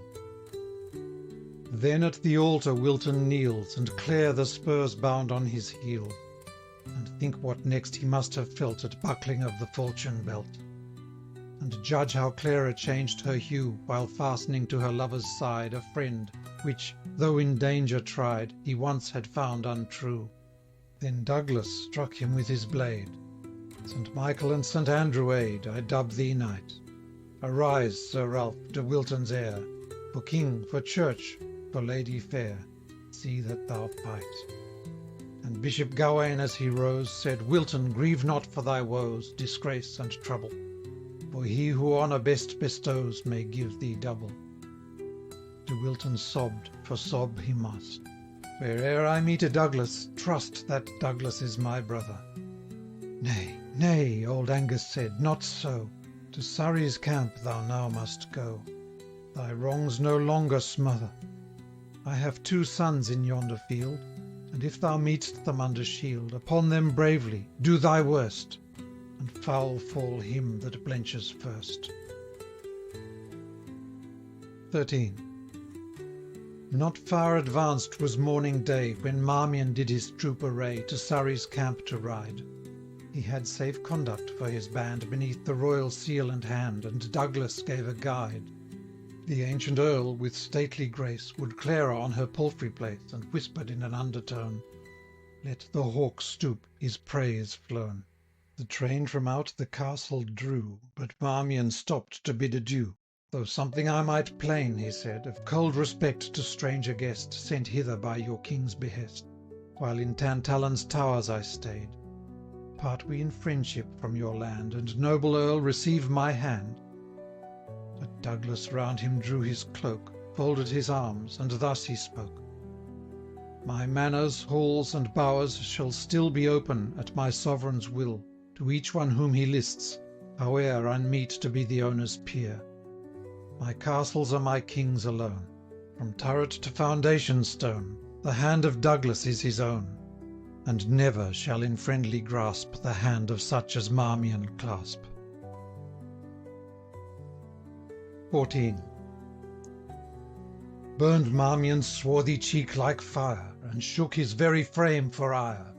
And this to me, he said, and 'twere not for thy hoary beard, such hand as Marmion's had not spared to cleave the Douglas' head. And first I tell thee, haughty peer, he who does England's message hear, although the meanest in her state, may well, proud Angus, be thy mate. And Douglas, more I tell thee here, even in thy pitch of pride, here in thy hold, thy vassals near, nay, never look upon your lord, and lay your hands upon your sword. I tell thee, thou'rt defied. And if thou saidst, I am not peer to any lord in Scotland here, Lowland or Highland, far or near, Lord Angus, thou hast lied. On the Earl's cheek the flush of rage o'ercame the ashen hue of age. Fierce he broke forth, and darest thou then to beard the lion in his den, the Douglas in his hall? And hopest thou hence unscathed to go? No, by Saint Bride of Bothwell, no! Up drawbridge, grooms! What, warder, ho! Let the portcullis fall! Lord Marmion turned, well was his need, and dashed the rolls in his steed, like arrow through the archway sprung, the ponderous grate behind him rung. To pass there was such scanty room, the bars descending raised his plume. 15. The steed along the drawbridge flies, just as it trembled on the rise, nor lighter does the swallow skim along the smooth lake's level brim. And when Lord Marmion reached his band, he halts, and turns with clenched hand, and shout of loud defiance pours, and shook his gauntlet at the towers. Horse, horse, the Douglas cried, and chase! But soon he reined his fury's pace. A royal messenger he came, though most unworthy of the name. A letter forged, sent Jude to speed. Did ever knight so foul a deed? At first in heart it liked me ill, when the king praised his clerkly skill. Thanks to Saint Bothan, son of mine, save Gawain ne'er could pen a line. So swore I, and I swear it still, let my boy bishop fret his fill. Saint Mary mend my fiery mood. Old age ne'er cools the Douglas blood. I thought to slay him where he stood. 'Tis pity of him too, he cried. Bold can he speak, and fairly ride. I warrant him a warrior tried. With this his mandate he recalls, and slowly seeks his castle halls. 16. The day in Marmion's journey wore, yet ere his passion's gust was o'er, they crossed the heights of Stanrig Moor. His troop more closely there he scanned, and missed the Palmer from the band. Palmer or not, young Blount did say, he parted at the peep of day. Good sooth, it was in strange array. In what array? Said Marmion, quick. My lord, I ill can spell the trick, but all night long, with clink and bang, close to my couch did hammers clang. At dawn the falling drawbridge rang, and from a loophole, while I peep, old Bell the cat came from the keep, wrapped in a gown of sables fair, as fearful of the morning air. Beneath, when that was blown aside, a rusty shirt of mail I spied, by Archibald won in bloody work against the Saracen and Turk. Last night it hung not in the hall. I thought some marvel would befall. And next I saw them saddled lead old Cheviot forth, the Earl's best steed. A matchless horse, though something old, prompt to his paces, cool and bold. I heard the Sheriff Sholtos say, the Earl did much the master pray to use him on the battle day. But he preferred, nay, Henry, cease, thou sworn horse courser, hold thy peace. Eustace, thou bear'st a brain, I pray, what did Blount see at break of day? 17. In brief, my lord, we both descried, for then I stood by Henry's side, the Palmer mount and outwards ride, upon the Earl's own favourite steed. All sheathed he was in armour bright, and much resembled that same knight subdued by you in Cotswold fight. Lord Angus wished him speed.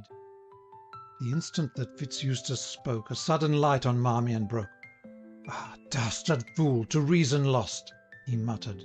"'Twas nor fay nor ghost I met upon the moonlight wold, but living man of earthly mould. O dotage blind and gross! Had I but fought as wont, one thrust had laid De Wilton in the dust, my path no more to cross. How stand we now? He told his tale to Douglas, and with some avail. 'Twas therefore gloomed his rugged brow. Will Surrey dare to entertain 'gainst Marmion charge disproved and vain? Small risk of that, I trow. Yet Clare's sharp questions must I shun, must separate Constance from the nun. Oh, what a tangled web we weave, when first we practise to deceive! A Palmer, too! No wonder why I felt rebuked beneath his eye. I might have known there was but one whose look could quell Lord Marmion. 18. Stung with these thoughts, he urged to speed his troop, and reached at eve the Tweed, where Lennel's convent closed their march. There now is left but one frail arch, yet mourn thou not its cells. Our time a fair exchange has made. Hard by, in hospitable shade, a reverend pilgrim dwells, well worth the whole Bernardine brood, that e'er wore sandal, frock, or hood.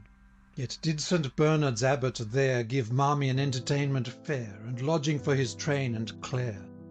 Next morn the Baron climbed the tower, to view afar the Scottish power, encamped on Flodden edge. The white pavilions made a show like remnants of the winter snow along the dusky ridge. Long Marmion looked. At length his eye unusual movement might descry amid the shifting lines. The Scottish host drawn out appears, for flashing on the hedge of spears the eastern sunbeam shines. Their front now deepening, now extending, their flank inclining, wheeling, bending, now drawing back and now descending. The skilful Marmion well could know they watched the motions of some foe who traversed on the plain below. 19. Even so it was. From Flodden ridge the Scots beheld the English host leave Barmore wood, their evening post, and heedful watched them as they crossed the Till by Twisel bridge. High sight it is, and haughty, while they dive into the deep defile. Beneath the caverned cliff they fall beneath the castle's airy wall.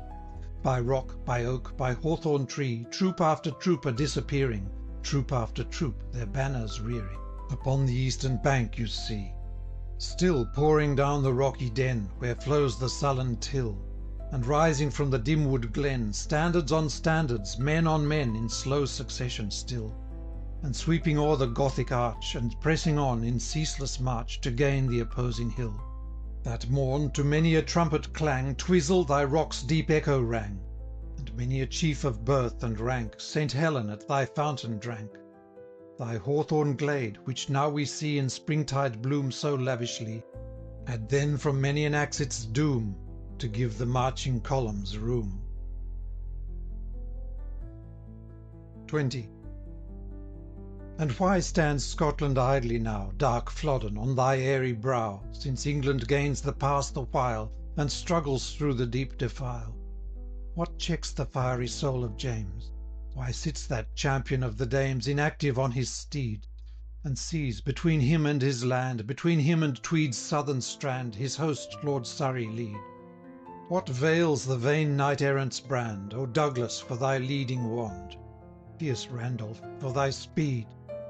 O for 1 hour of Wallace White, or well-skilled Bruce to rule the fight, and cry, St. Andrew and our right! Another sight had seen that morn, from fate's dark book a leaf been torn, and Flodden had been Bannockbourne. The precious hour has passed in vain, and England's host has gained the plain, wheeling their march and circling still around the base of Flodden Hill. 21. Ere yet the bands met Marmion's eye, Fitz-Eustace shouted loud and high, Hark, hark, my lord, an English drum! and see ascending squadrons come between Tweed's river and the hill, foot, horse, and cannon. Hap what hap, my basnet to apprentice cap, Lord Surrey's o'er the Till. Yet more, how far arrayed they file from out the hawthorn's shade, and sweep so gallant by, with all their banners bravely spread, and all their armour flashing high. St. George might waken from the dead to see fair England's standards fly. Stint in thy prate, quoth Blount, thou'd best, and listen to our Lord's behest. With kindling brow Lord Marmion said, This instant be our band arrayed, the river must be quickly crossed, that we may join Lord Surrey's host. If fight King James, as well I trust that fight he will, and fight he must, the Lady Clare behind our lines shall tarry while the battle joins. 22. Himself he swift on horseback threw, scarce to the abbot bade adieu. Far less would listen to his prayer, to leave behind the helpless Clare. Down to the Tweed his band he drew, and muttered as the flood they view, The pheasant in the falcon's claw he scarce will yield to please a door. Lord Angus may the abbot awe, so Clare shall bide with me. Then on that dangerous ford and deep, where to the Tweed Leat's eddies creep, he ventured desperately, and not a moment will he bide till squire or groom before him ride. Headmost of all he stems the tide, and stems it gallantly. Eustace held Clare upon her horse, old Hubert led her rein. Stoutly they braved the current's course, and though far downward driven perforce, the southern bank they gain. Behind them straggling came to shore as best they might the train. Each o'er his head his yew-bow bore, a caution not in vain. Deep need that day that every string by wet unharmed should sharply ring. A moment then Lord Marmion stayed, and breathed his steed, his men arrayed, then forward moved his band, until Lord Surrey's rearguard won, he halted by a cross of stone, that on a hillock standing lone did all the field command. 23. Hence might they see the full array of either host for deadly fray. Their marshalled lines stretched east and west, and fronted north and south, and distant salutation passed from the loud cannon mouth. Not in the close successive rattle that breathes the voice of modern battle, but slow and far between. The hillock gained, Lord Marmion stayed. Here by this cross, he gently said, you well may view the scene. Here shalt thou tarry, lovely Clare. O think of Marmion in thy prayer. Thou wilt not? Well, no less my care shall, watchful for thy weal, prepare. You, Blount and Eustace, are her guard, with 10 picked archers of my train. With England, if the day go hard, to Berwick speed amain. But if we conquer, cruel maid, my spoils shall at your feet be laid, when here we meet again. He waited not for answer there, and would not mark the maid's despair, nor heed the discontented look from either squire, but spurred amain, and dashing through the battle plain his way to Surrey took. 24. The good Lord Marmion, by my life, welcome to danger's hour, short greeting serves in time of strife. Thus have I ranged my power. Myself will rule this central host, stout Stanley fronts their right.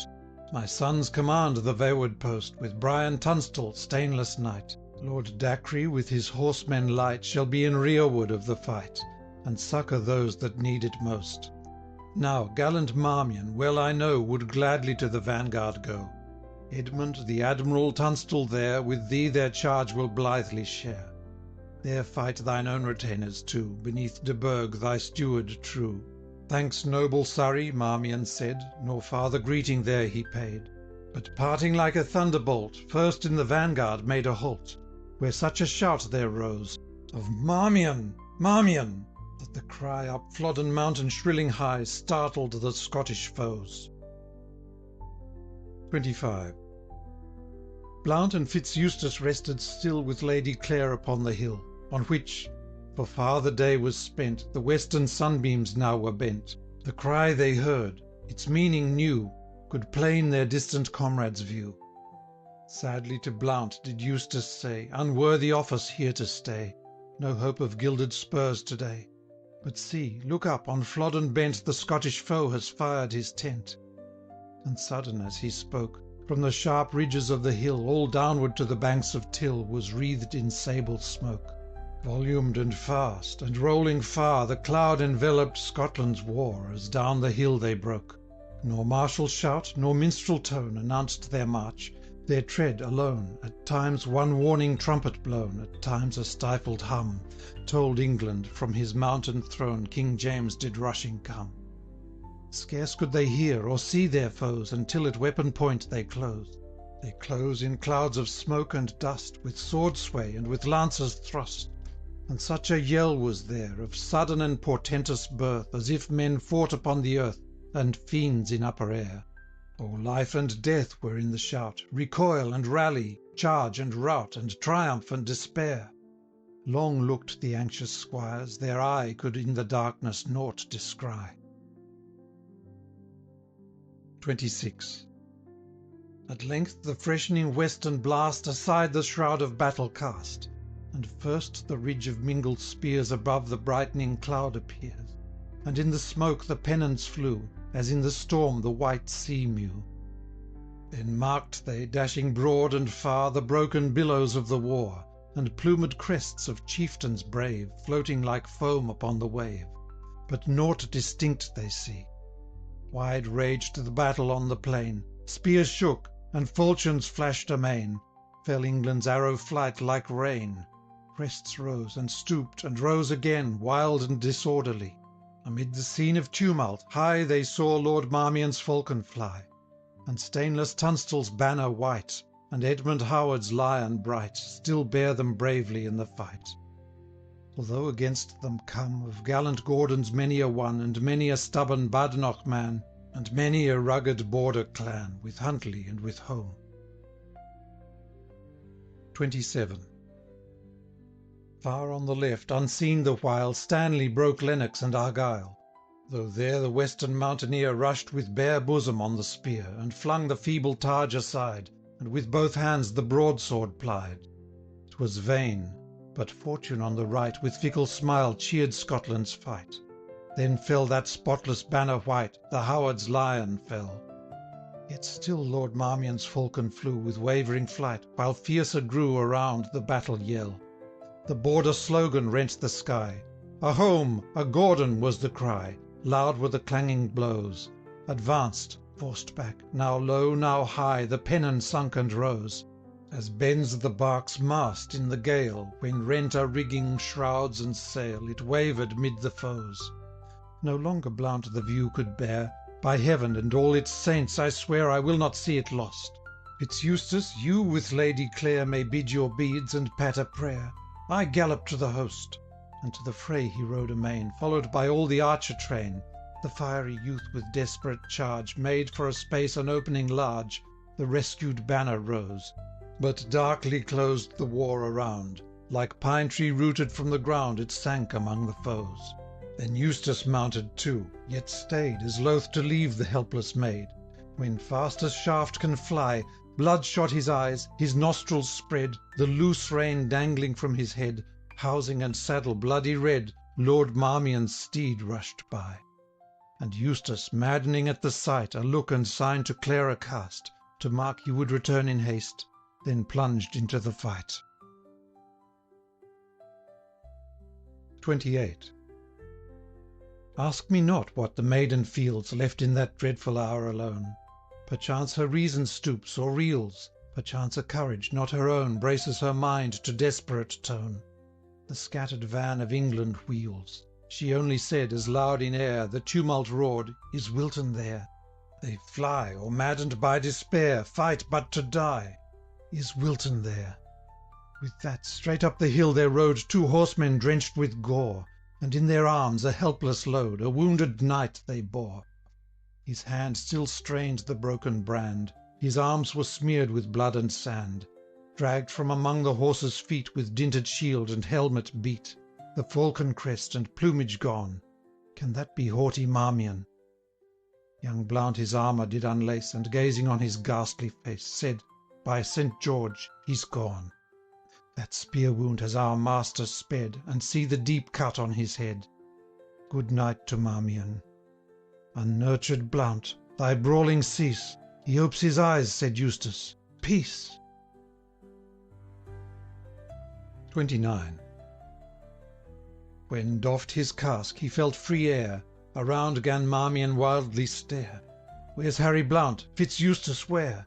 Linger ye here, ye hearts of hair. Redeem my pennon, charge again, cry Marmion to the rescue. Vain, last of my race, on battle plain that shout shall ne'er be heard again. Yet my last thought is England's. Fly, to Dacre bear my signet ring, tell him his squadrons up to bring. Fitz-Eustace to Lord Surrey hie. Tunstall lies dead upon the field, his life-blood stains the spotless shield. Edmund is down, my life is reft. The Admiral alone is left. Let Stanley charge with spur of fire, with Chester charge, and Lancashire, full upon Scotland's central host, or victory and England's lost. Must I bid twice? Hence, varlets, fly, leave Marmion here alone, to die. They parted, and alone he lay. Clare drew her from the sight away, till pain wrung forth a lowly moan, and half he murmured, Is there none of all my halls have nursed, page, squire, or groom, one cup to bring of blessed water from the spring, to slake my dying thirst? 30.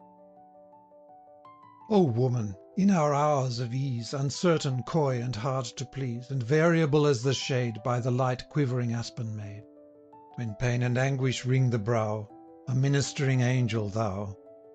Scarce were the piteous accents said, when with the Baron's casque the maid to the nigh streamlet ran. Forgot were hatred, wrongs, and fears, the plaintive voice alone she hears, sees but the dying man. She stooped her by the runnel's side, but in abhorrence backward drew, for oozing from the mountain's side, where raged the war, a dark red tide was curdling in the streamlet blue. Where shall she turn? Behold her mark a little fountain's cell, where water, clear as diamond spark, in a stone basin fell. Above, some half-worn letters say, Drink, weary pilgrim, drink and pray, for the kind soul of Sibyl Grey, who built this cross and well. She filled the helm, and back she hied, and with surprise and joy espied a monk supporting Marmion's head, a pious man, whom duty brought to dubious verge of battle fought, to shrieve the dying, bless the dead. 31. Deep drank Lord Marmion of the wave, and as she stooped his brow to lave, Is it the hand of Clare, he said, or injured Constance bathes my head? Then as remembrance rose, Speak not to me of shrift or prayer, I must redress her woes. Short space, few words are mine to spare, forgive and listen, gentle Clare. Alas, she said the while, O think of your immortal weal, in vain for Constance is your zeal, she died at Holy Isle. Lord Marmion started from the ground, as light as if he felt no wound, though in the action burst the tide in torrents from his wounded side. Then it was truth, he said, I knew that the dark presage must be true. I would the fiend, to whom belongs the vengeance due to all her wrongs, would spare me but a day. For wasting fire and dying groan, and priests slain on the altar stone, might bribe him for delay. It may not be. This dizzy trance, curse on yon base marauder's lance, and doubly cursed my failing brand. A sinful heart makes feeble hand. Then fainting down on earth he sunk, supported by the trembling monk. 32. With fruitless labour Clara bound and strove to stanch the gushing wound. The monk with unavailing cares exhausted all the church's prayers. Ever he said that close and near a lady's voice was in his ear, and that the priest he could not hear, for that she ever sung, In the lost battle, borne down by the flying, where mingles war's rattle with groans of the dying. So the notes rung. Avoid thee, fiend, with cruel hand, shake not the dying sinner's sand. O look, my son, upon yon sign of the Redeemer's grace divine, O think on faith and bliss. By many a deathbed I have been, and many a sinner's parting seen, but never aught like this. The war that for a space did fail, now trebly thundering swelled the gale, and Stanley was the cry.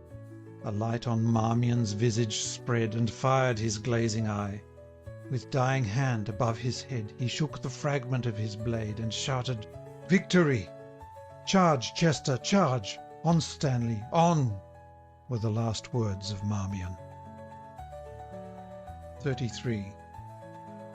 By this, though deep the evening fell, still rose the battle's deadly swell, for still the Scots around their king unbroken fought in desperate ring. Where's now their victor wayward wing? Where Huntly and where home? Oh, for a blast of that dread horn, on Fontarabian echoes borne, that to King Charles did come, when Roland brave and Olivier and every paladin and peer on Roncesvalles died. Such blasts might warn them not in vain to quit the plunder of the slain, and turn the doubtful day again, while yet on Flodden's side. Afar the royal standard flies, and round it toils and bleeds and dies our Caledonian pride. In vain the wish, for far away, while spoil and havoc mark their way, near Sybil's cross the plunderers stray. "O lady," cried the monk, "away!" and placed her on her steed, and led her to the chapel fair of Tilmouth upon Tweed. There all the night they spent in prayer, and at the dawn of morning there she met her kinsman, Lord Fitzclare. 34. But as they left the darkening heath, more desperate grew the strife of death. The English shafts in volleys hailed, in headlong charge their horse assailed. Front, flank, and rear the squadrons sweep to break the Scottish circle deep, that fought around their king. But yet, though thick the shafts as snow, though charging knights like whirlwinds go, though billmen ply the ghastly blow, unbroken was the ring. The stubborn spearmen still made good their dark impenetrable wood, each stepping where his comrade stood, the instant that he fell. No thought was there of dastard flight. Linked in the serried phalanx tight, groom fought like noble, squire like knight, as fearlessly and well, till utter darkness closed her wing o'er their thin host and wounded king. Then skilful Surrey's sage commands led back from strife his shattered bands, and from the charge they drew, as mountain waves from wasted lands sweep back to ocean blue. Then did their loss his foemen know, their king, their lords, their mightiest low, they melted from the field as snow, when streams are swoln and south winds blow, dissolves in silent dew. Tweed's echoes heard the ceaseless plash, while many a broken band, disordered, through her currents dash to gain the Scottish land. To town and tower, to down and dale, to tell red Flodden's dismal tale, and raise the universal wail. Tradition, legend, tune, and song shall many an age that wail prolong. Still from the sire the son shall hear of the stern strife and carnage drear of Flodden's fatal field, where shivered was fair Scotland's spear, and broken was her shield. 35. Day dawns upon the mountain's side. There, Scotland, lay thy bravest pride, chiefs, knights, and nobles, many a one. The sad survivors all are gone.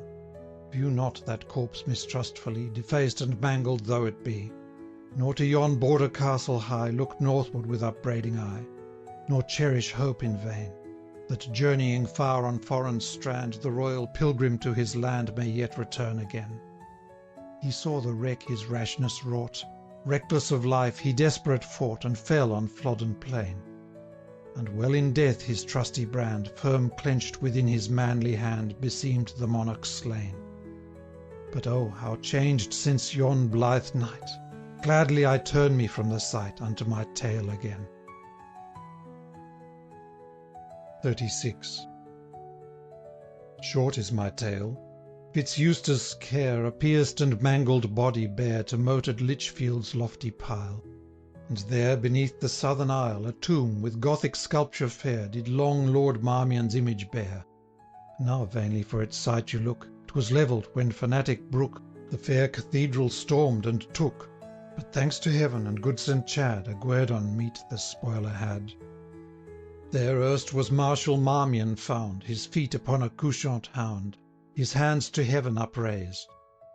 And all around, on scutcheon rich, and tablet carved, and fretted niche, his arms and feet were blazed. And yet, though all was carved so fair, and priest for Marmion breathed the prayer, the last Lord Marmion lay not there. From Ettrick woods a peasant swain followed his lord to Flodden plain. one of those flowers, whom plaintive lay in Scotland mourns as weed away. Sore wounded, Sybil's cross he spied, and dragged him to its foot, and died, close by the noble Marmion's side. The spoilers stripped and gashed the slain, and thus their corpses were mista'en, and thus in the proud baron's tomb the lowly woodsman took the room. 37. Less easy task it were to show Lord Marmion's nameless grave, and lo! They dug his grave e'en where he lay, but every mark is gone. Time's wasting hand has done away the simple cross of Sybil Grey, and broke her font of stone. But yet from out the little hill oozes the slender springlet still. Oft halts the stranger there, for thence may best his curious eye the memorable field descry, and shepherd boys repair to seek the water flag and rush, and rest them by the hazel bush, and plait their garlands fair. Nor dream they sit upon the grave that holds the bones of Marmion brave. When thou shalt find the little hill, with thy heart commune and be still. If ever in temptation strong thou left'st the right path for the wrong, if every devious step thus trod still led thee farther from the road, dread thou to speak presumptuous doom on noble Marmion's lowly tomb, but say, he died a gallant knight, with sword in hand, for England's right. 38. I do not rhyme to that dull elf who cannot image to himself that all through Flodden's dismal night Wilton was foremost in the fight. That when brave Surrey's steed was slain, 'twas Wilton mounted him again. 'Twas Wilton's brand that deepest hewed amid the spearman's stubborn wood. Unnamed by Holinshead or Hall, he was the living soul of all. That after fight, his faith made plain, he won his rank and lands again, and charged his old paternal shield with bearings won on Flodden field. Nor sing I to that simple maid, to whom it must in terms be said, that king and kinsman did agree to bless fair Clara's constancy, who cannot, unless I relate, paint to her mind the bridal's state. That Wolsey's voice the blessing spoke, Moore, Sands, and Denny passed the joke, that bluff King Hal the curtain drew, and Catherine's hand the stocking threw, and afterwards for many a day that it was held enough to say, in blessing to a wedded pair, love they like Wilton and like Clare. End of Canto 6th.